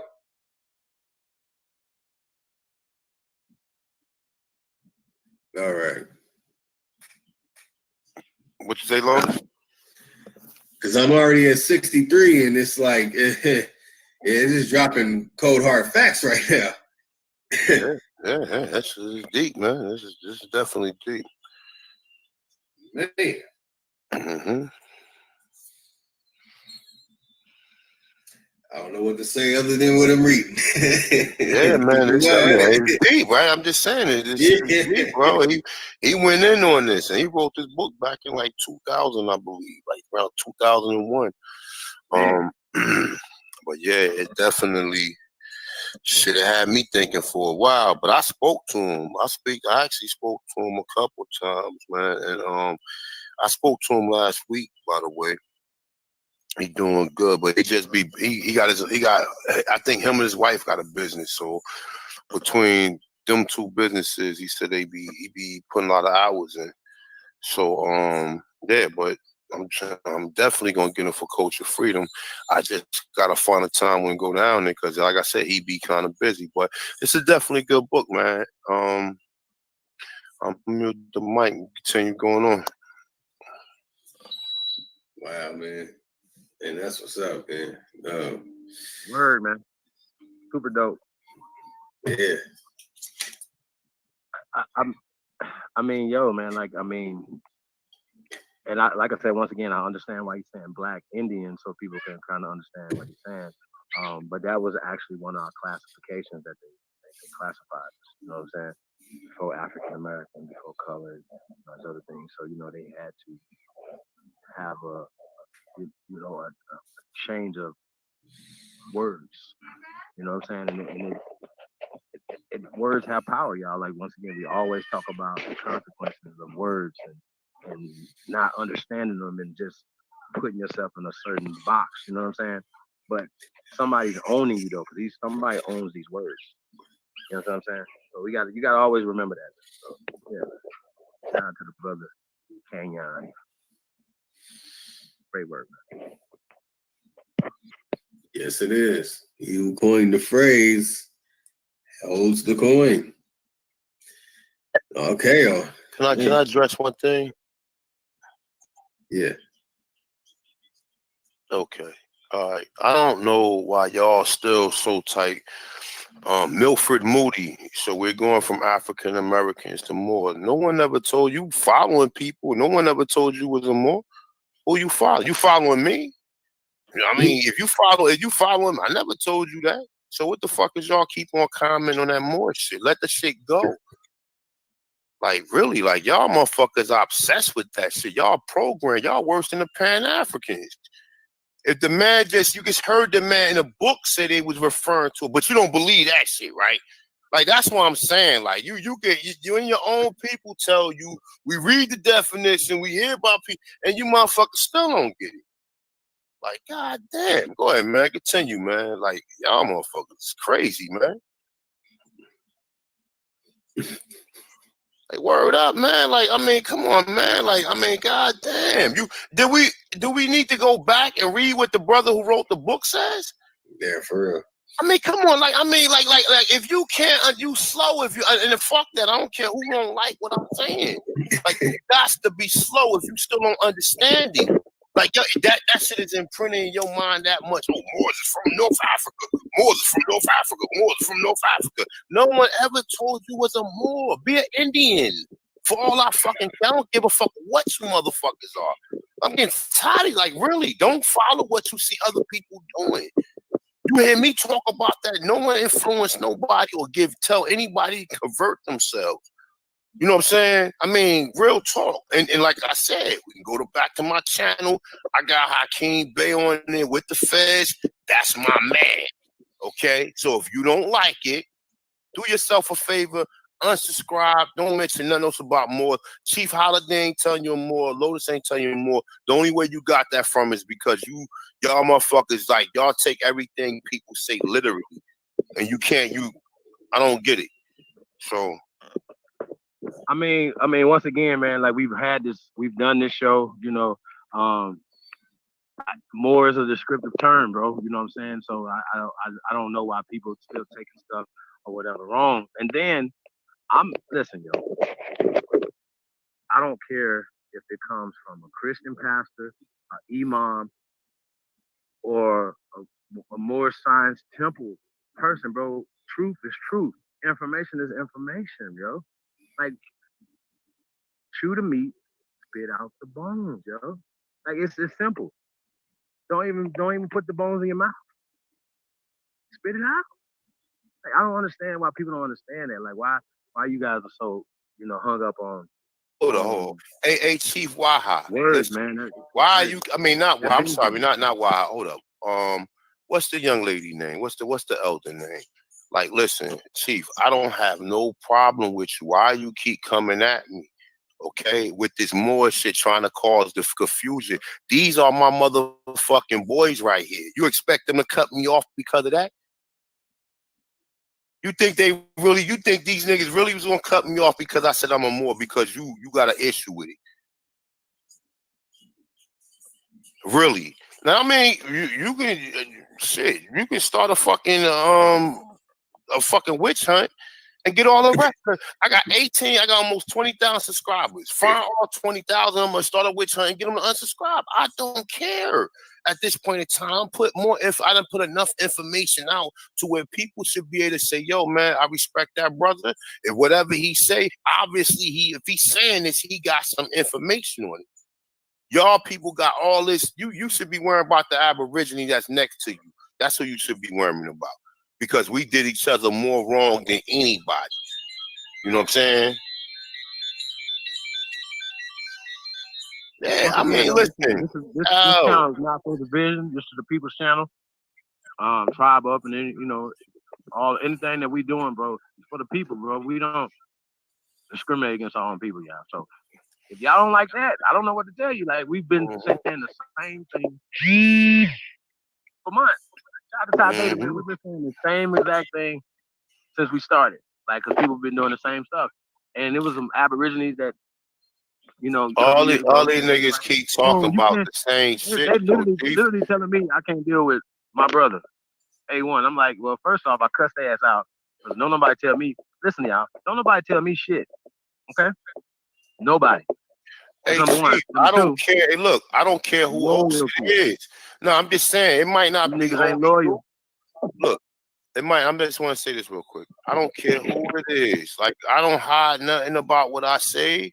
Y'all, I mean, in real talk, look, I respect everybody. I don't have no ill feelings for anybody and whatever their personal belief. I watch people videos, trust and believe. I'm firm with this shit. I've been standing my ground with saying what I've been saying for years. You understand what I'm saying? Through going back and forth through Kerry Davis and them, through going back and forth with Darkman X and whoever else got to smoke with the Morris thing. But the funny thing is this, right? I was going back and forth with Darkman, and he finally came to his senses and said, oh, well, Moor is a descriptive term for any dark-skinned person. I've been saying that shit for the last 6 fucking years. But you niggas think North Africa. If people was navigating and they was traveling, why would they refer to the people in the Western Hemisphere as Moors too? You just heard Pete Kanyon say it. I'm not the only person. What, Lotus? Yeah, I'm here. What did Pete Kanyon say, man? And matter of fact, you know what? I got it right here. I'll pull it back. Yeah. Hey, that's one of our titles, one of our labels. That's one of the names we've been identified as. They don't like it though. They mad. They mad because you've been misled. You've been misled by people who don't know what the fuck they be talking about. It's a descriptive term. It ain't just for people who practice Islam. Read one more time. The term Moor. I'm gonna say it one more time. If you can't understand this, and if you still debating this man after he put together this book and did all his research, it's not just A1 saying it. He is also saying it. The term Moor was applied to dark skin and brown skin and reddish brown skin people who were not only indigenous to Europe, but West and North Africa, but even Black Indians of the Western Hemisphere was dubbed with this title. Yeah, there it is. Damn, like, you gonna stand there, somebody gonna still come back with the retarded shit. No, there's no fact. Like, yo, like, real talk, you need to unsubscribe, like, because it's like, yo, we can't move on from it. But my whole thing is, though, like, I don't even know why people, like, like, just like they just watch people just to hate them or something. I don't know. But I know we got some haters out there watching right now. Listen, y'all. I've already said what I had to say. That's it. That's all. We ain't got to even go back and forth. We ain't gonna make no videos. How is he distinguishing between more? Listen. How is he? Real quick. How is he distinguishing between? He's saying it was applied to the people here. What the fuck part don't you understand? Yeah, you keep on thinking about the Moors in Europe, and then you getting that confused with anybody who's a dark skin complexion person. Let me look. Check it out. Let me share my screen real quick, Lotus. Let me just share my screen real quick. All right. Let me just share my screen. 1 second. Let me just say. I'm gonna read it one more time, okay? I mean, maybe you just need this because it's like you ain't gonna never learn nothing with the same people who can't get past nothing. Okay, 32. Okay, 32. Let's read it slow together. The term Moor, you see, it's highlighted in quotation, was applied to dark skin, brown skin, and reddish brown skin people who, he says, listen, who were not only, okay? Let me say it again slow. Who were not only indigenous to Europe, but West Africa and North Africa, okay? He said even Black Indians of the Western Hemisphere was dubbed with this title. Why would they be calling people of the Western Hemisphere Moors if the Moors was only from North Africa? Now, I'm not saying that they was applying this to you. You ain't no damn Indian neither. You only use that term because of the white man acknowledged it. We ain't no fucking Indians. Ain't nobody, we use that term because the white man acknowledged it or what. That's like calling yourself a Negro. That still is a term that he applied to you. But let's use this because it's in the Constitution and we can get benefits from it. No, that's still a term that you never called yourself that. You've been using the term so long to where you think it applies to you. Okay? Even Black Indians in the Western Hemisphere was dubbed with this title. That's the end of it, man. Ain't no more debates, man. That's it.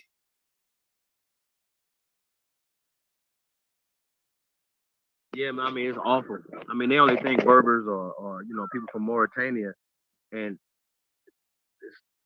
that will be one term, but they applied it to a lot of other people, and then they applied it back in history too a lot of times, y'all. So y'all gotta understand that. The Saracens, the Swarthy was another term. Ethiopians, Egyptians. These are all terms, y'all. So these people were speaking Old English at some point, which is Latin, okay? Old English is Latin. Don't fuck around. Read the comments. Read the comments. People is really like. No, I'm just saying. If you read the comments, you see that people is saying that people catching on to it. There was, look. Do we need to pull the etymology of the word Africa up? Do we need to go back? Do we need to go right back to the same? Do we need to pull the etymology of the word Africa up? If we look at the etymology of the word Africa, the first time it's really appearing is in the 1800s. We have been told that the Moors went into Spain in 711. There was no fucking Africa in 711, nor was no North Africa in 711. Okay? And then on top of that, he just told you the term was applied to people in the Western Hemisphere. I'm done. I'm going to let this brother continue with the bill. I'm going to do a bill tomorrow. I'm going to let y'all come over there and tag me on my channel. Okay? For anybody who want to constantly keep talking, listen, I'm your brother. I've been putting in work. All the work I've been putting in, it is what it is. Okay? I put my work in. I go to court. I do all this shit for real life. This ain't just I'm not just making no fucking YouTube videos telling nobody. No, I do not have a nation because I don't want a nation at this point in time. I got to stand for myself at this point in time. So, like I said, man, it is what it is. You guys out there, you know the hard work and work I have put in. So like you already know I always reference Moors. I learned from Moors whether you like it or you don't like it, and I will never. The Moors I learned from, I respect these brothers to the fullest, and I will never go behind them and backbite them or oh man, because these brothers show me love. They don't have no problem with me saying I'm a Tonsan. They don't have no problem with me saying I'm indigenous to this land, and they say the same fucking thing. But they know that it was a bigger thing going on. We had trade lines with other people who was family with us. But people can't understand that because they think Indians is just teepees and feathers. And we was just primitive people. When you find rivers, canals, castles, universities here, we think we was just primitive fucking people.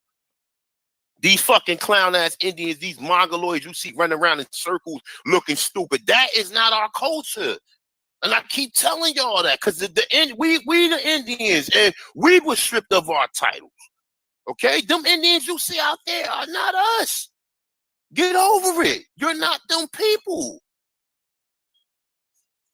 Say, you're not them. You're not them people out there. All the images you see of the Northeast Indians and all the way from New York, all the way down to the Caribbean, they all had feather crowns on and these grass skirts. Why don't you see the Mongoloids wearing none of this stuff? Because they don't even know about it. They try to make the war bonnet after the feather crown. So like, I don't know what to tell nobody. Like, I'm not trying to beef with nobody, but you won't stop. Y'all gonna stop. Y'all gonna stop fucking with me about this more shit. Well, another thing too, man, like I said, man, like it ain't nothing to address, man. Like I said, people ain't getting it, that's fine. But once again, we not discriminating against our brothers and sisters over here. Like, so I don't know how we're not a cult. We don't do that. I don't even understand the conversations. Like seriously, they seem weird to me. Like for us to be having this same conversation all the time. And then we're gonna say the same. It's not like we're gonna change our stance, y'all. But real men are sturdy, foundational. That's right. We're not moving off what we're saying, yo. So y'all gotta follow the leaders or go somewhere else. That's what you're gonna have to do. You're gonna have to do that. Chief, you're gonna have to follow our lead or go somewhere else. It's simple. It's not hard. It's a fact. It's not hard. I think people need to worry about what they got going on and do that well as opposed to worried about what the next man has got going on, bro. Like it's too slow for me. And we are way. We got way too much to do to be worried about some dumb shit all the time. That's a fact. We're gonna have Moors over here. We're gonna have Christians over here. You know what I'm saying? Y'all might see Black Jesus over here. You know what I'm saying? Like we're not discriminating against our brothers and sisters. So I don't know what are y'all talking about? And I don't want to sit around and talk to Aborigines the same time with the same information. How are we gonna build? We got to get other information. Hey, and most of the information came from other places because this wasn't even community. So information came from other places. I don't know what's going on. Look, Chief. That's too weird for me. Look, Drew Ali was part of the Eastern Cherokees, number one. Okay? Drew Ali seen how they was classifying his people as colored and Negro after 1866. So he came with something different. Okay? Man, listen, Drew Ali is an amazing brother, whether you appreciate him or you don't appreciate the brother. You understand what I'm saying? That man said, look, he said, you're home. He said the European is 3,000 miles away from home. Okay? Now, whether you want to put that in wherever the Moorish perspective or put in the Aborigine perspective. Okay, the man was an Aborigine of this land. No matter what people say, oh, we did it, he's Turkish, and get the fuck out of there. I've already talked to people, mad people who've studied him and then know that he was part of the Eastern Cherokee. So all of the slander stuff that you're hearing from other individuals, do your own research. Do your own research. You got a right to go back in history and you got people who came and fought for you. Like I said, what other person you know in history told you was not Negro, Black, and colored? Who else told you that? And as you see, them terms is what puts you under the jurisdiction of the United States.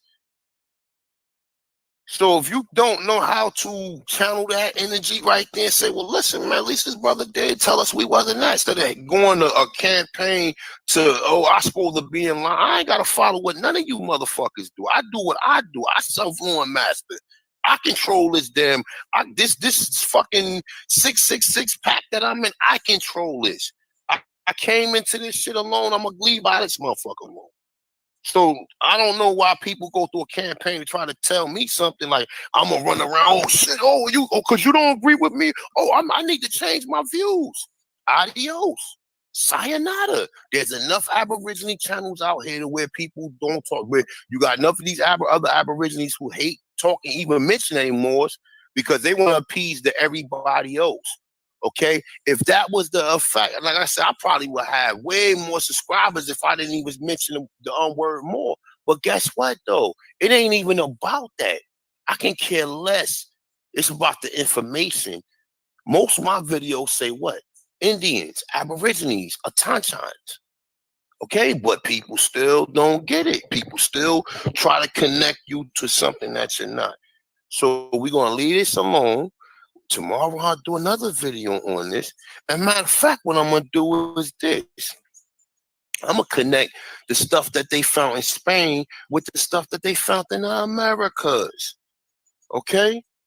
You really gonna be pissed off. Y'all gonna really be pissed off tomorrow. This shit I'm gonna show you, and I'm gonna connect the content of the move with all of this shit. Okay, and I'm gonna show you that the Algonquin language was damn near the same letters as fucking Arabic. So, like I said, you ain't gonna do no research. Like I said, just sitting in there thinking you're an Indian, just sitting like, oh, this is it. This is the end all be all. Nah, my people study the science from 0 to 9. How do you think they built what's that? Mexico City or what? Tanacacan or whatever in Mexico City. If you take a look at that real quick, I'm showing this, right? And this is from your boy. Your boy put this up here. Let me see. I'm sharing my screen. Hold up.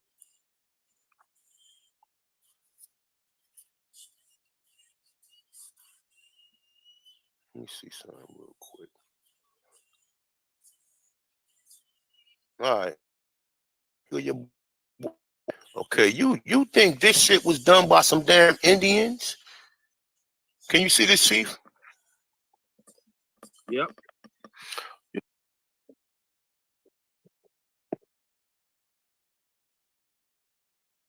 This shit. You think look at this shit right here. You think this shit was done by just some regular fucking Indians? Nope. Look at it. Take a look at this. Okay, take a look at this.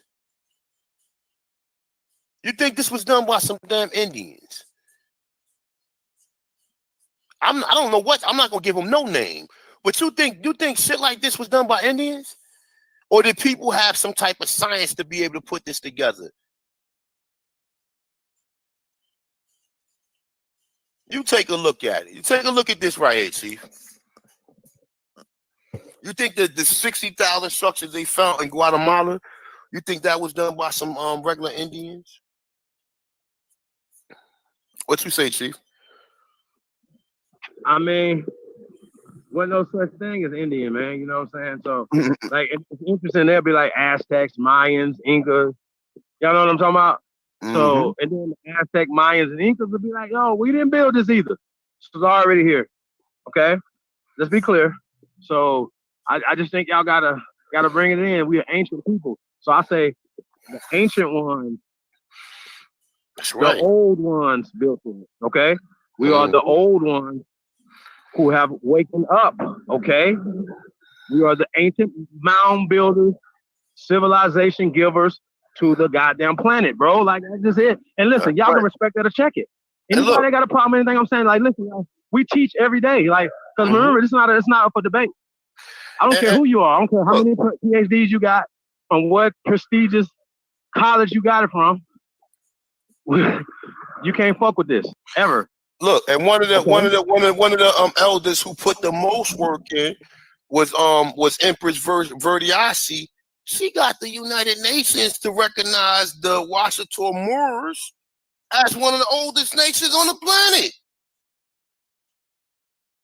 And she done put way more work in than any of you motherfuckers on YouTube. In fact, people said she lost her life behind this shit.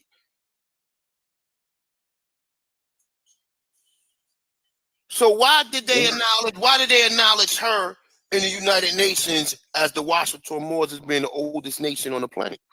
But most people don't even do videos on that.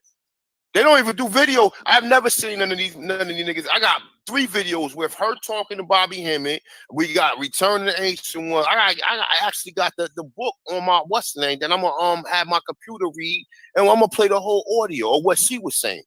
So, like I said, like no, everybody always do the video, Cherokee, Chickasaw, other shit. No one never do no videos on the Empress Verdiasi. She was the real deal.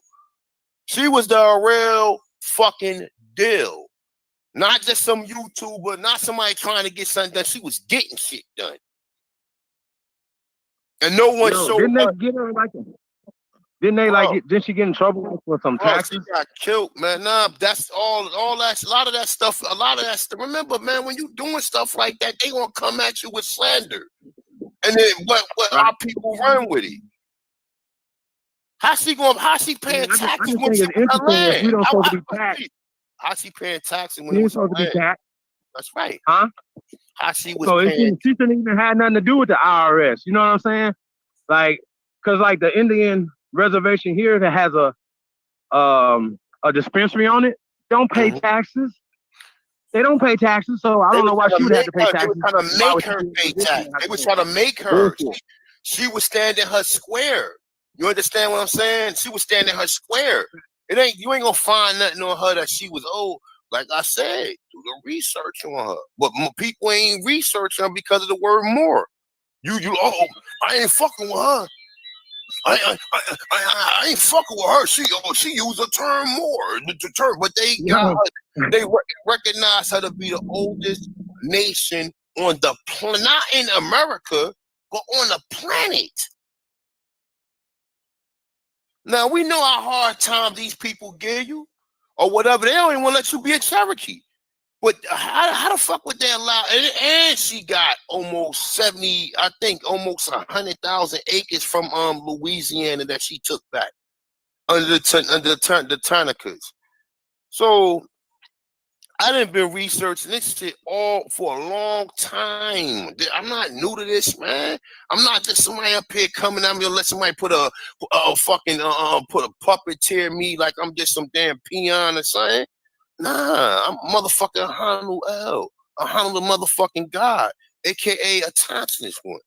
So I've been doing this for a long time. This ain't nothing. I just popped up, rolled out the bed, and get oh shit. I'm just start making videos, and I'm gonna start showing. Nah, been doing this for a long time. I've been researching for a long time. You know what I'm saying? But when you see one of your own people tell you, you don't recognize it. So I mean, I ain't want to make it personal, but people still in the chat room going on. This brother reading from the 103 Amazing Facts, but people still in the chat room like respect the work what this brother doing. You know what I'm saying? Respect. Let the brother teach on and just flow with that. I'll be on tomorrow and y'all can attack me on my channel. Anybody come more, come welcome. Whatever, I can care less. Come with your negative comment. I used to fuck with A1, but he talked more. Well, there's plenty of Aborigines out here. Sayonara. Go my star. Adios. You know what I'm saying? There's plenty of Aborigines. I guess they can't see all the other information that you brought to the community. You know what I'm saying? Like they can't see past that. We all not gonna agree on everything. I can promise you that. No. So that what does that mean? Does that mean we're not brothers? That's crazy to me, y'all. Like we're never gonna understand. We're never gonna be the same on this ever. And trust me, I used to be where y'all at. For real. Because I was going off of limited information. I was working off of limited information. So if I see one of my brothers on the street with a fez on, I'm gonna greet him. I'm gonna greet make him my brother. I mean, majority of people are Christians. We're gonna greet them. We're gonna honor and respect them. This is how that works. But we're gonna educate them too. Period. We do, bro. I do this everywhere. Everywhere. Just fucking 7-Eleven. I'm talking to somebody. You know what I'm saying? And if they listen to us, they might hear something you saying. Say, what did he just say? And then it gives me opportunity to teach. And it might take 2 minutes to put something on somebody's head. And you plant the seed, you keep going. Next time you see them, you sprinkle some water on it. See how that work? Shit. That's a fact. Taking this shit personal. I ain't taking nothing personal, military move. Said, bro, you kidding? What the fuck you mean? Well, if I'm not you taking it personal because you keep talking about it. And then y'all trying to sway other people to stop fucking with me. Like, so what are you talking about? If you taking, why the fuck you keep on talking about it if you taking it personal? Boy, you kidding me? Like, come on, y'all niggas a bunch of jokes, man. That's why I don't fuck with a lot of you motherfuckers, man. You niggas a bunch of fuck talk. I'm taking it personal. Why are you still talking about it? Why you commenting on my fucking channel and then popping all this bullshit? Yeah, man, don't trip on that, man. Like I said, man, your body of work speaks for itself, man. And for me, I feel like, like people don't give people the benefit of the doubt that they should. Bro, none of these people talk about I never heard none of these people talk about the Empress Verdiasi, man. None of them. I mean, I'm not saying none of them, y'all. I'm quite sure people know about her, and I'm quite sure people rock with her. But none of these people talk about her. None of these people talk about her. You know what I'm saying? Like I said, you too caught up. You can't even study a joker like Prince Uriel Bay and understand what the fuck he was talking about because you too caught up with the hatred for certain individuals. You ain't never evolve into a higher being because this Indian thing is just one thing. Okay, what are you doing on a higher level or mental level? You know what I'm saying? Like I said, no one talk about Empress Verdiasi. Motherfuckers ain't got no videos on her. The only person talk about her is Aline Bay. He's the only one who got videos on her. Outside of that, no one in the Aborigine community even fuck with her like that. And she really put work in. She really put work in. For real, for real. And no one talks about her. No one show her no love. I mean, like, really. I don't know Firewater. I don't know if he sold the land. I mean, I don't know at this point. No doubt. I'm sorry, Lotus, man. Go ahead and continue, bro. No, you good. And I want to emphasize on something too myself.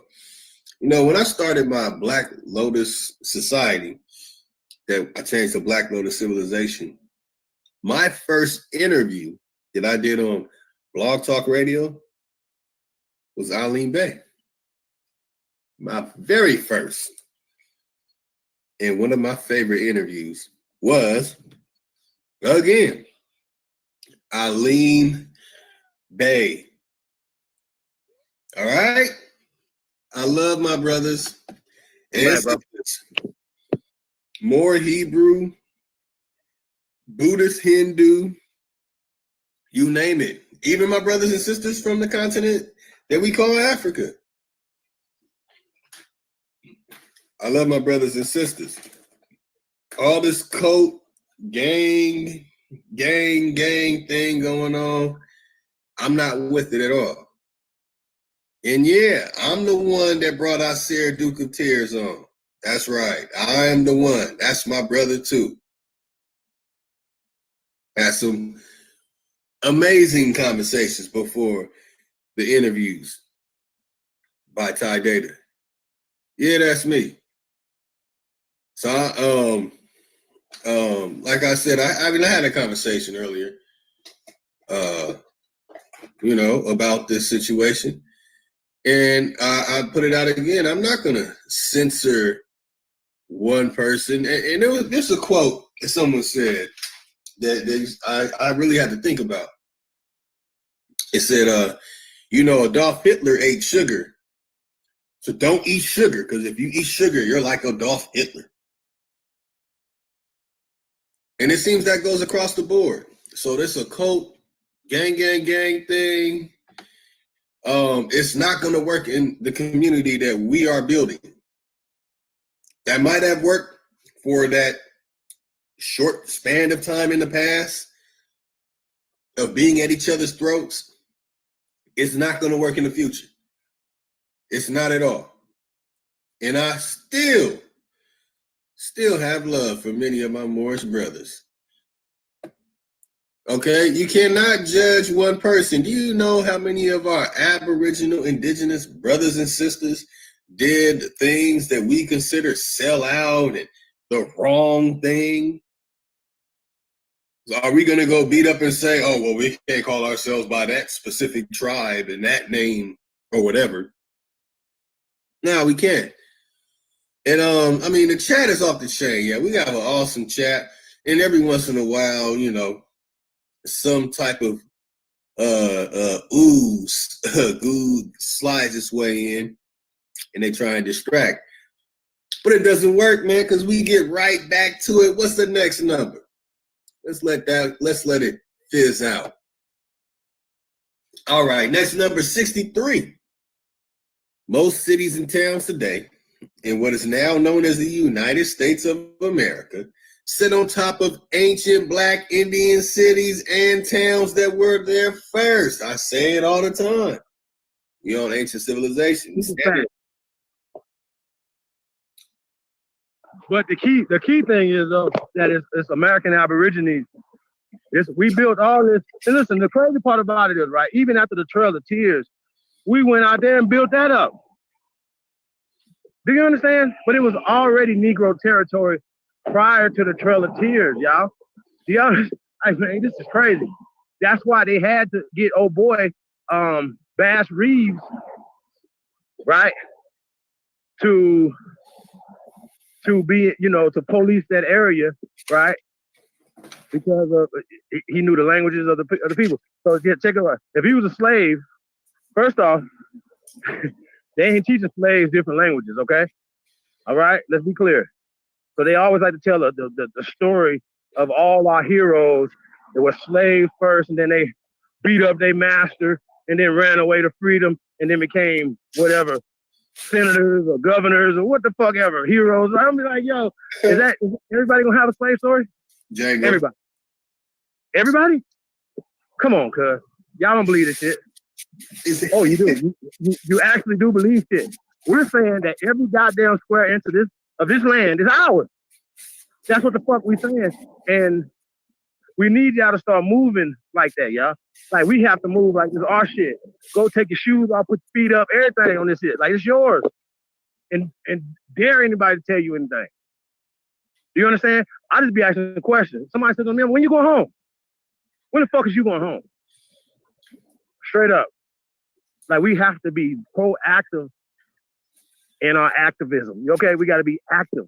It's some bullshit. This is our sacred land. It's our shit. They built on top of literally on top of our everything. Flooded city. You niggas are like, come on, man. Y'all want to argue over West Africa, but they ain't trying to go. You have a whole country called Liberia that you can be there. Hurry up. You don't even, do you need a passport to go to Liberia? One-way trip. That's all waiting on, man. That's what I'm gonna start asking y'all. Y'all coming here talking that dumb shit. Like, when y'all go home?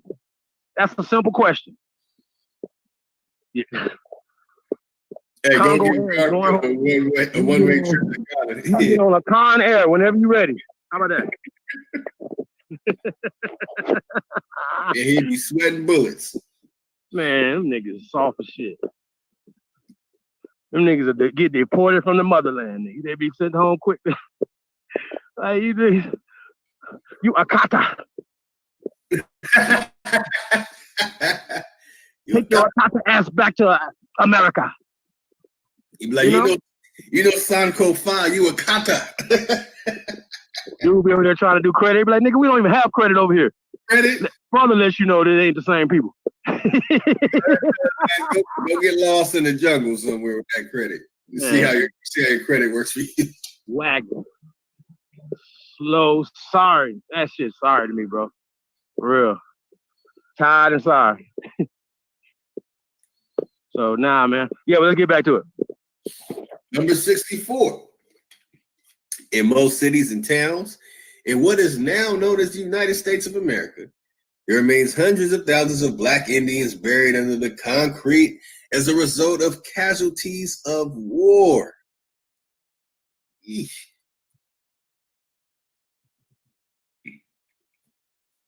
Number 64. I'm sorry. Number 65. St. Louis, Missouri used to be a Black Indian city called Cahokia. Cahokia at one time was the largest city north of Mexico and at one time one of the largest cities in the world, outranking most cities in Europe.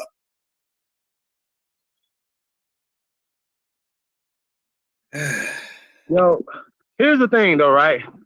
During Cahokia, they didn't have no cities that size. So they try to compare Cahokia to their cities, but yeah, they wasn't the size of our cities because we had trading going on over here, okay? I just need y'all to understand that, all right? Don't let them keep telling us to compare our stuff over here with their stuff over there when they ain't have shit, okay? They didn't even have trees. They had a wood shortage, okay?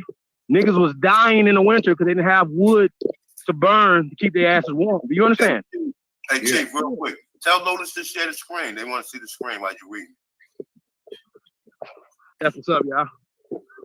But yeah, go, Lotus, get back.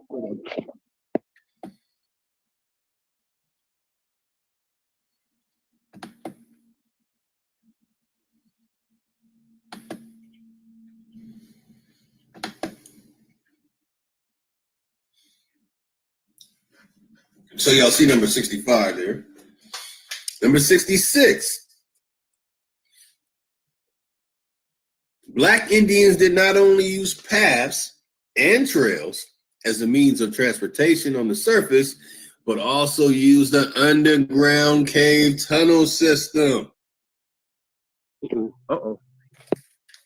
Hey, look, I already have some of my headgear in the future. In 2020, I will go live if I can, but we'll also record video footage, and I'll be going through some of these caves that I know about, thanks to my ancestors. And looking forward to sharing that with everybody. So me seeing that in 66,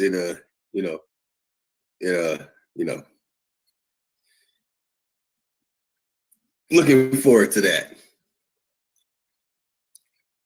Number 67. That's pretty dope, bro. What? Oh yeah, man. I can't wait to do it. I can't wait to share it. I'm one of them type of people. I like to venture out. Man, me and my family went camping every year. So,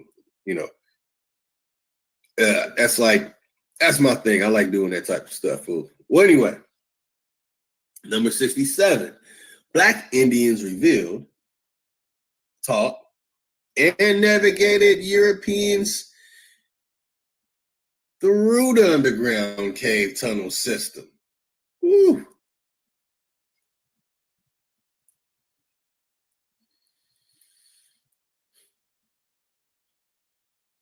Number 68, games such as basketball, soccer, and lacrosse originated from Black Indians in the Western Hemisphere. I've heard that so many times, huh, Chief? Yo, you know what? I seen Tariq Nasheed on one of his hidden colors. I seen a clip, and I didn't know it was a hidden color clip. I don't think it was 5, because Umar was in it, and they were talking about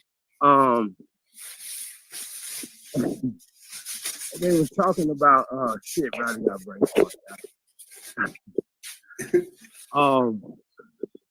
Fuck, it's gonna come to me. God damn it, I just thought about something else. Yeah, but no, they was talking about, right, hockey, right? Like literally, they showed somebody like playing hockey in Egypt, like on hieroglyphs, and they said it was a form of like field hockey, right? Check it out. So they said that from that, they didn't explain, they never do, how they got to Canada to create hockey, right? They were just like, they just showed something on the wall where two people had a stick and like a ball on the ground, right? So then they took that and ran with it like, yo, oh, well, this was this is an African invention. They just put it on ice. No. It's an Aborigine to America. And if you niggas is playing any type of sports in Egypt or anywhere else on the planet, guess where you got it from? The best ball playing motherfuckers on the planet. Okay? Who invented these ball games? Sylvester Williams invented, an American Aborigine invented hockey. Okay? So let's put that in y'all pipe and smoke it, okay? That's what y'all need to do. Oh, damn. Number 69. Black Indians play dice games, just as they continue to do on most inner city corners in what is now known as the United States of America. Really? I didn't know that one. Ebony. Hey, I mean, that's about right. We're some good game playing motherfuckers, boy, for real. We'll figure it out. We will figure out how to have some fun, for real. You know what I'm saying? So yeah, that's pretty interesting. Go ahead, bro. Number 70, the boxer Muhammad Ali, aka Cassius Clay, is a Black Indian. Fact. And he does claim it. Well, he did claim it. Number 71, Black Indians did not always kill each other in war. War used to be carried out by playing games. Facts. Number 72. During the 16th through the 19th centuries, Black Indians migrated from their ancestral lands in what is now known as North America to much more older ancestral lands in the Mexican, Central, and South American regions. This exodus was a result of both pale-skinned and dark-skinned European invasion. Yeah, you're going to love this one, Chief. Many Black Indian chiefs were put on annual salaries by different European nations throughout the 16, 17, and 1800s. European nations such as France, Britain, Spain, Portugal, and the Dutch Netherlands paid Black Indian chiefs of the Western Hemisphere a salary for their support in the slave market. European currency, rum, thunder sticks, guns, and a free trip to Europe were all elements that made up this annual salary. Whoa. Damn it, man. Damn it. Yo. I mean, so when we talk about sellouts, right? Now we can't just think that those are just mulatto or mestizo chiefs now that had a, like, in order for them to even get into a position, somebody, some other chiefs had to take salaries and, basically be puppets to them, you know what I'm saying? And they built up puppets, they built up chiefs, you know what I'm saying? And enriched them. See what I'm saying? Oh, well, you can get Christianized and you can start speaking our language and you can start moving like us.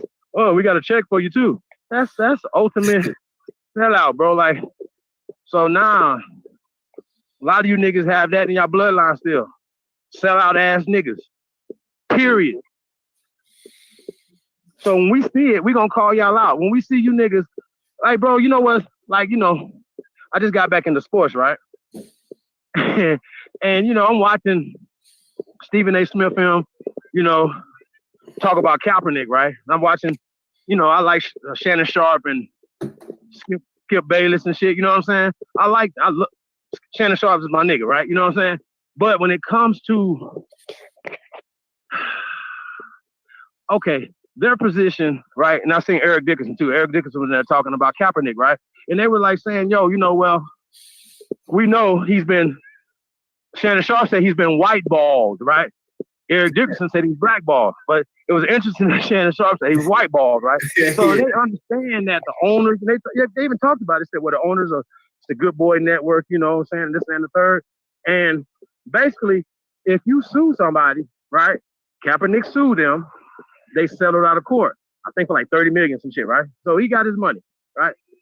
So it's not like they're gonna let you go back into the NFL after you sue them, right? So my whole thing is, right, that Stephen A. Smith and Shannon Sharp and all the other black or Aborigine sports casters, right?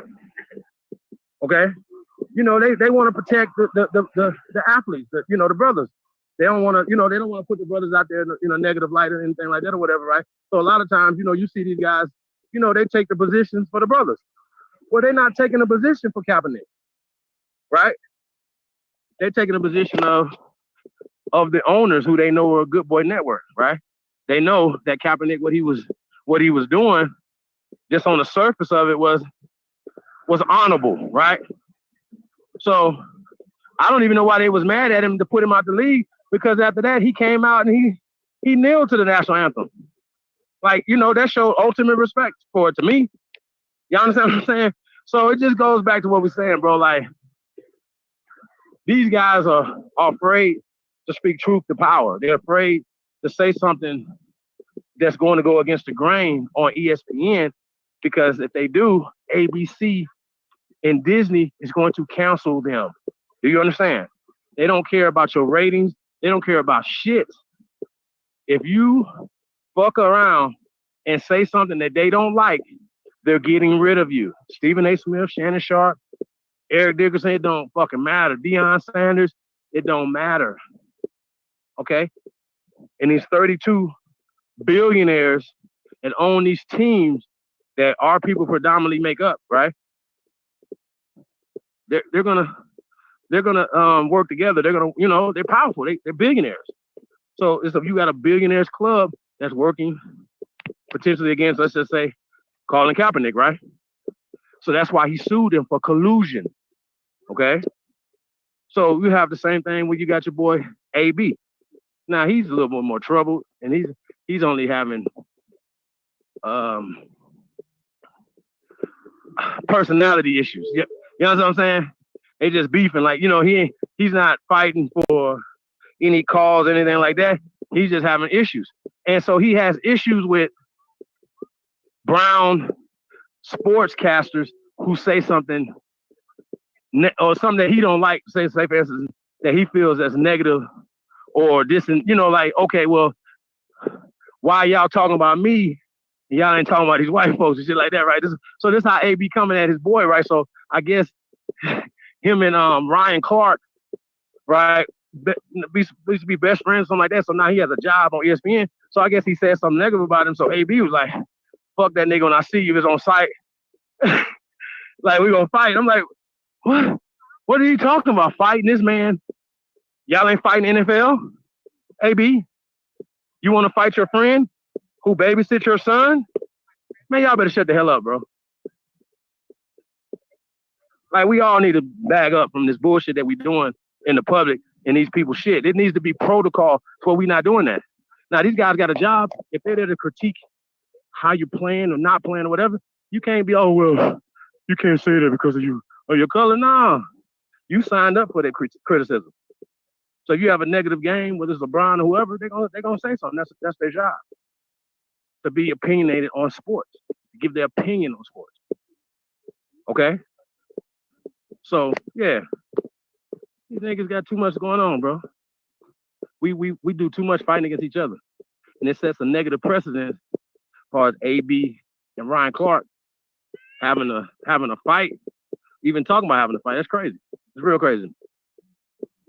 Super crazy. So yeah, that's what I'm on, bro. My bad, man. I got off the tangent for a second. Nah, you good. Hey, man, it's needed. Let's get him.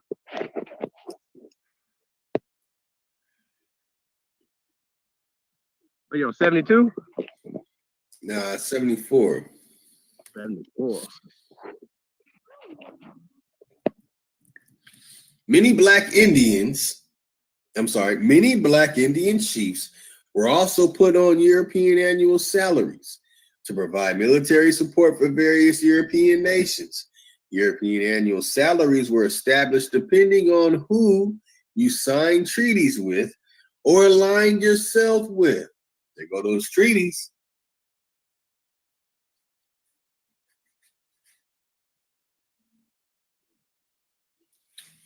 Number 75. Excuse me. Number 75. Many black Indian warriors, both females and males, became privateers, pirates for various European nations during the 15th through the 18th centuries, known as warriors on water. I'm telling y'all, boy, he dropped some jewels in 75.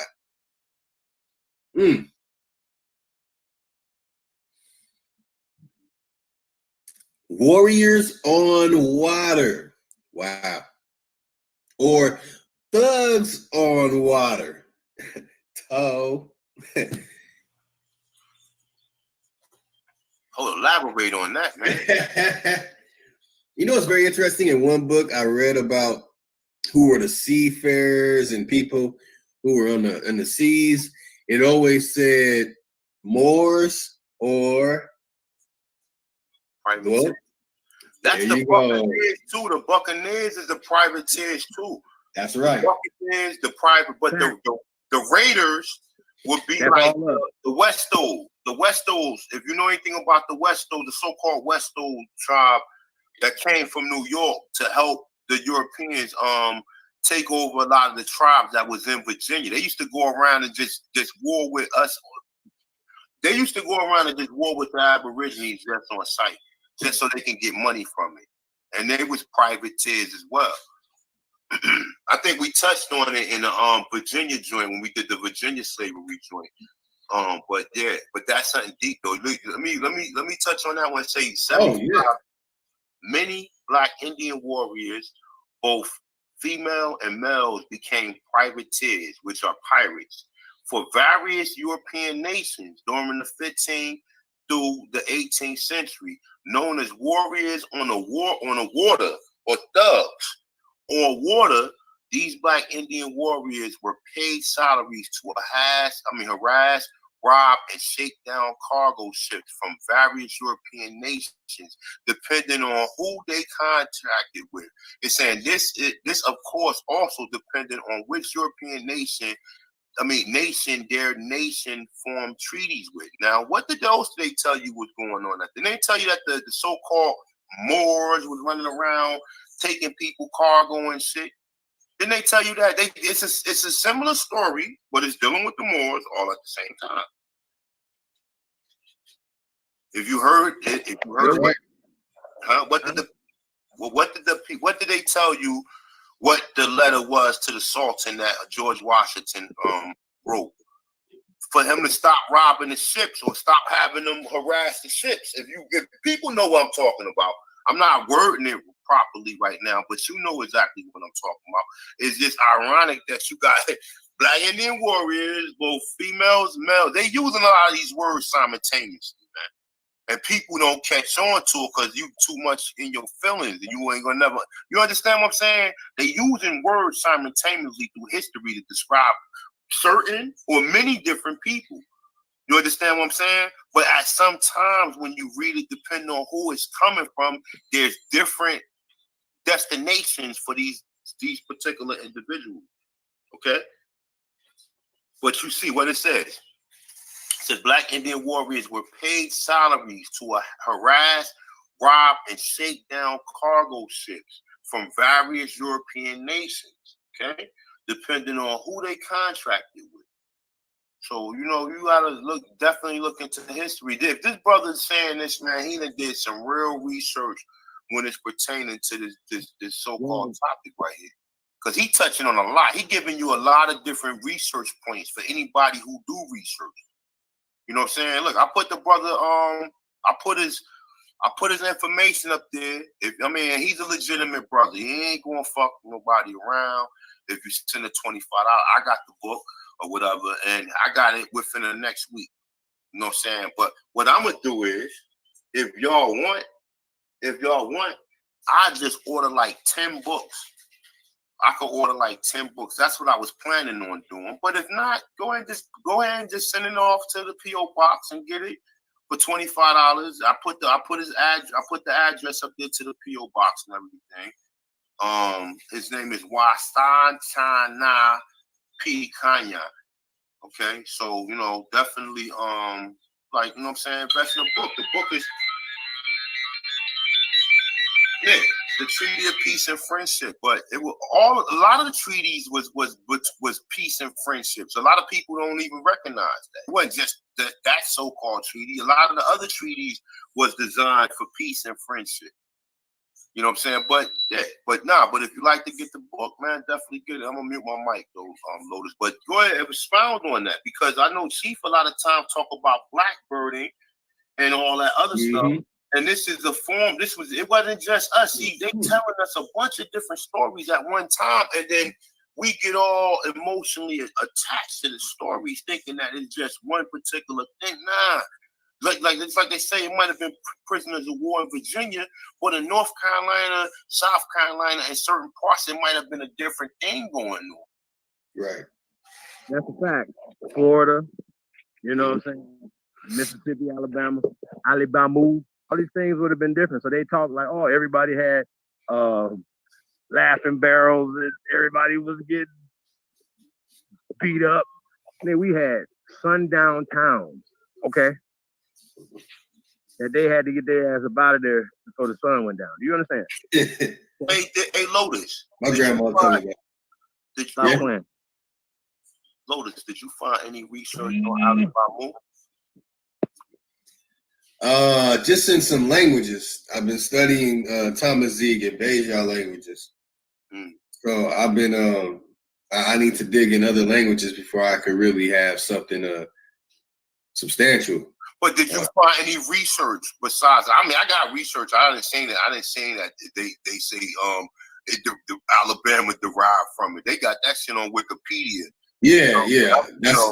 I seen that on Wikipedia. Yeah, I've seen that part. But if you dig a little deeper, you'll definitely find references on it or whatever. But I find that to be ironic, man, that no one, you know what I'm saying? Like I said, man, it's a lot of stuff going on here, man. And remember, like, even in Alabama, man, they said that's supposed to be where the Red Sea was at. Because what do they call, what is the name of Alabama football team? The Crimson Tide. Now the brother, what's the name? UB News touched on that. I don't know. Did he ever start another channel? I don't know. UB News, your Brian Brandon. Did he ever start another channel? Because I know he touched on the. I think he did. I think he did start a new one. I gotta find it. Then I haven't seen it. I gotta find them. I gotta look for him though. But he touched on the Crimson Tide. Because even if you look at Alabama, they said they found mastodon bones. You know what I'm saying? Now that, like I said, so they found them big ass elephants here, and then you find Phoenician in Alabama and in Tennessee. You find Phoenician writings in Tennessee, and they said in some of the mounds they found Phoenician. What is Alabama? What is Alabama? I'm still learning, bro. I'm still digging. Yeah, I'm digging in that too myself. But we know damn well Ali Bamu sound real suspect. Like I don't, you know what I'm saying? Like, yeah. Come on, bro. Let's be for real, man. Well, we already we're suspect on the side that it's not true, but come on now. That Alabama ain't supposed to be. But see, listen. And I'm gonna say this. Right. I'm gonna mute the mic. Right. a lot of the languages. Remember, A-E-I-O-U. I keep telling you that they call Cuba T Maraca. T-M-A-R-A-C-K-C-A. Now you could take the A's out and put O's in it.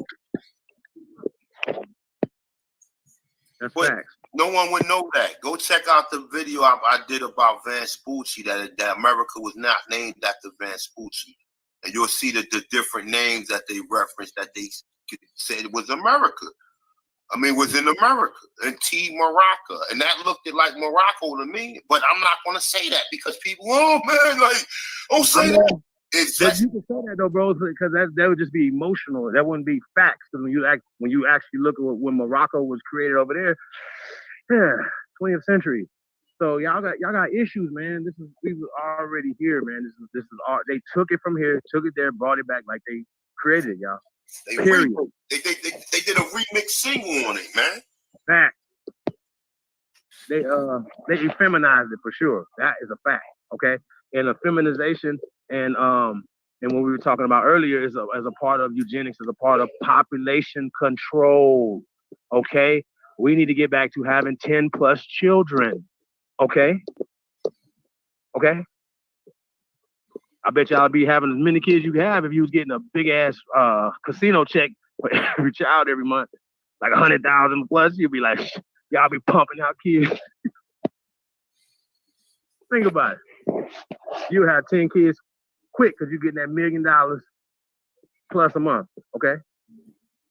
Do you understand? I don't think. Go ahead, brother. Let's go ahead and get through this thing, man. And I'm looking at this the Alibama information. Hold on. Alibama. Mm-hmm. The Muskogean language family. Uh-huh. I'm gonna have fun digging into that. You gotta hold up. Hey, real quick, you ain't never seen none of my videos I use with fucking Wikipedia. Never. That's the first. You never do. I never have. Let me tell you something. Outside of the way you may think about me, I got 2.5 of these European degrees, okay? And upon listening to some of them, I picked up some great tips on researching, by the way. And listen, let me tell you something. When you're writing a research paper, you cannot put no motherfucking Wikipedia in it. You can't put Wikipedia in no school essay or anything. So come on now. Listen, I'm a nutritionist, okay, for real.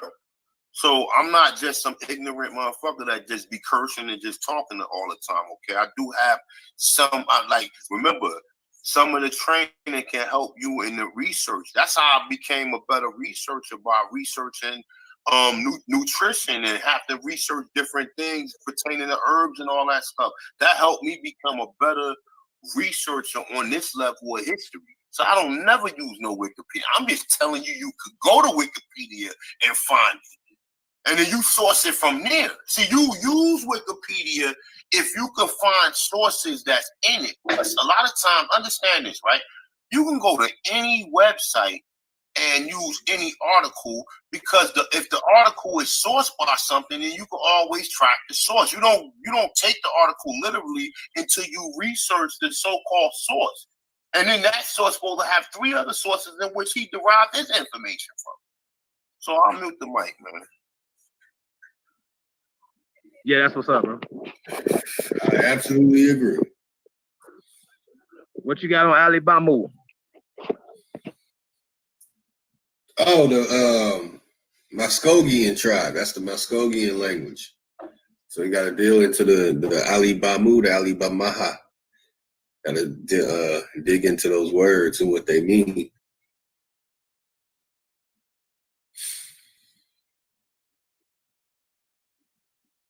Which I will. Oh, back on number 75, man. We left on warriors on water or thugs on water, but we got to start from the beginning. It's just so powerful. Number 75, many Black Indian warriors, both females and males, became hired privateers, pirates, for various European nations during the 15th through the 18th centuries, known as warriors on water or thugs on water. These black Indian warriors were paid salaries to harass, rob, and shake down cargo ships for various European nations, depending on who they contracted with. This, of course, also depended on which European nation their nations formed treaties with, as our good brother A1 just read. Man, oh man, I need to know more about the warriors on water or the thugs on water. That is another day. We're going to go in on that one day. Man, I got some info on that. You heard me? That's a look. Yeah. That's a build itself, because when you research it, you're going to find so much material on it to where you can just do an individual build alone on that. Oh, yeah. Casablanca. Well, boy, I can't wait to dig. Man. Bro, I'm gonna tell you, man. I'm gonna tell y'all, man. I mean, look, man, a great researcher, man. I'm telling you, Aline Bay and the Duke of Tears is like great researchers. Like, fuck how you feel about people. I got the Ali Bamu thing from the Duke of Tears. Mm-hmm. I got that from him. And I got the Chickamauga flag with the Confederate flag from him. So, I mean, you ain't never gonna be no great. I mean, like I said, listen, if your only plan is, like I said, to put feathers on and then just to sit in your territory or your domicile and just sit on your porch or do whatever you do, that's, hey man, I'm not mad at you. But if you want to really dig in deep and really find out your history, what they say, a man with no roots is like, I mean, a man with no history is like a tree with no roots, right? So the roots go back further than just 200 or 300 years ago, because now you know you from here. Now you want to know the history from here, just like people Pan-Africans study the history in Africa, and they all like they know everything about Africa, and they know, oh yeah, we know about this, and they know, you know what I'm saying. You don't know nothing about America. You think the Americas, like I said, was just some primitive nations. But when you research it and you see the antiquities and the things that was there, you'll be amazed. And then, like I said, you'll be proud of your ancestors and you'll be able to tap into something higher than yourself. But if you keep running around here, you don't listen to certain individuals, you don't build with certain individuals, you don't mess with this person because he say he that, you ain't never gonna learn that. Because half these niggas who study this Aborigine stuff don't know everything neither. That is true. And I'm not trying to be funny. I love my brothers. I love the sunshine. But at the end of the day, half the people who do research in themselves, they get stuck. I see that people stay within certain centuries. I'm going back some. I know about all this shit already. I've been listening to, I've been listening to brothers break down his history as far as how they amalgamated us and how they did all that. Like I said, man, it's is a lot. You just gotta really just be. You can't be biased when it comes to research. If anybody talk about this Aborigine history, whether you can get it from people who quote unquote call themselves Moors, whether you can get it from Hebrew, whether you can get it from Nation Islam, whether you can get it even from Muslim brothers who talk about what Columbus said when he came here. So it's people who research. You can get everything from every individual, but you can't take nothing personal. This ain't no fucking following shit. Like, you know what I'm saying? What people study or what their personal cultural attachments are is not important to everybody. Like I said, if myself, I'm cool with geometry, cosmology, astronomy, and civics. I'm cool with that. I study civics. You know what I'm saying? And so did your ancestors. What number was that Lotus with the Iroquois? That was 37, right? Go back. I believe 37 or 39. I think it was 37. Go back. You can go back though, but it was. I believe it was 37. So if it was 37 was the Iroquois. Yeah, right? 37. The Iroquois nation. Okay, so you study civics too. Where you think they got all of this stuff from? But guess what though? You think you was just sitting in some territory doing running around Indian dance all motherfucking day. You know what I'm saying? No. You had people who studied the science from 0 to 9. And the American Encyclopedia tell you we created 0 here. So I'm gonna mute my mic, man.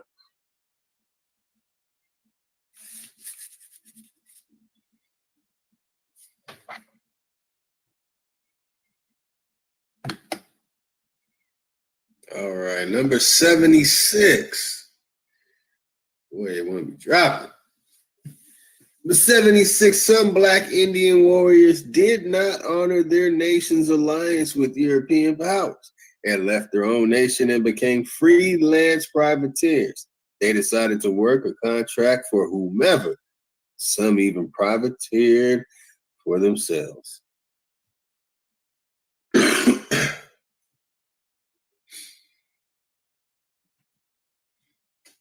Man, and you know what? This is like, it's opening doors in my brain. Thinking of like, okay, these other things I've looked into and I've researched, like, okay, that makes sense right there with those things I've heard before. And this makes sense with those things I've heard before. This is amazing. This is a heavy weight book where I was compelled to read through the whole thing the first time. I did it the first time I read through, I only found 51 pages. I mean, the first 51. Then I found the rest of it. Somehow I got it from Con Drop or whatever. And I got it. And I just like, once I started reading it, like you get compelled, you want to know more. Because this shit is interesting, man.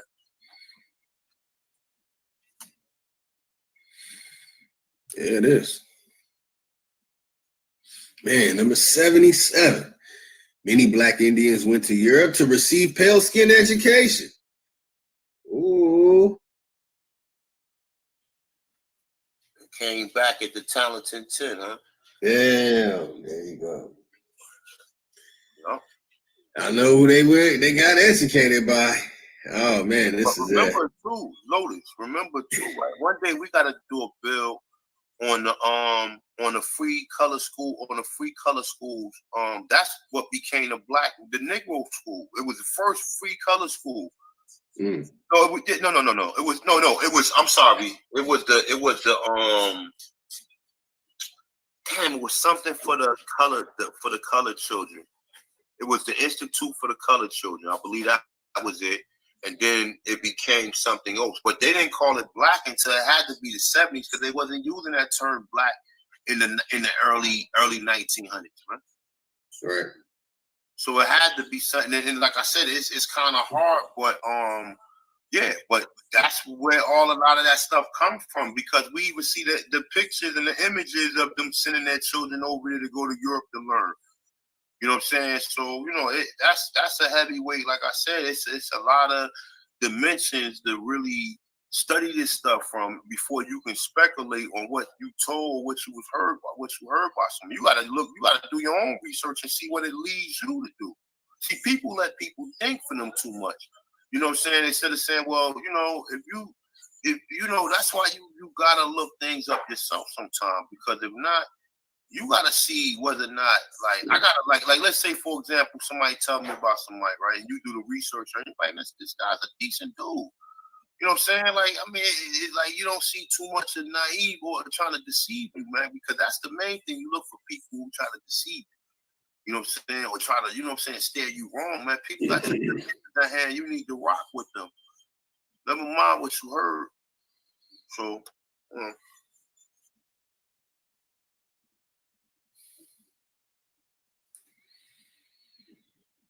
Number 78. Many Black Indians not only attended pale-skinned colleges and universities, but also enrolled into pale-skinned military schools where they learned pale-skin warfare and taught pale-skins their own method of warfare. All bad.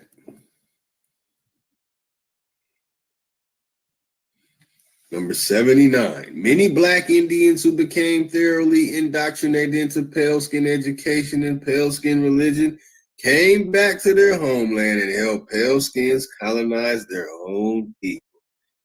There it is. Number 80, many Black Indians who became thoroughly indoctrinated into European lifestyle took on European names and European titles such as military officers, clergymen, interpreters, or just plain businessmen. And that just means those words there. So people don't think that the names, it's just those titles right there, officer, clergymen, interpreters, or just plain businessmen. You want to elaborate on that? You know, just in case people try and say that names, because Garfield put out a thing saying, well, why do y'all have European names? Now, those names and those titles and names that people were receiving, like surnames, a lot of them were created here. Not saying none of them were created in Europe or the UK, but a lot of them were created here. Mm-hmm. And you just gotta you have to look at how a lot of the words put together, man. Remember, man, them vowels will mess you up, man. Mm-hmm. Vowels will mess you up. Like I'm telling you, you have to. That's why even when you look at etymology, man, you gotta look at it. Them vowels in English will mess you up. Yep. Because even when you read Latin from everything. You're supposed to be reading from right to left. You ain't supposed to read left to right. Because when you read Latin, everything is backwards. You know what I'm saying? They ask you the question backwards. Why you think when in Latin you see a question mark before you see the word? That's why it's so easy for them to learn other languages because of how English is. Now we might have had some part in English, but because these damn vowels in it, it throws you off. It don't no longer. We no longer talk with our tongue. You know how most of us say. If we say a slang word, we would say 3 words together, whether you know it or not. Know what I mean? Know what I'm saying? Like, yeah. You know, stuff like that. You saying it's not. We're not breaking it, and then they would try to say no. They would try to correct you and make you say it the way they want to say it, but deep in your mind, you like, nah, that ain't. Know what I mean? You know what I'm saying? Like stuff like that. Like we do that. Slang is what we was on. That slang is a part of our language that was taken from us. That's and right. Going to school, like you said.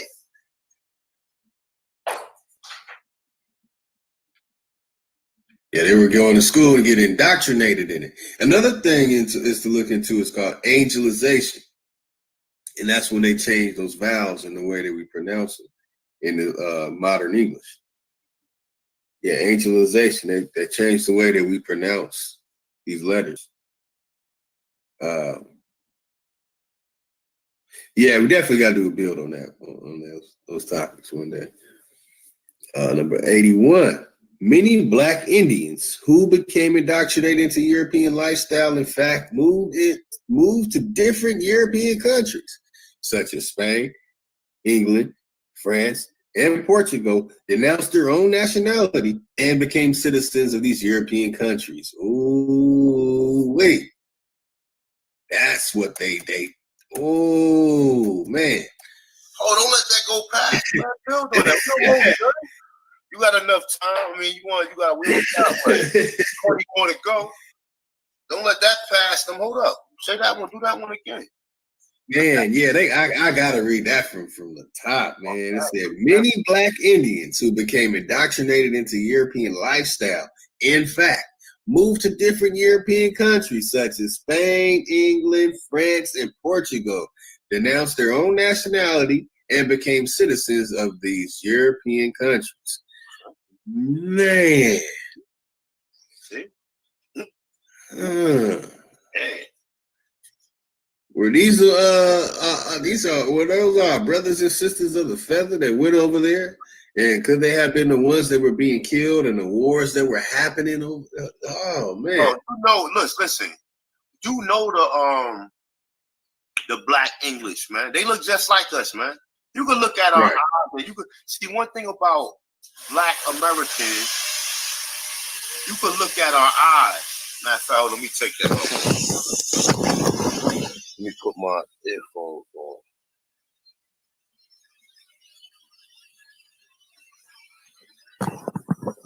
Hello? Yeah, I hear you. You can look at our eyes, man. Pretty much the same in America, man. That's what makes us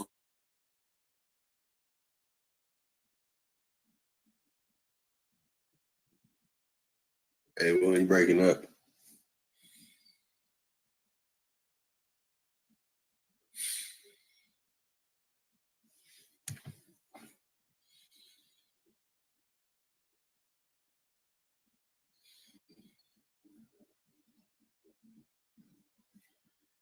All right, yeah, you're on mute, A1.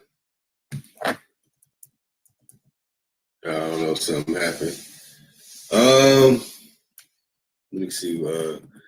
Yeah, it's very interesting. It's man, I know some of the stories about that our brothers and sisters of the feather went over to Europe and started teaching the people over there our way.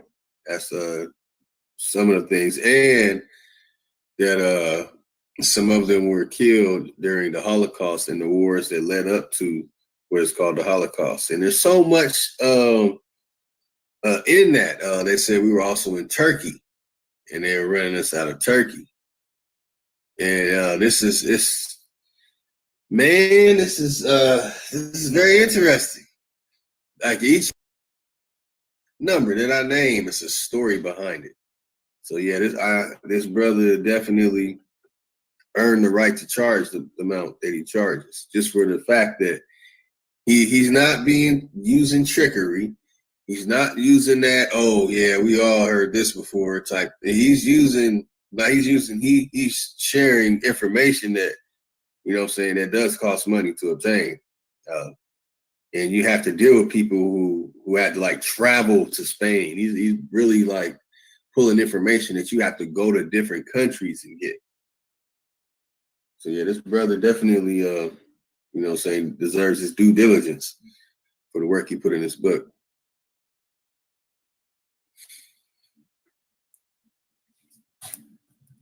Man, we go on to number 81. And now we're at 82. Many Black Indians who left their homeland throughout the 15th through the 19th centuries and migrated to various European countries, their progeny are still there to this day. Some of them have maintained the information of their true roots of origin, while others have become lost in the sauce. So when you see the ones over there and they say, look, they speak the same language like these brown-colored people over in Siberia. I'm telling you, it was like, you know how they did the student exchange program where you sent your child over somewhere and someone sent their child over there to you have to take care of them, and some exchange student thing. Many might have heard about this. This is what was going on. 83. Depending upon which European nations Black Indians had intercourse with or formed treaties with, also depended upon how their identity was eventually altered, Black Indian nations who had intercourse with Spain eventually became known by the colonized titles of Latino excuse me, and Hispanic. Black Indians who had intercourse with the French became known by the colonized titles of Creole, Black French, and Haitian. Black Indians who had intercourse with the British became known by the colonized titles of Negro and colored. Black Indians who became victims of British subjugation are still going through colonized titles changes. For the moment, they are presently known as Black Americans and African Americans. Number 84, most Black Indian nations honored matriarchal societies. Number 85, most Black Indian chiefs were women. And he was hitting them hard. Okay. Number 85, Black Asians from various dynasties, Cho, Shang, and many others migrated from Asia thousands of years ago to the regions now known as North, South, and Central America. These black Asians mixed in with the black natives who were already occupying these lands. This explains why some natives of indigenous people of the Western Hemisphere, aka Indians, have high cheekbones and slanted eyes. This type of image of the native of the Western Hemisphere has been widely promoted, but other natives who do not possess these features were carved out of history. To promote how other natives look would not have been a balancing move for the colonizer.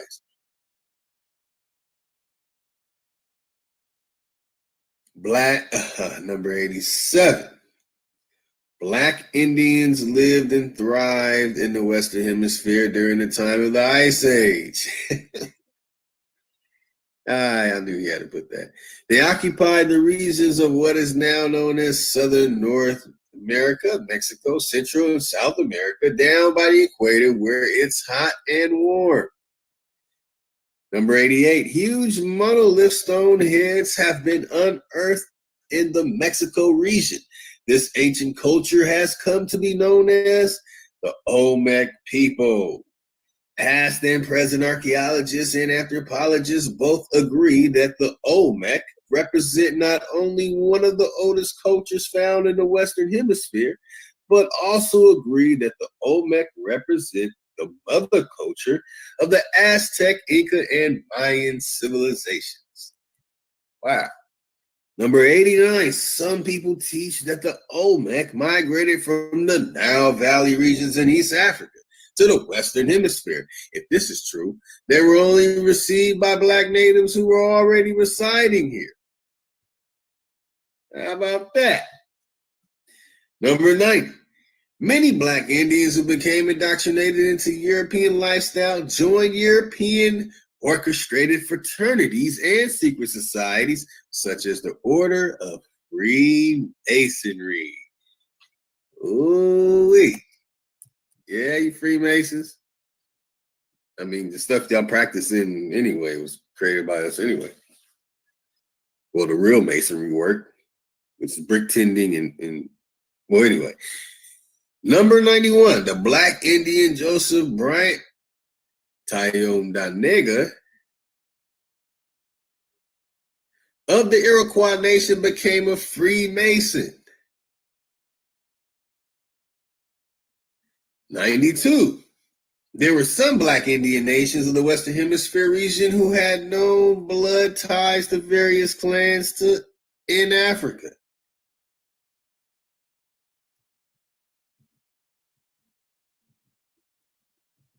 I know that'd be one that'd be like, oh, look. Yeah, no one denies that of twos and fews. 93. Many Black Indians navigated the oceans and did not live in isolated communities as taught by the paleface in their school systems.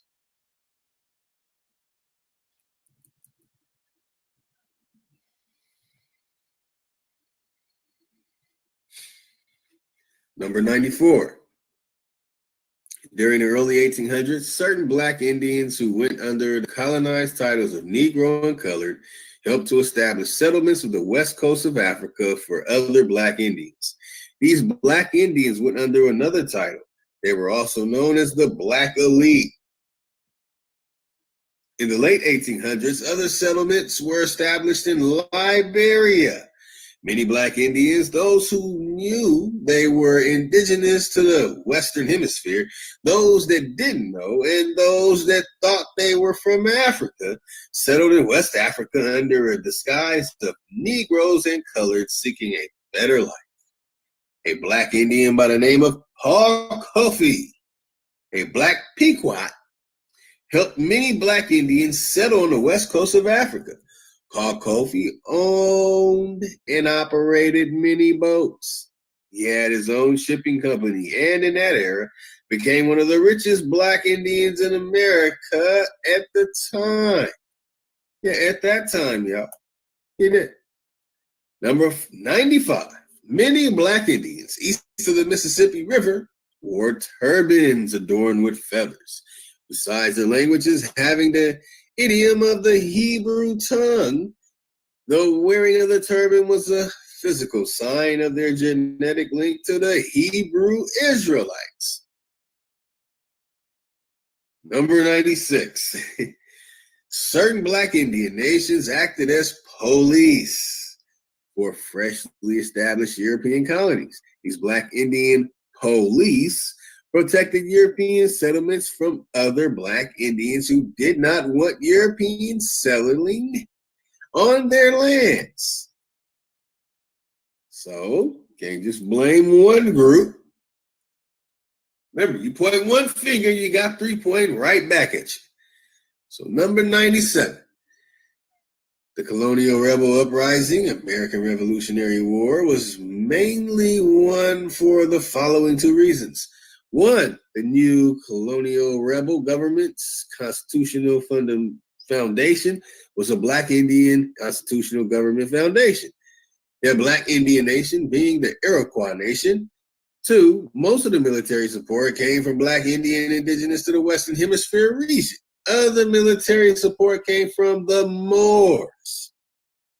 The more support came from Moors that were from Spain, France, Portugal, and Morocco. Other Moor support came from renegade Moors from England that broke away from England to support the colonial rebels. Also keep in mind, when Spain, France, and Portugal gave assistance to the colonial rebels, there existed Black Indians that also filled up the ranks of these armies. Remember, Black Indians had been migrating to Europe for quite some time before the American Revolutionary War. Some of these Black Indians knew where they were returning to, while those who were thoroughly colonized did not.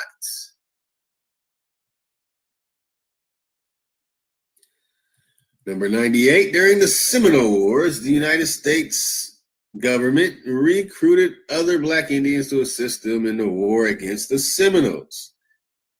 Man, it seemed to be a whole lot of us fighting us.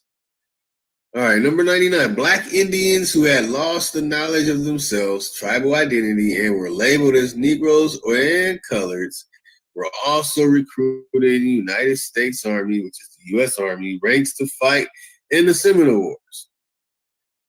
Number 100, the United States government had to abandon the war with the Seminoles. They could not defeat them. Oh, Seminoles. Oh, man. I'm saying they're sitting with that 1-2 back up, overhead right hook. That's all right. All right. All right. That's what's up. Number 101.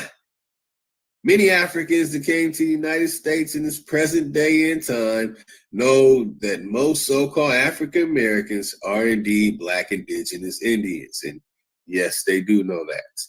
102. Most foreigners from other nations abroad are waiting for so-called African Americans to reclaim their rightful titles. Yes, they are. Because they're doing trade with the impersonators and they're saying, when is the real going to take over? Because when the real take over, this will be restored. Like I said, this is Indigenous People Day. We cannot let another year go past where we do not have full control of the way people perceive that day should be celebrating the people that they see celebrating. 103. Yeah, y'all, we have reached it.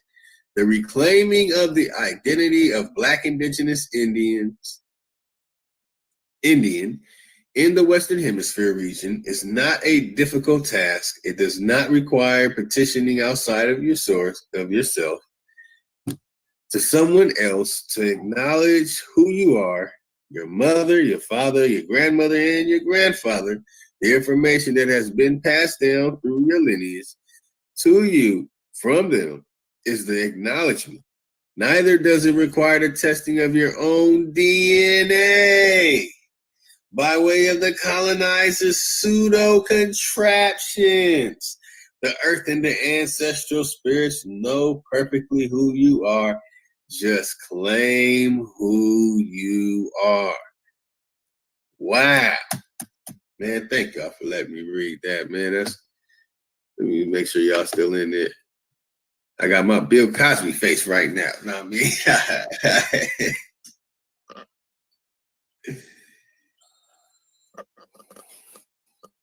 Oh, man. All right, I got you back in there. touching this. What? Chief, you still out? Okay. Yeah, Chief had to hop out for a second. Damn. Yo, read number 103 one more time, man. Don't let that go. You know what I'm saying? Like, there's a couple of them, man. Yeah, that was crazy, man. He said through the European contraptions. Mm. These niggas is trying to get you to. Did you do your DNA? You know what I'm saying? Damn. Yeah, I mean that's a heavyweight joint, right? That's the end it off, man. Like because he wrote this book back in 2000, man, early 2000. He said he telling me he had the idea from his family. He been grabbing up notes, you know what I'm saying, or taking like people had documentation or whatever, and he was gathering documentation. Like really, man, when you hear the brother speak, when you hear his interview, oh man, it's crazy. It's crazy as hell, bro. It's crazy. You know what I'm saying? He talks about the Appalachian Mountains, and there's people from there. He actually is in Atlanta right now. He said there's people from Chicago. You know what I'm saying? Chicago region. But you want me to read it? I'll read it. 103. The reclaiming of the identity of the Black indigenous Indians in the Western Hemisphere region is not a difficult task. It does not require petition outside yourself to someone else to acknowledge who you are. Your mother, your father, your grandmother, your grandfather, the information that has been passed down through your lineage is saying to you from them is the acknowledgement. Neither does it requires the testing of your own DNA by the colonizers' pseudo contraction. Okay, now that's something. Yo, remember that. No. Remember that because he got pseudo in there, and he was using this way before the Amara Squad and them was saying pseudo or whatever. But they got that word from Phil Valentine. Phil Valentine was one of the main ones saying pseudo or whatever. But this brother wrote this book, and he's saying it does not require the testing of your own DNA by the colonizers' pseudo contractions. God damn. Oh my God. That's it, man. Like I ain't gonna read it. That's it. I mean, we started talking about DNA and all that, and look what happens, man. This is like pseudo contractions, man. Damn.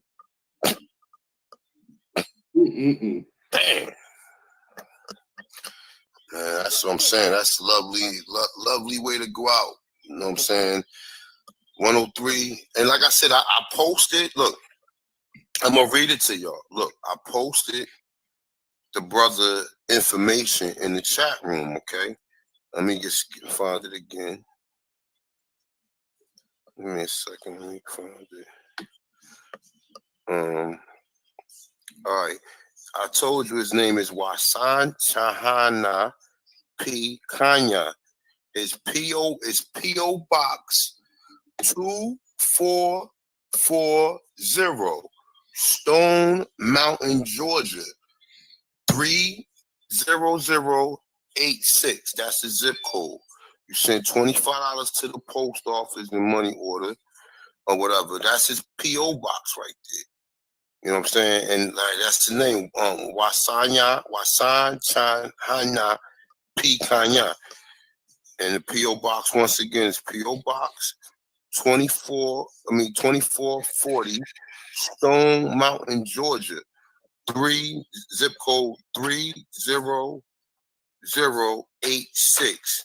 Send a $25 post office money order to it. And for those of y'all that was asking about why is it $250,000, he said that was his original copy. And he said, the book was one of a kind, and he put a lot of work into it that he didn't want to cheat himself. You know what I'm saying? He felt like, it was justified for selling it at that much. You know what I'm saying? But he has copies of it, and I'm telling you, he can see the copy for $25, and it's something worth keeping, man. It's a classic. Like I was just saying, like we don't like all the other books that came before Columbus and some of these other things. Like this is a classic right here. This is something you can have for the rest of your life. And even if people don't believe it in about another 20, 30 years, you pull this book out right here, and you know what I'm saying, it's just going to exhibit the truth. So, you know what I'm saying? With that being said, man, definitely copy. Man. I got my copy right here or whatever. And it's dope too. I ain't got the leather joint. I got the soft copy. That leather joint, you have to pay that $250,000 rack for. You know, I'm just saying. But you know what? Why wouldn't somebody with money get it? Like it ain't gonna, he got the one. He got the Pole Man edition for $25. You know what I'm saying? And he ain't trying to like really capitalize off it like that. He said, I asked him, I said, why you? He said, man, why not? He said, he said, when I wrote this book, wasn't nobody doing this. He said, it was Moors out here talking that. But he's saying for the most part, he said, well, nobody writing about no Indian putting out no stuff like this. You know what I'm saying? So, you know, that hard copy, you know, he felt like it's justified for selling it. He got the soft copies too. That's not his last book. That's his first edition that he want to get off of that. Like I said, we just went through the 103 facts. Mm-hmm. Like, I mean, what you guys think? I mean, I'm amazed.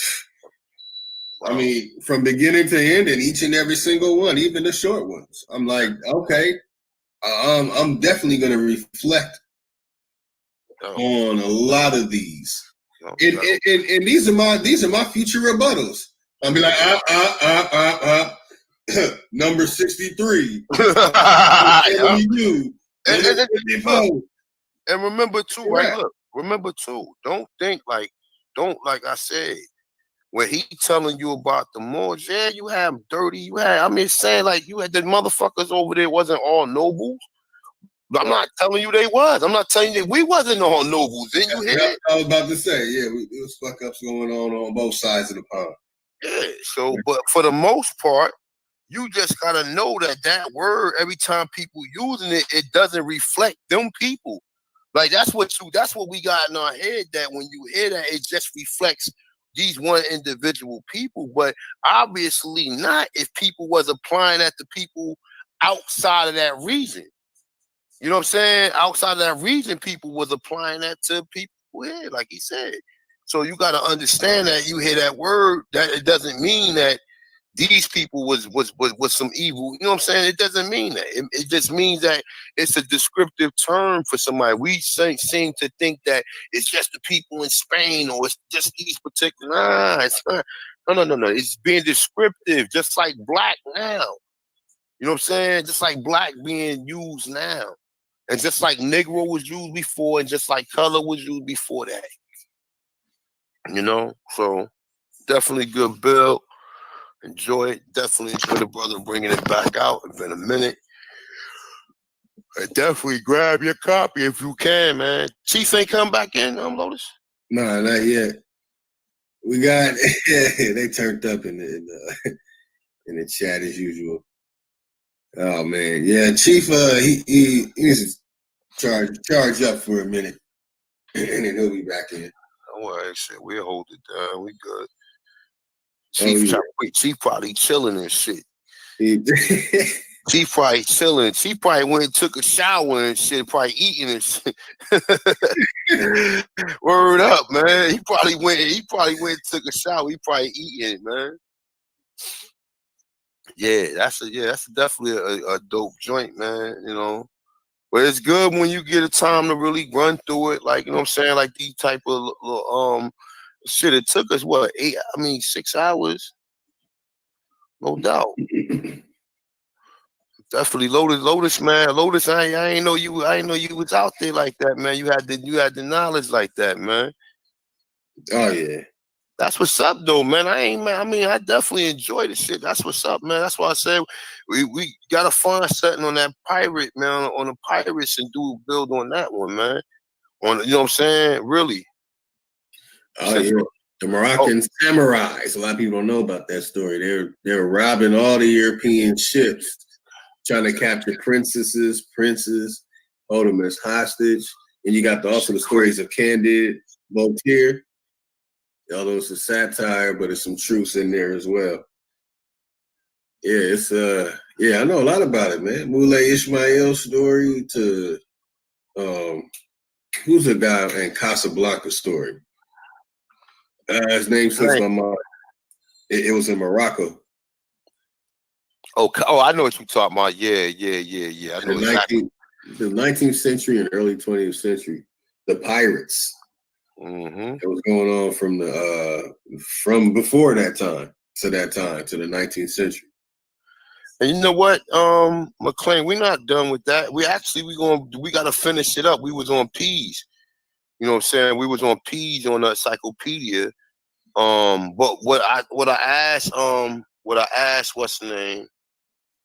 What I asked AP and Jag to do is that we could just consolidate it. We could take the most influential so-called how do you say inventions in the book, and then we could just really focus on that. Like, you know what I'm saying? Because like I said, this science ain't supposed to be over here. That's what I'm trying to tell you. We learning more about the Americas. We learning it's just more about some Indian thing, man. You know what I'm saying? For the most part. You know, that's what we've been told. You know what I'm saying? We still trying to wash our brains, man. You know what I'm saying? We still trying to wash our brains right now, man. You know what I'm saying? Like don't get it wrong, man. Like it's still things that people say that, like, you know, like I say black sometimes. But I'm saying that interchangeably. Like if I'm speaking to another individual, I'm gonna correct myself. But let me say lost tribes, promised lands.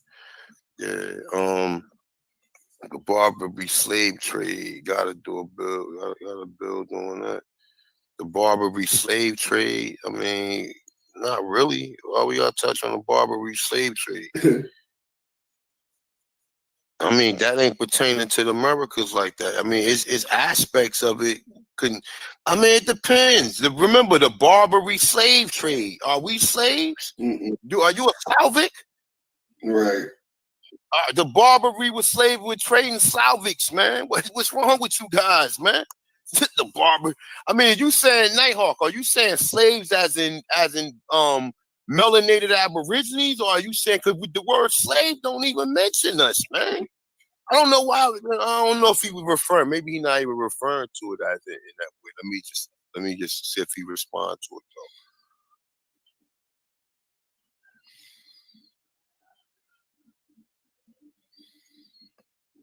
No doubt, Mildred Moody. No doubt, Moody. Calm down. Like, you know, it ain't gotta be that serious. Like, we people. You know what I'm saying? Like, I love y'all in the chat room. Y'all know how I fuck with y'all, man.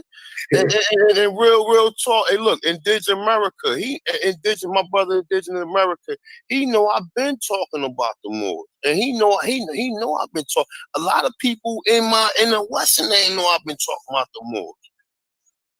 This ain't nothing new. Like, people just come on, we talk about the Moors. Go and look at my I got Hakeem Bey on my shit.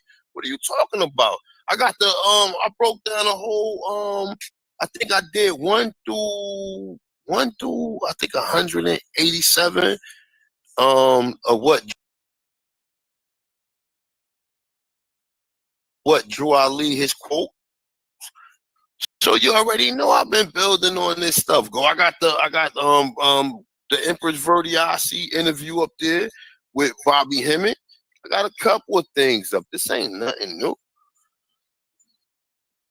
Oh, you said, hold on. The slave trade does contain saying to us. It shows how it came here. But no, hold. You saying, hold up, Nighthawk. I just want to get clarified. You saying that, hold up, the Barbary slave trade is, when you saying the Barbary slave, you saying are the Barbary, which we think is the Moors, which is Barbary.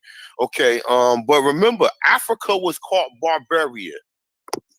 A lot of people don't know that neither. The Africa was called Barbaria. The eastern coast, where they call North Africa, that was called Barbaria. But nonetheless, though, when you say the Barbary, are you talking about them trading black people or them trading Slavics. Okay? Because the word slave does not pertain to no fucking black people. It's an ethnicity group of people called the Slavics. Because there's so many Slavics sold by conquering people, the word slavery, which is slavery to us today.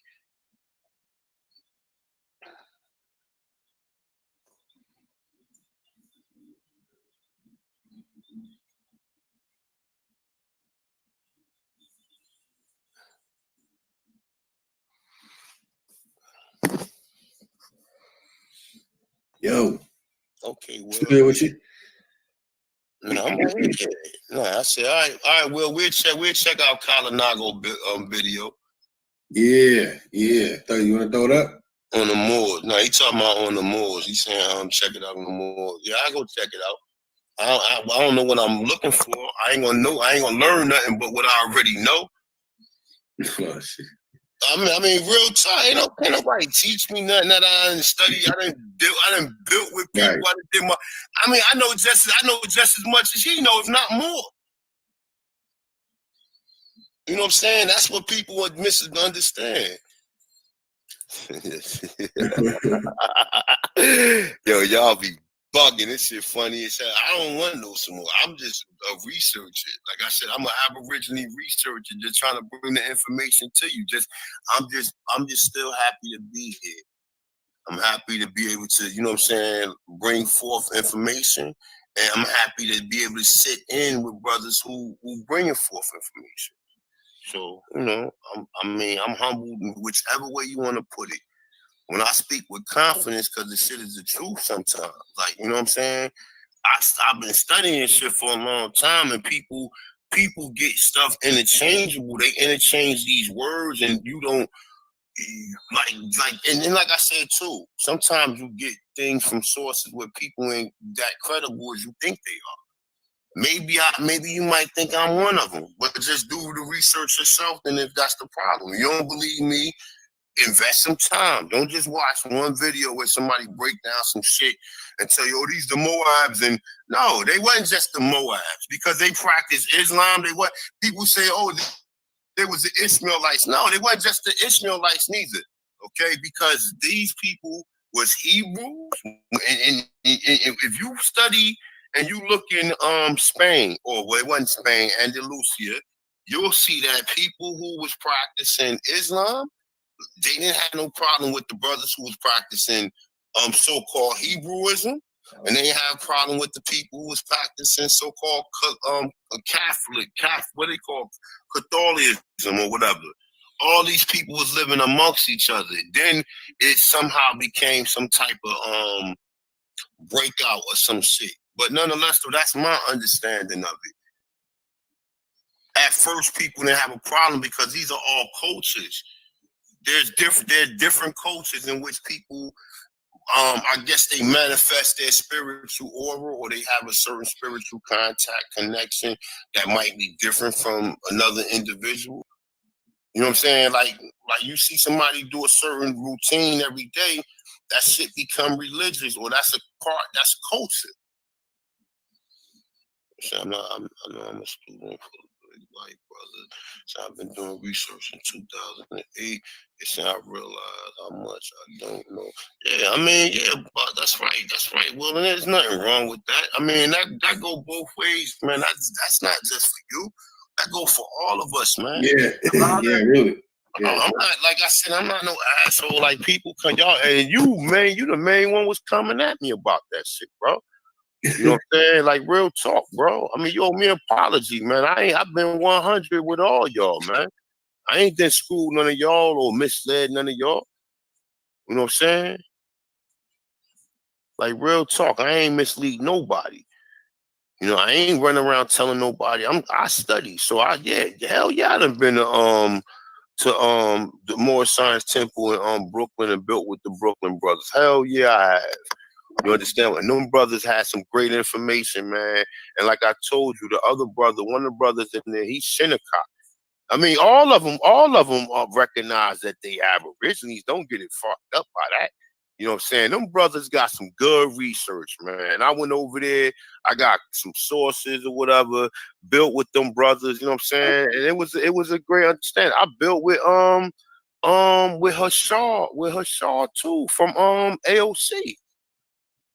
And I had to tell that nigga, you ain't no damn gag. You an indigenous man. I said, you already know it was already black people. I don't know why y'all keep separating, saying Gad and Judah and all. Judah was in America too. Now I know, Sister Betty. I know we had our what's name, but who we assume to be Judah or whatever, or Jacob was already in so-called the America.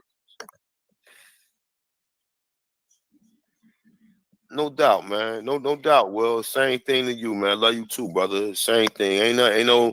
It is what it is, man. You know what I'm saying? And if I offended you somehow in the comments, man, I apologize, bro. It's nothing personal, man. You know what I'm saying? That's everybody else, man. It ain't no. This shit ain't about no ego, man. We gotta somehow come to some type. We might listen. How many of y'all done have fights with your brothers and sisters, man? So you living with people that close, you don't get along with everything they say, man. I mean, you didn't have a disagreement with your mother, your father, your sibling. You know what I'm saying? Anybody, man. You know what I'm saying? But check it out. But understand this though, Lotus. People is challenging me for their understanding of more. I'm not telling nobody, yo, man, yeah, come with me to the temple.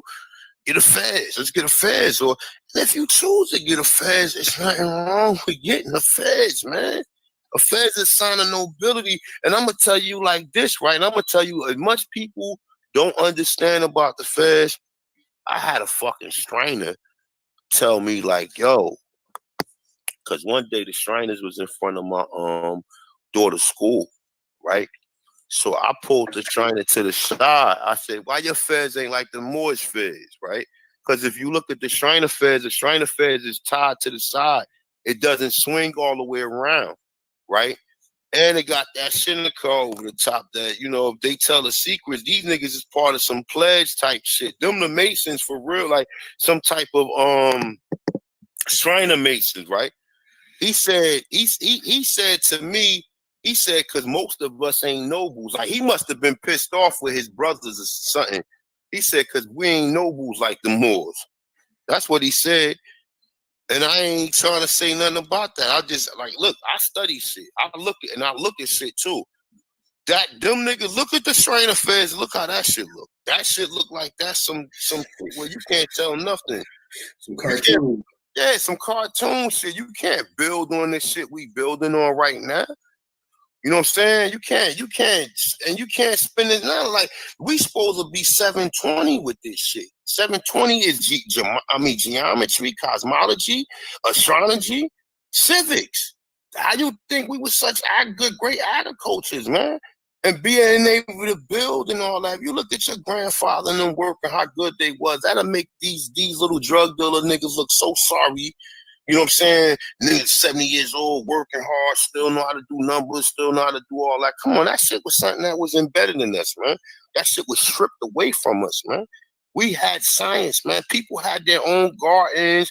Man, come on, man. Like, listen, we wasn't just no damn peons. We wasn't just no motherfucker running around with no fucking feathers on, chasing no damn deers and nothing like that, man. We had fucking fish lines. We had motherfucking shrimp lines. We had crawfish lines, clam lines. We was doing it, man. That's why when the people came here, they was like, man, y'all doing it like this? Oh man, let's trade with these guys and get cool with them, and then let's try to get them to overtake certain other people around so we can get the property. In some cases, you know what I'm saying? It didn't happen like that everywhere. It happened like that mostly off the offskirts, and then it started to implode upon us because he just read to you how we was trading, how we was the ones doing it, man.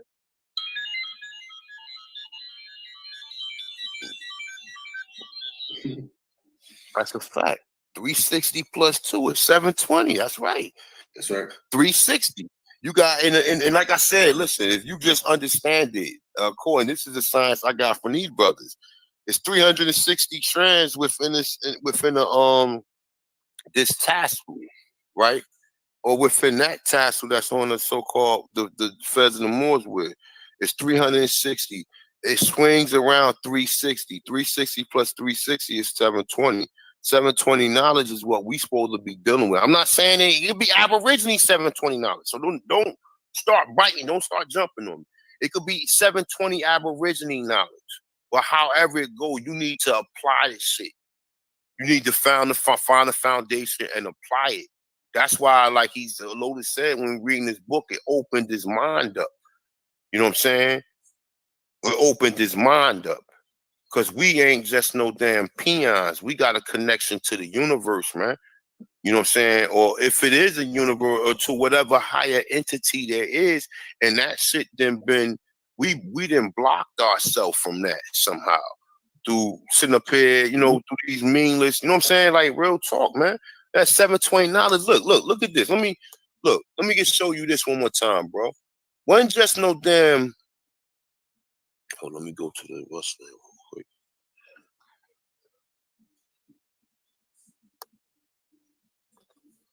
I know my damn screen froze up. Man, oh man. I was trying to show the what's the name city though, man.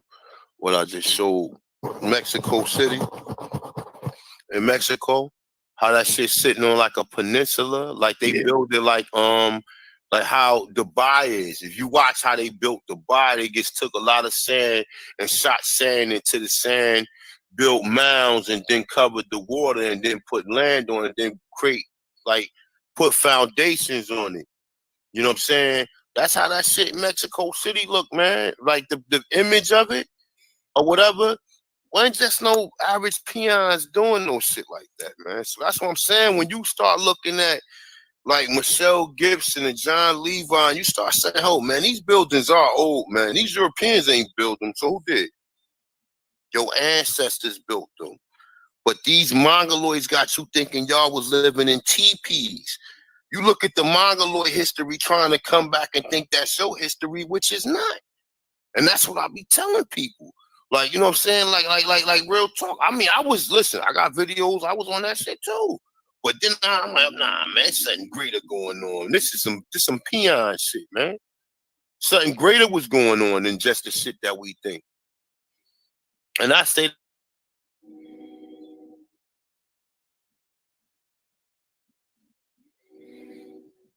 Now, you still with me?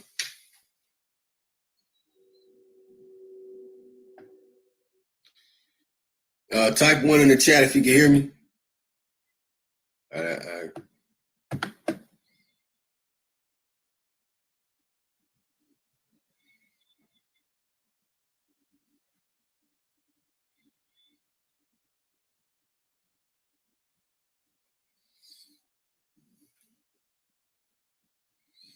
shit. There you go. Now I can hear you. All right, my bad. We're trying to show that city again, the city in Central America. But that's how Cahokia looked at just like this, like Mexico, the joint in Mexico City. Well, this is something else I was looking at, them temples. Let me see this right here.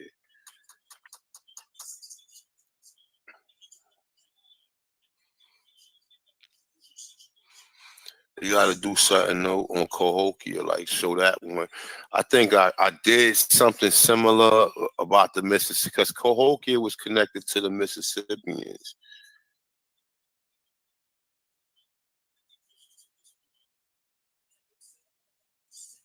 All right, damn, fuck this damn computer running slow.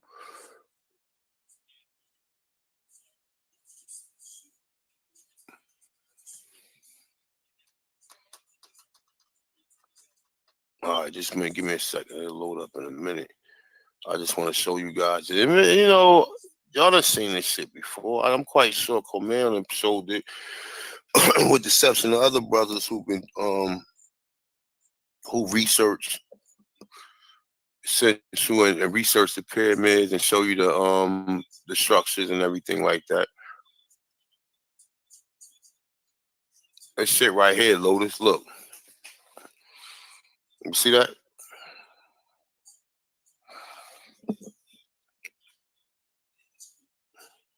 Lotus.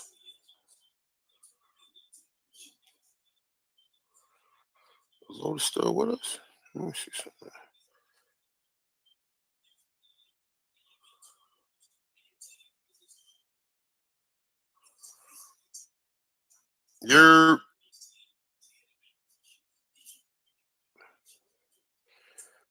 I think Lotus must have stepped off though, but this is it. 10 Chan line. I guess that's how you 10 cha line. But take a look at that shit right there. You think some people, you had to have some science to be able to build some shit like this. This how they said it look. Look at this shit, y'all. Look at that. Look at this shit here. That's how what's her name looked at too. Like I said, Cahokia. You see how this is? This how the outlook of it look. Now they still giving credit to the Aztecs and all these people, and they ain't giving no credit to us. Even though we could find in books, they tell you that they say that Africans went to Mexico City and developed that country, and we know they wasn't Africans. We know that's just an extraordinary way of them hiding that we was there. And look, this Mexico City too. Look at these structures right here. These are all old structures that was in Mexico City. Look at them. These look similar to the structures that was in Andalusia. If you look up the structures in Andalusia, you'll see similar structures to this. I don't know. Hold on. Let me see something. Can y'all see this? Can y'all see that? I want to know. Can y'all see that shit? Yeah, I see it. All right, you see. All right, hold up. Look. You see this right here? This picture right here? Yep. It's in Mexico City. They said it's a wasteland. These buildings right here is old. These ain't no new buildings. You see the buildings in the back? Yeah. Oh, yeah. Look at them. These are old. Now, if you look at, all you got to do is you go to the buildings in Andalusia. They got similar buildings just like this. See that shit? That shit's crazy. Let me see. I guess this still a mound right here. This is still part of it right here. You know? But for the most part, like I said, man, this the type of thing that was going down back then, man. It wasn't just it wasn't no damn teepees. None of y'all never lived in no damn teepees, man. Thank you. That's the Mongoloids, man. You ain't never lived in no teepees, man. Your people had how we was chilling, man.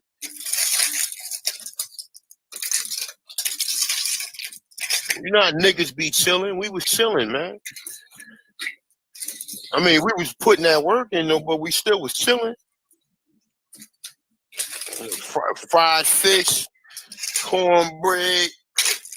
You know what I'm saying? Real talk, nigga. Motherfucking apple crisp, all that shit we eat now. We been eating. Peach cobbler. Come on, man. Ain't no white person taught my grandmother how to make no peach cobbler. So where the fuck where did she get that idea for that recipe from? Her mother, and then her mother, and then her mother. Yep. Come on, man. Right. Ain't no white person taught you how to make it. So where the fuck how you created? Or I got it from my mother. Or she got it from her mother. And she got it from her mother. So, you know what I'm saying? I mean, it's an ongoing thing. We gotta really tap back into it. And then, like I said, there's so much. You got your genealogy, you got your family hit records and everything. Then you have to do the history of the Americas as well. It ain't just stopping there. You gotta do the history of the Americans because they done had you sidetracked looking at Pan-Africanism. You been studying. Niggas know what size motherfucking King Tut shoes is, man. But they don't know nothing about America. They don't know nothing about the Americas. Nothing. Zero. Zilch.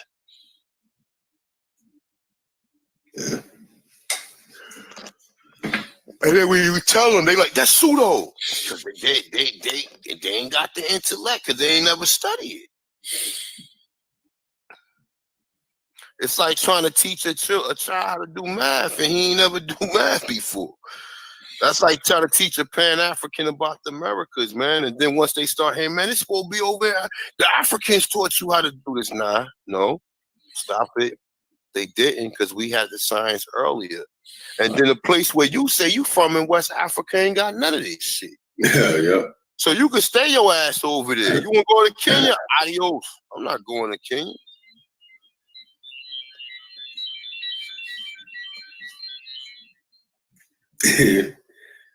Stay lit. That's right. Right, real talk. You know what I'm saying? That's what. But think about it.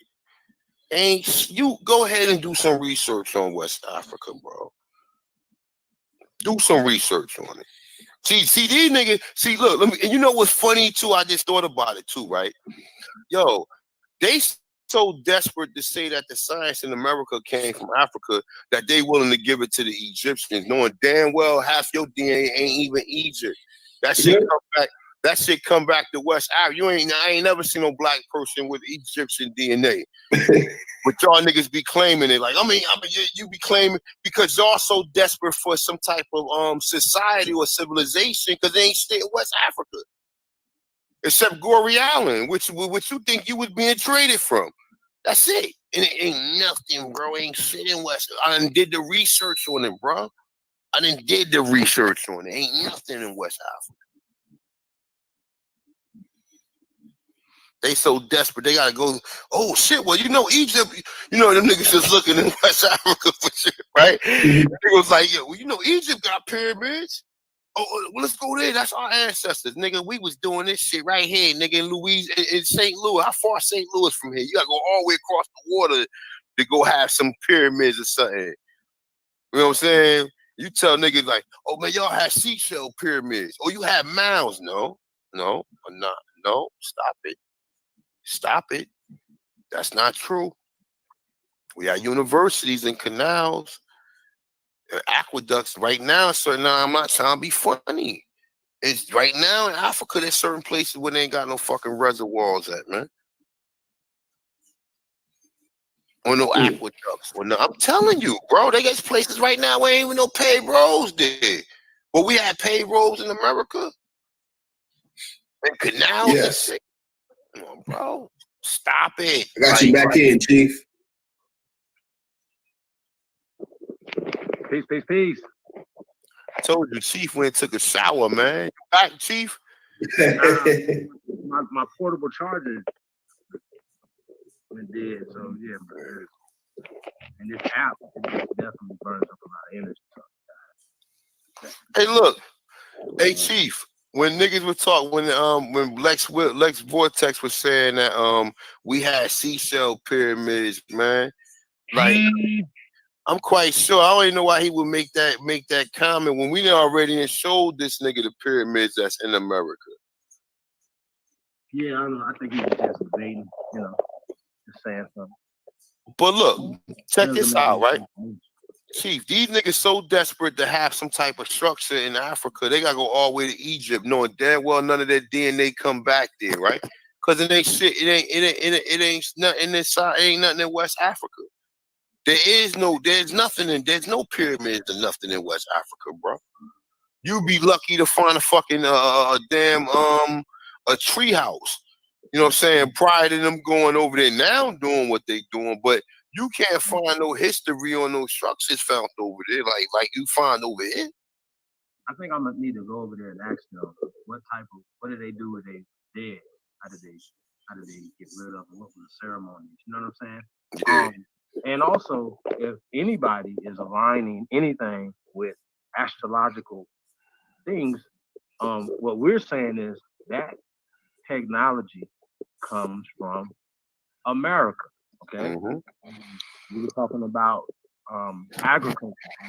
We were talking about how the people over there on the continent aren't agriculturally sound. You heard? You gotta understand what we're saying. We are the agricultural scientists. We are the scientists. You have to be a scientist to be a farmer, okay? You just not just throw something in the ground any time of the year. Come on, y'all. So you have to be a scientist to know what's the right timing. And that's based off of thousands of years of charting this, okay? That's where they're getting their time schedule from us, and then changing around, just like the brother pointed out, the days of the week. You understand?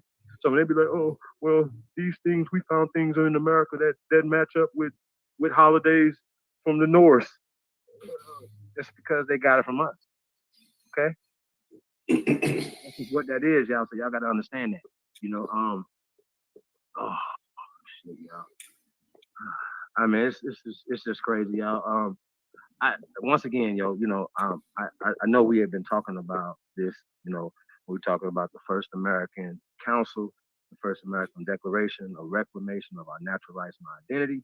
You know what I'm saying? And we're talking about identity, right? A lot of our brothers and sisters identify with a lot of different things. Okay?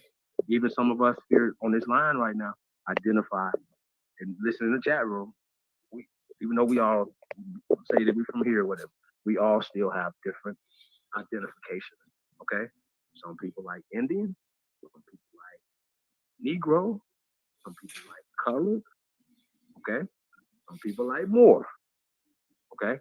I don't like none of them. None of them. However, I'm not throwing nobody away if you consider yourself an Indian. I'm not throwing my brothers, sisters away if they consider themselves a Moor. I can't do that while at the same time I'm preaching the peace treaty. You understand what I'm saying? Like, we are pushing peace, we're pushing unity. So I don't get it, right? And we, once again, all blades of grass don't grow the same. So we have brothers and sisters that are in the church, brothers and sisters that are in the mosque, temples, synagogues, whatever, right? We have to give them time to go through their spiritual awakening and go through their transition. So, you know what I'm saying? So that's all I'm saying, y'all. So I don't, man, you know, like I said, man, I feel like me and this brother right here should definitely get the benefit of the doubt. Especially people been rocking with us for a minute. Don't throw certain jackets on us. Don't do that, because that's not what that is. You know what I'm saying? So I'm pushing peace. I know y'all seen me plenty of times debate Moors, debate Muslims, Hebrews, you know what I'm saying? And giving the business, okay? It's not about that right now. We're moving in a building manner as opposed of division. Okay, we have enough division going on, so we're moving in a manner that we trying to push peace. So that's all I'm saying, y'all. So we're not pushing war amongst our own people based off of words, based off of religious preferences and stuff like that. I just think that's not right, y'all. So we, you know, that's all I'm saying. You know, and people have their feelings about whatever, but that's not what it's about. It's not about feelings, it's about power. Okay? So us unifying, us being peaceful, right? We can build things, you know what I'm saying? We can move in a forward direction. You know what I'm saying? Right now we're stagnant because we're divided. And we let everything divide us, right? We gotta be able to have allies amongst ourselves. We should be able to have Moorish allies. We should be able to have brothers from the Nation of Islam allies. We should be able to have, y'all understand what I'm saying? Like we supposed to be able to have these things, okay? When it comes to boots on the ground and doing some things, we're not gonna be asking our brothers, you know, that's towing the line or doing something. Hey man, what's your religious preference? You know, or you're more? Oh no, man, put that sandbag down, or put that rope down, or put that fire hose down. Y'all understand what I'm saying? We can't. Come on, like come on. Like, we need to move past these words and this identity crisis that we have. You know what I'm saying? What I'm saying is, all of these things are encompassed in the Aborigine paradigm. Everything. If I want to call myself a Maroon, it's going to be a group of people that's going to be like, oh, look at him. He's calling himself a runaway slave or a wild teen mind. And I'm just saying I'm brown. That's what Maroon means to me. I'm not taking the British definition of my people, description of my people. Okay? So when we're saying we're Seminole, we're not saying we're runaway slaves. We're saying we're the Yamasi. We're the Tuscarora. Okay? That's what we're saying. It's called me Big Tuscaloosa. You understand what I'm saying? Which means black warrior, by the way. He was a 7-foot giant chief that was running things that ran DeSoto up out of there. You understand what I'm saying? So they don't tell you, oh, DeSoto came through on horses. Niggas, we had elephants. When they say when they ran up and then they seen motherfuckers ride elephants, that wasn't in Africa. That was in America. The reason why the Crimson Tide, the Alabama Crimson Tide mascot is an elephant is because they know the history of Alabama. Okay? So yeah, man. So no, we're not pushing any paradigm other than the Aboriginal paradigm, the Tonsinist paradigm. Period. Okay? That's it. Now, brothers get some information from this, some information from that. Yeah, I don't ask A1, hey man, where you get that information from? Oh man, if there's some more information, I don't want it. I'm not about to do that. I can't do that. Okay? So I'm not one of those guys, man. So, oh, you got it from a monkey playing a banjo on the corner?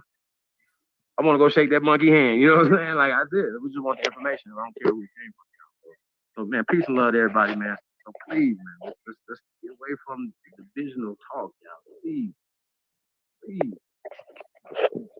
I ain't asking anything else, man, I don't ask for a lot. But this divisional talk, you could stop it. I'm just talking to you, just one person. You can stop the division amongst yourself. Okay? You can do it.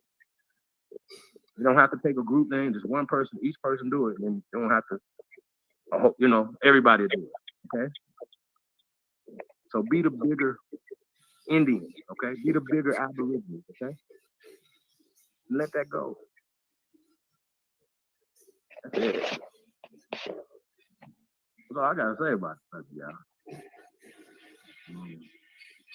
Yeah. I don't subscribe to nothing. No, nothing. There's nothing that I'm fuck with.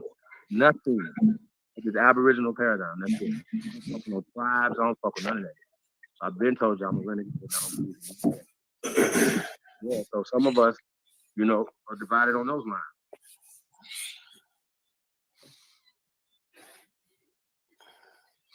When you break this history down, man, this shit bigger than just some damn tribes, man.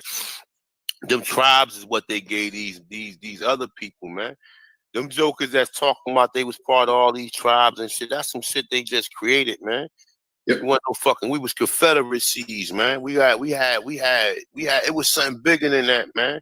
It's like I said, it's the real history to all this shit is being hidden, man. That we still ain't been found out. You know what I'm saying?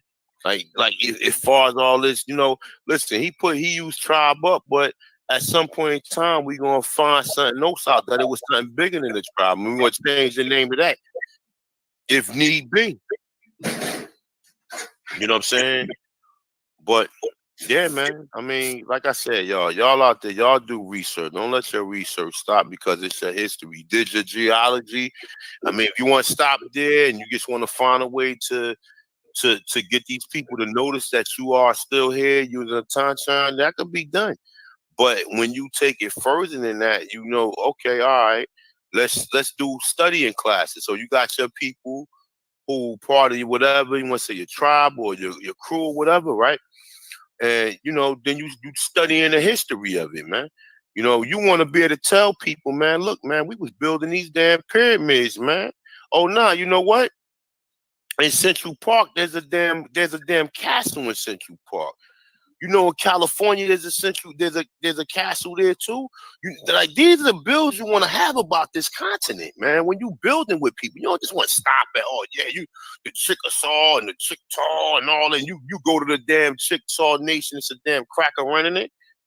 Running the Chickasaw, running the Cherokee, running the Seminole.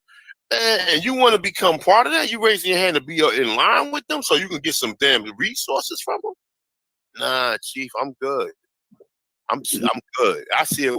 Like, why would I want to be part of any chief why would I want to be part of any tribe where the white man is the chief? And then I'm part of these tribes where you got these individuals that ain't even the same as your people running this shit. Because that's their shit. We was doing something else that's being hidden. They ain't telling you exactly what you was doing. They letting you look at that history and let you make the assumption that you was part of that, but when we wasn't.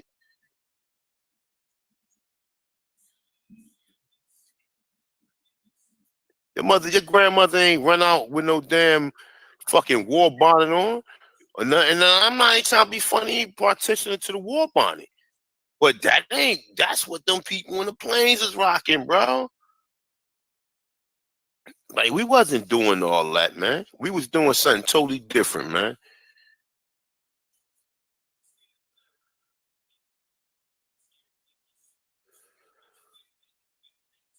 So I urge y'all, man, just keep doing the research, man. Just keep doing the research, keep studying the continent. And you know what I'm saying? And like I said, we can continue to build, man. You know what I'm saying? I know at this point in time we building on the more, the moo, or whatever you want to call it, man. We was building on that thing for a minute, though. Let the shit go. Do the research on it. I mean, like I said, and I tell you something too funny to watch, right? Check out Drop video when he did the series on the kids, the cartoon, man. And in the cartoon, the little boy name is Moo, man. The little nigga name is Moo with dreadlocks, man. They say he from Lemuria. Right now, most people don't think that exists though, but I just found that to be funny. That, you know what I'm saying, that it was a little brother named Moo in there. You know what I'm saying? Like I said, we got to do some more history or research on that continent. I got 3 PDFs on it. I just haven't been able to really like do a video on it on Moo yet. But yeah, Church Ward was definitely an advocate believer that Moo existed. You know what I'm saying? But like I said, man, you look at the cartoon or Drop, they call the little nigga Moo, M-U, Moo. And now that's funny as hell, yo. Because I know a lot of people named Moo. You know what I'm saying? I know a lot of brothers named Moo. Mustafa, Mufi, Musaid. I know a bunch of moves and shit. You know what I'm saying? But I just found that to be real funny. And you gotta see how the cartoon is. The little nigga Moo was mad as hell throughout the whole. He didn't like the Atlantean or whatever. But you gotta check it out, man. It's on Drop channel 432. Drop. But I checked out all of them. I liked it. I liked it. I'm not into animation, but the little dude Moo was mad as hell. He was like, "Yo, y'all killed my people," and like you gotta hear how he talking and this shit. They made it a cartoon, like really. So definitely check it out, man. Y'all get a chance, man. For the most part. You gotta finish the book. Huh? The 103 Facts? Yeah, he finished. Yeah, we went through that. Mm-hmm. What you say? I ain't gonna sleep on your. you got that, Jaway. Funny as hell, yo.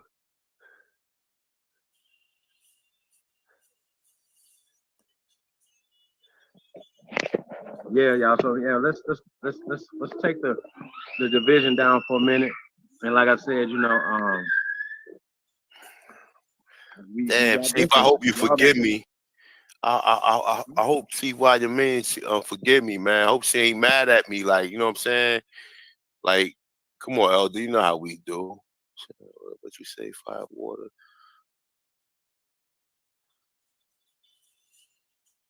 I ain't got nothing but love for y'all people, man. Like, real talk. Other night it got kind of heated because that shit was kind of weird, man. Like you gotta be careful. I'm just telling y'all, and I'm just telling y'all in future references. You gotta be careful, man. You know what I'm saying? You don't know who's who. People can bait you, set you up. Before you know it, it's a wrap. Yeah, Lemuria. That look, Lemuria. Mm-hmm. That's nice.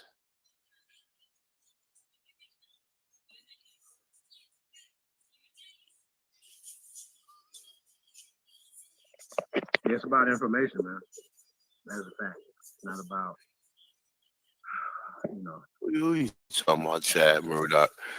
He said we in the island wear feather crowns in carnival time. That's right. They wear feather crowns, and that's the same shit we was wearing here, Chad Murdoch. No doubt, Chief. Same thing. I love you too, Chief. Real talk. Nothing personal. Like as far as we just gotta really understand, like, cause a lot of stuff, like, just think of it like this, right? In 50 years, they be like, yeah, the Negroes was bad people. You know, at one point in time, you was called Negro, whether you accepted it or you didn't accept it. So now, because these Negroes are bad people, you got ancestors that was called Negroes. So, and I'm not saying that might have been the extinct of the thing more, but just think of it in that perspective. We know all Negroes wasn't bad people, and we know that the same story it goes on. We just gotta just really just continue to do the research. I'm not telling nobody stay with you being an Aborigine to this continent. You know what I'm saying? And if you have any connections with the Israelites or whatever, like, you gotta study the history. That's a cultural history too.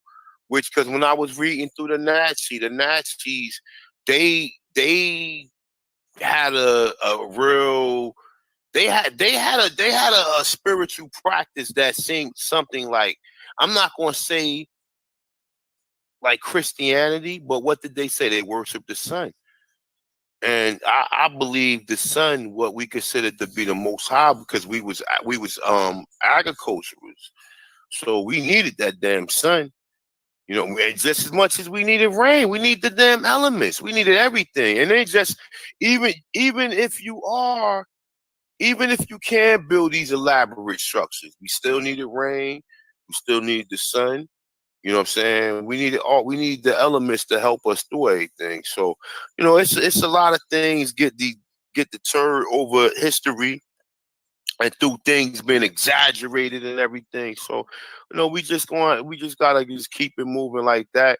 You know what I'm saying? Shout out to everybody in the chat room. No disrespect to anybody, man. Y'all know how I do, man. It ain't nothing but love, man. Like I said, we've been rocking on Chief, been on this damn thing almost 7 hours. You know, a person gotta have love for somebody to be doing something for 7 hours and enjoying doing it. Niggas working 7 hours right now. They like, man, they ready to get off work. Not less to be able to rock out. We just getting started. Yeah, but that's what I'm saying. It's still being good spirits about it. Like, come on, man. Like, you know what I'm saying? We still up here chill. I know somebody say, yo, ain't fall asleep yet, yo. Yeah. I ain't been back in the chair though, but I ain't, like I told y'all, I had stopped smoking, so I ain't really been like, when I was smoking that shit, you'll just pass out and shit. Like, I'm just, if you get comfortable enough, I'm like, yeah, Chief,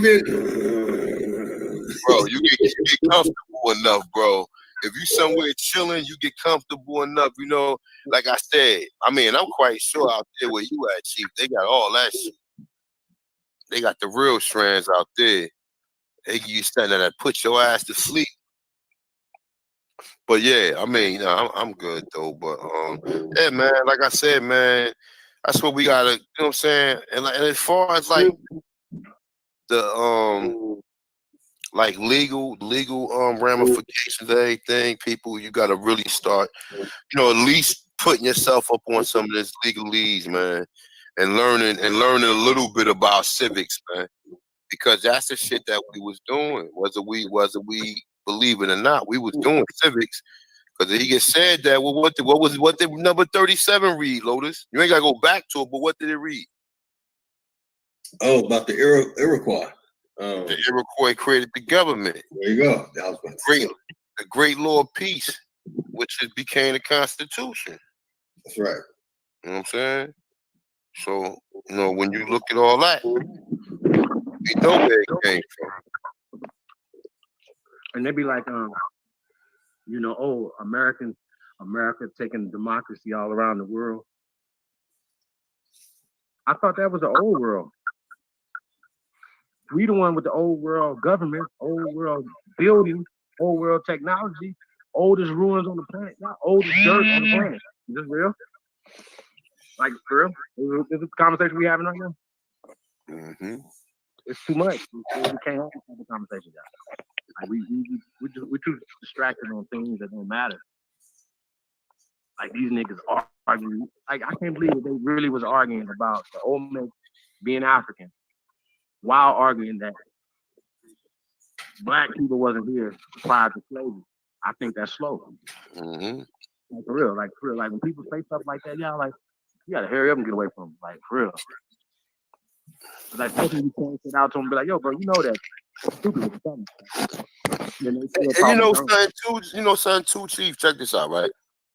After you heard the Olmecs was already here, you never did no research to see whether or not it was black people in North America too, as well as the career. If you really invested in this information, the way a lot of these so-called jokers be out here trying to debate and trying to debunk something, if you really so-called interested in doing yourself some due diligence or whatever, you will research. Okay, all right. So the Olmecs was there. Was it any other black civilizations anywhere else? And you'll find out. Hell yeah, it was all over the. It was all over the damn. It was all over the Americas. So, what about Belize? Belize. Belize is Honduras, or what they call Honduras, right? But Belize, I believe.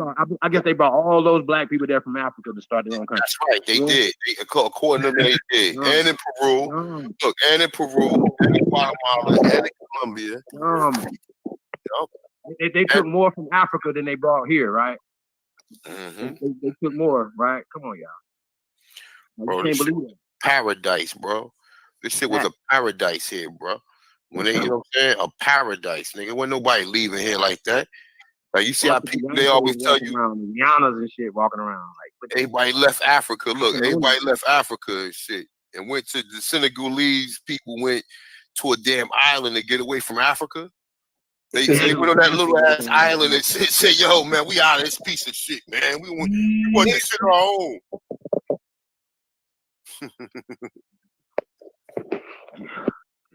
They went there and left Africa, right? Everybody leaving Africa. Hey, they left there and didn't build shit. Came here like, can't wait to get over there. We gonna build a whole bunch of shit. We get over here. Come on, y'all don't believe this. And then ain't that shit build nothing over there. Yeah. Kemet is new, man. I'm just gonna say it like that. Man, Kemet is new. Comedic science over there. They brought it there. All right. But you gotta remember too, right? You gotta remember, Chief. See, at the point in time when people were talking about Kemet, they didn't have nobody researching the Americas because everybody was worrying about the African shit because the CIA and that was a misdirection. Yeah, and look. What's my man name? Hertzowitz and Darwin and them had you over there looking over there, man. And all of the people who thought they was great scholars had to study Africa. If you wasn't a great scholar or whatever, and you mentioned anything other than Africa, them niggas was gonna say you was pseudo like they saying now and shit. Right. Nah, nobody talked this, bro. Nobody talked this. Yeah, that's right. Nobody talked this. This was in the basement.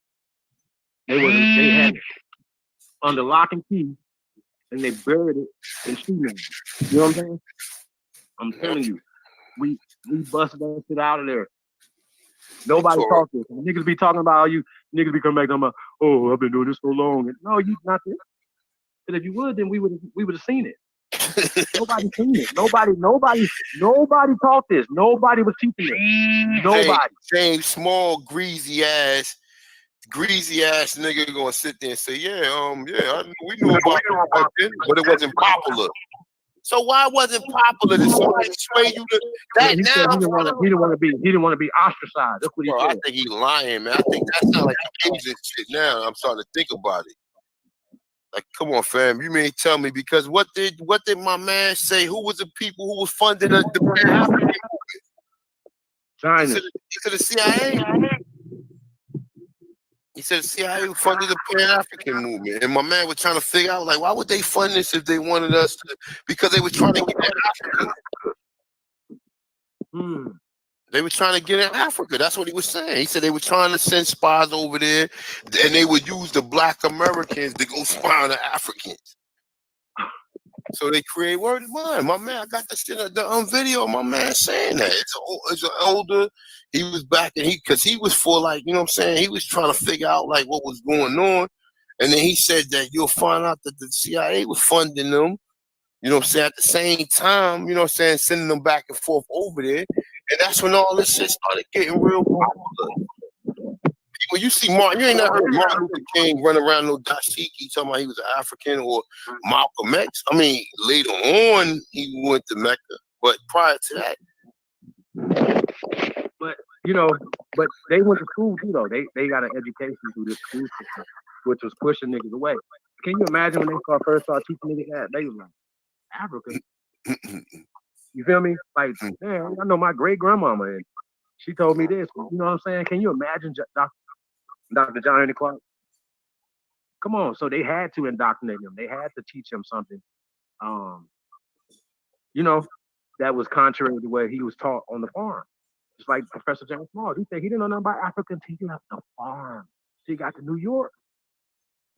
And then guess what? He got into the Schomburg, and y'all follow me in the Hershevix movement and Pan what's the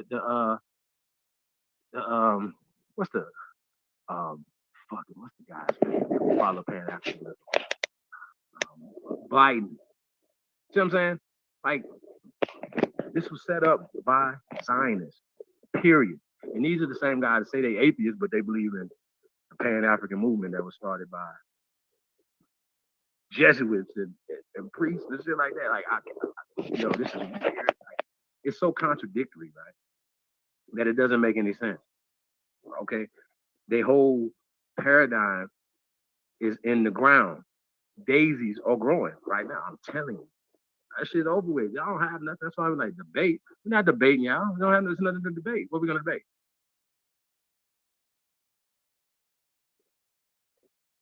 I wait. So I take a book from Dr. John Henry Clark. I don't debate, I teach. Simple as that, yeah. So that's what we're dealing with.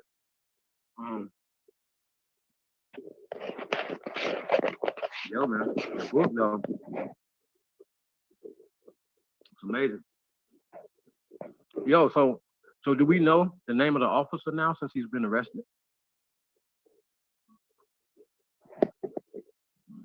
Anybody know?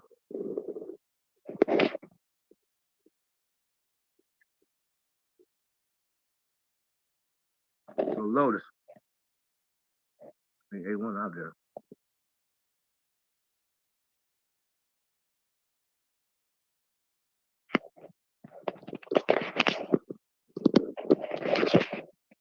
Yo, Lotus.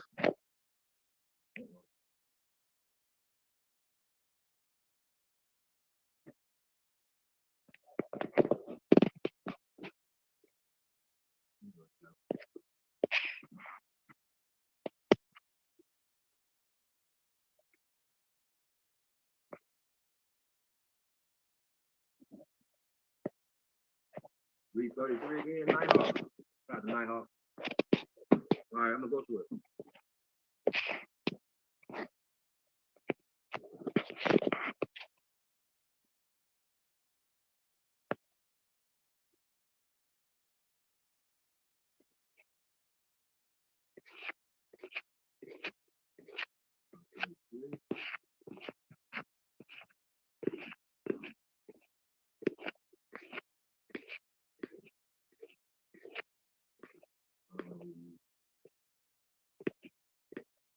It says Indigenous Black Celtics. Indigenous Black Britons. Indigenous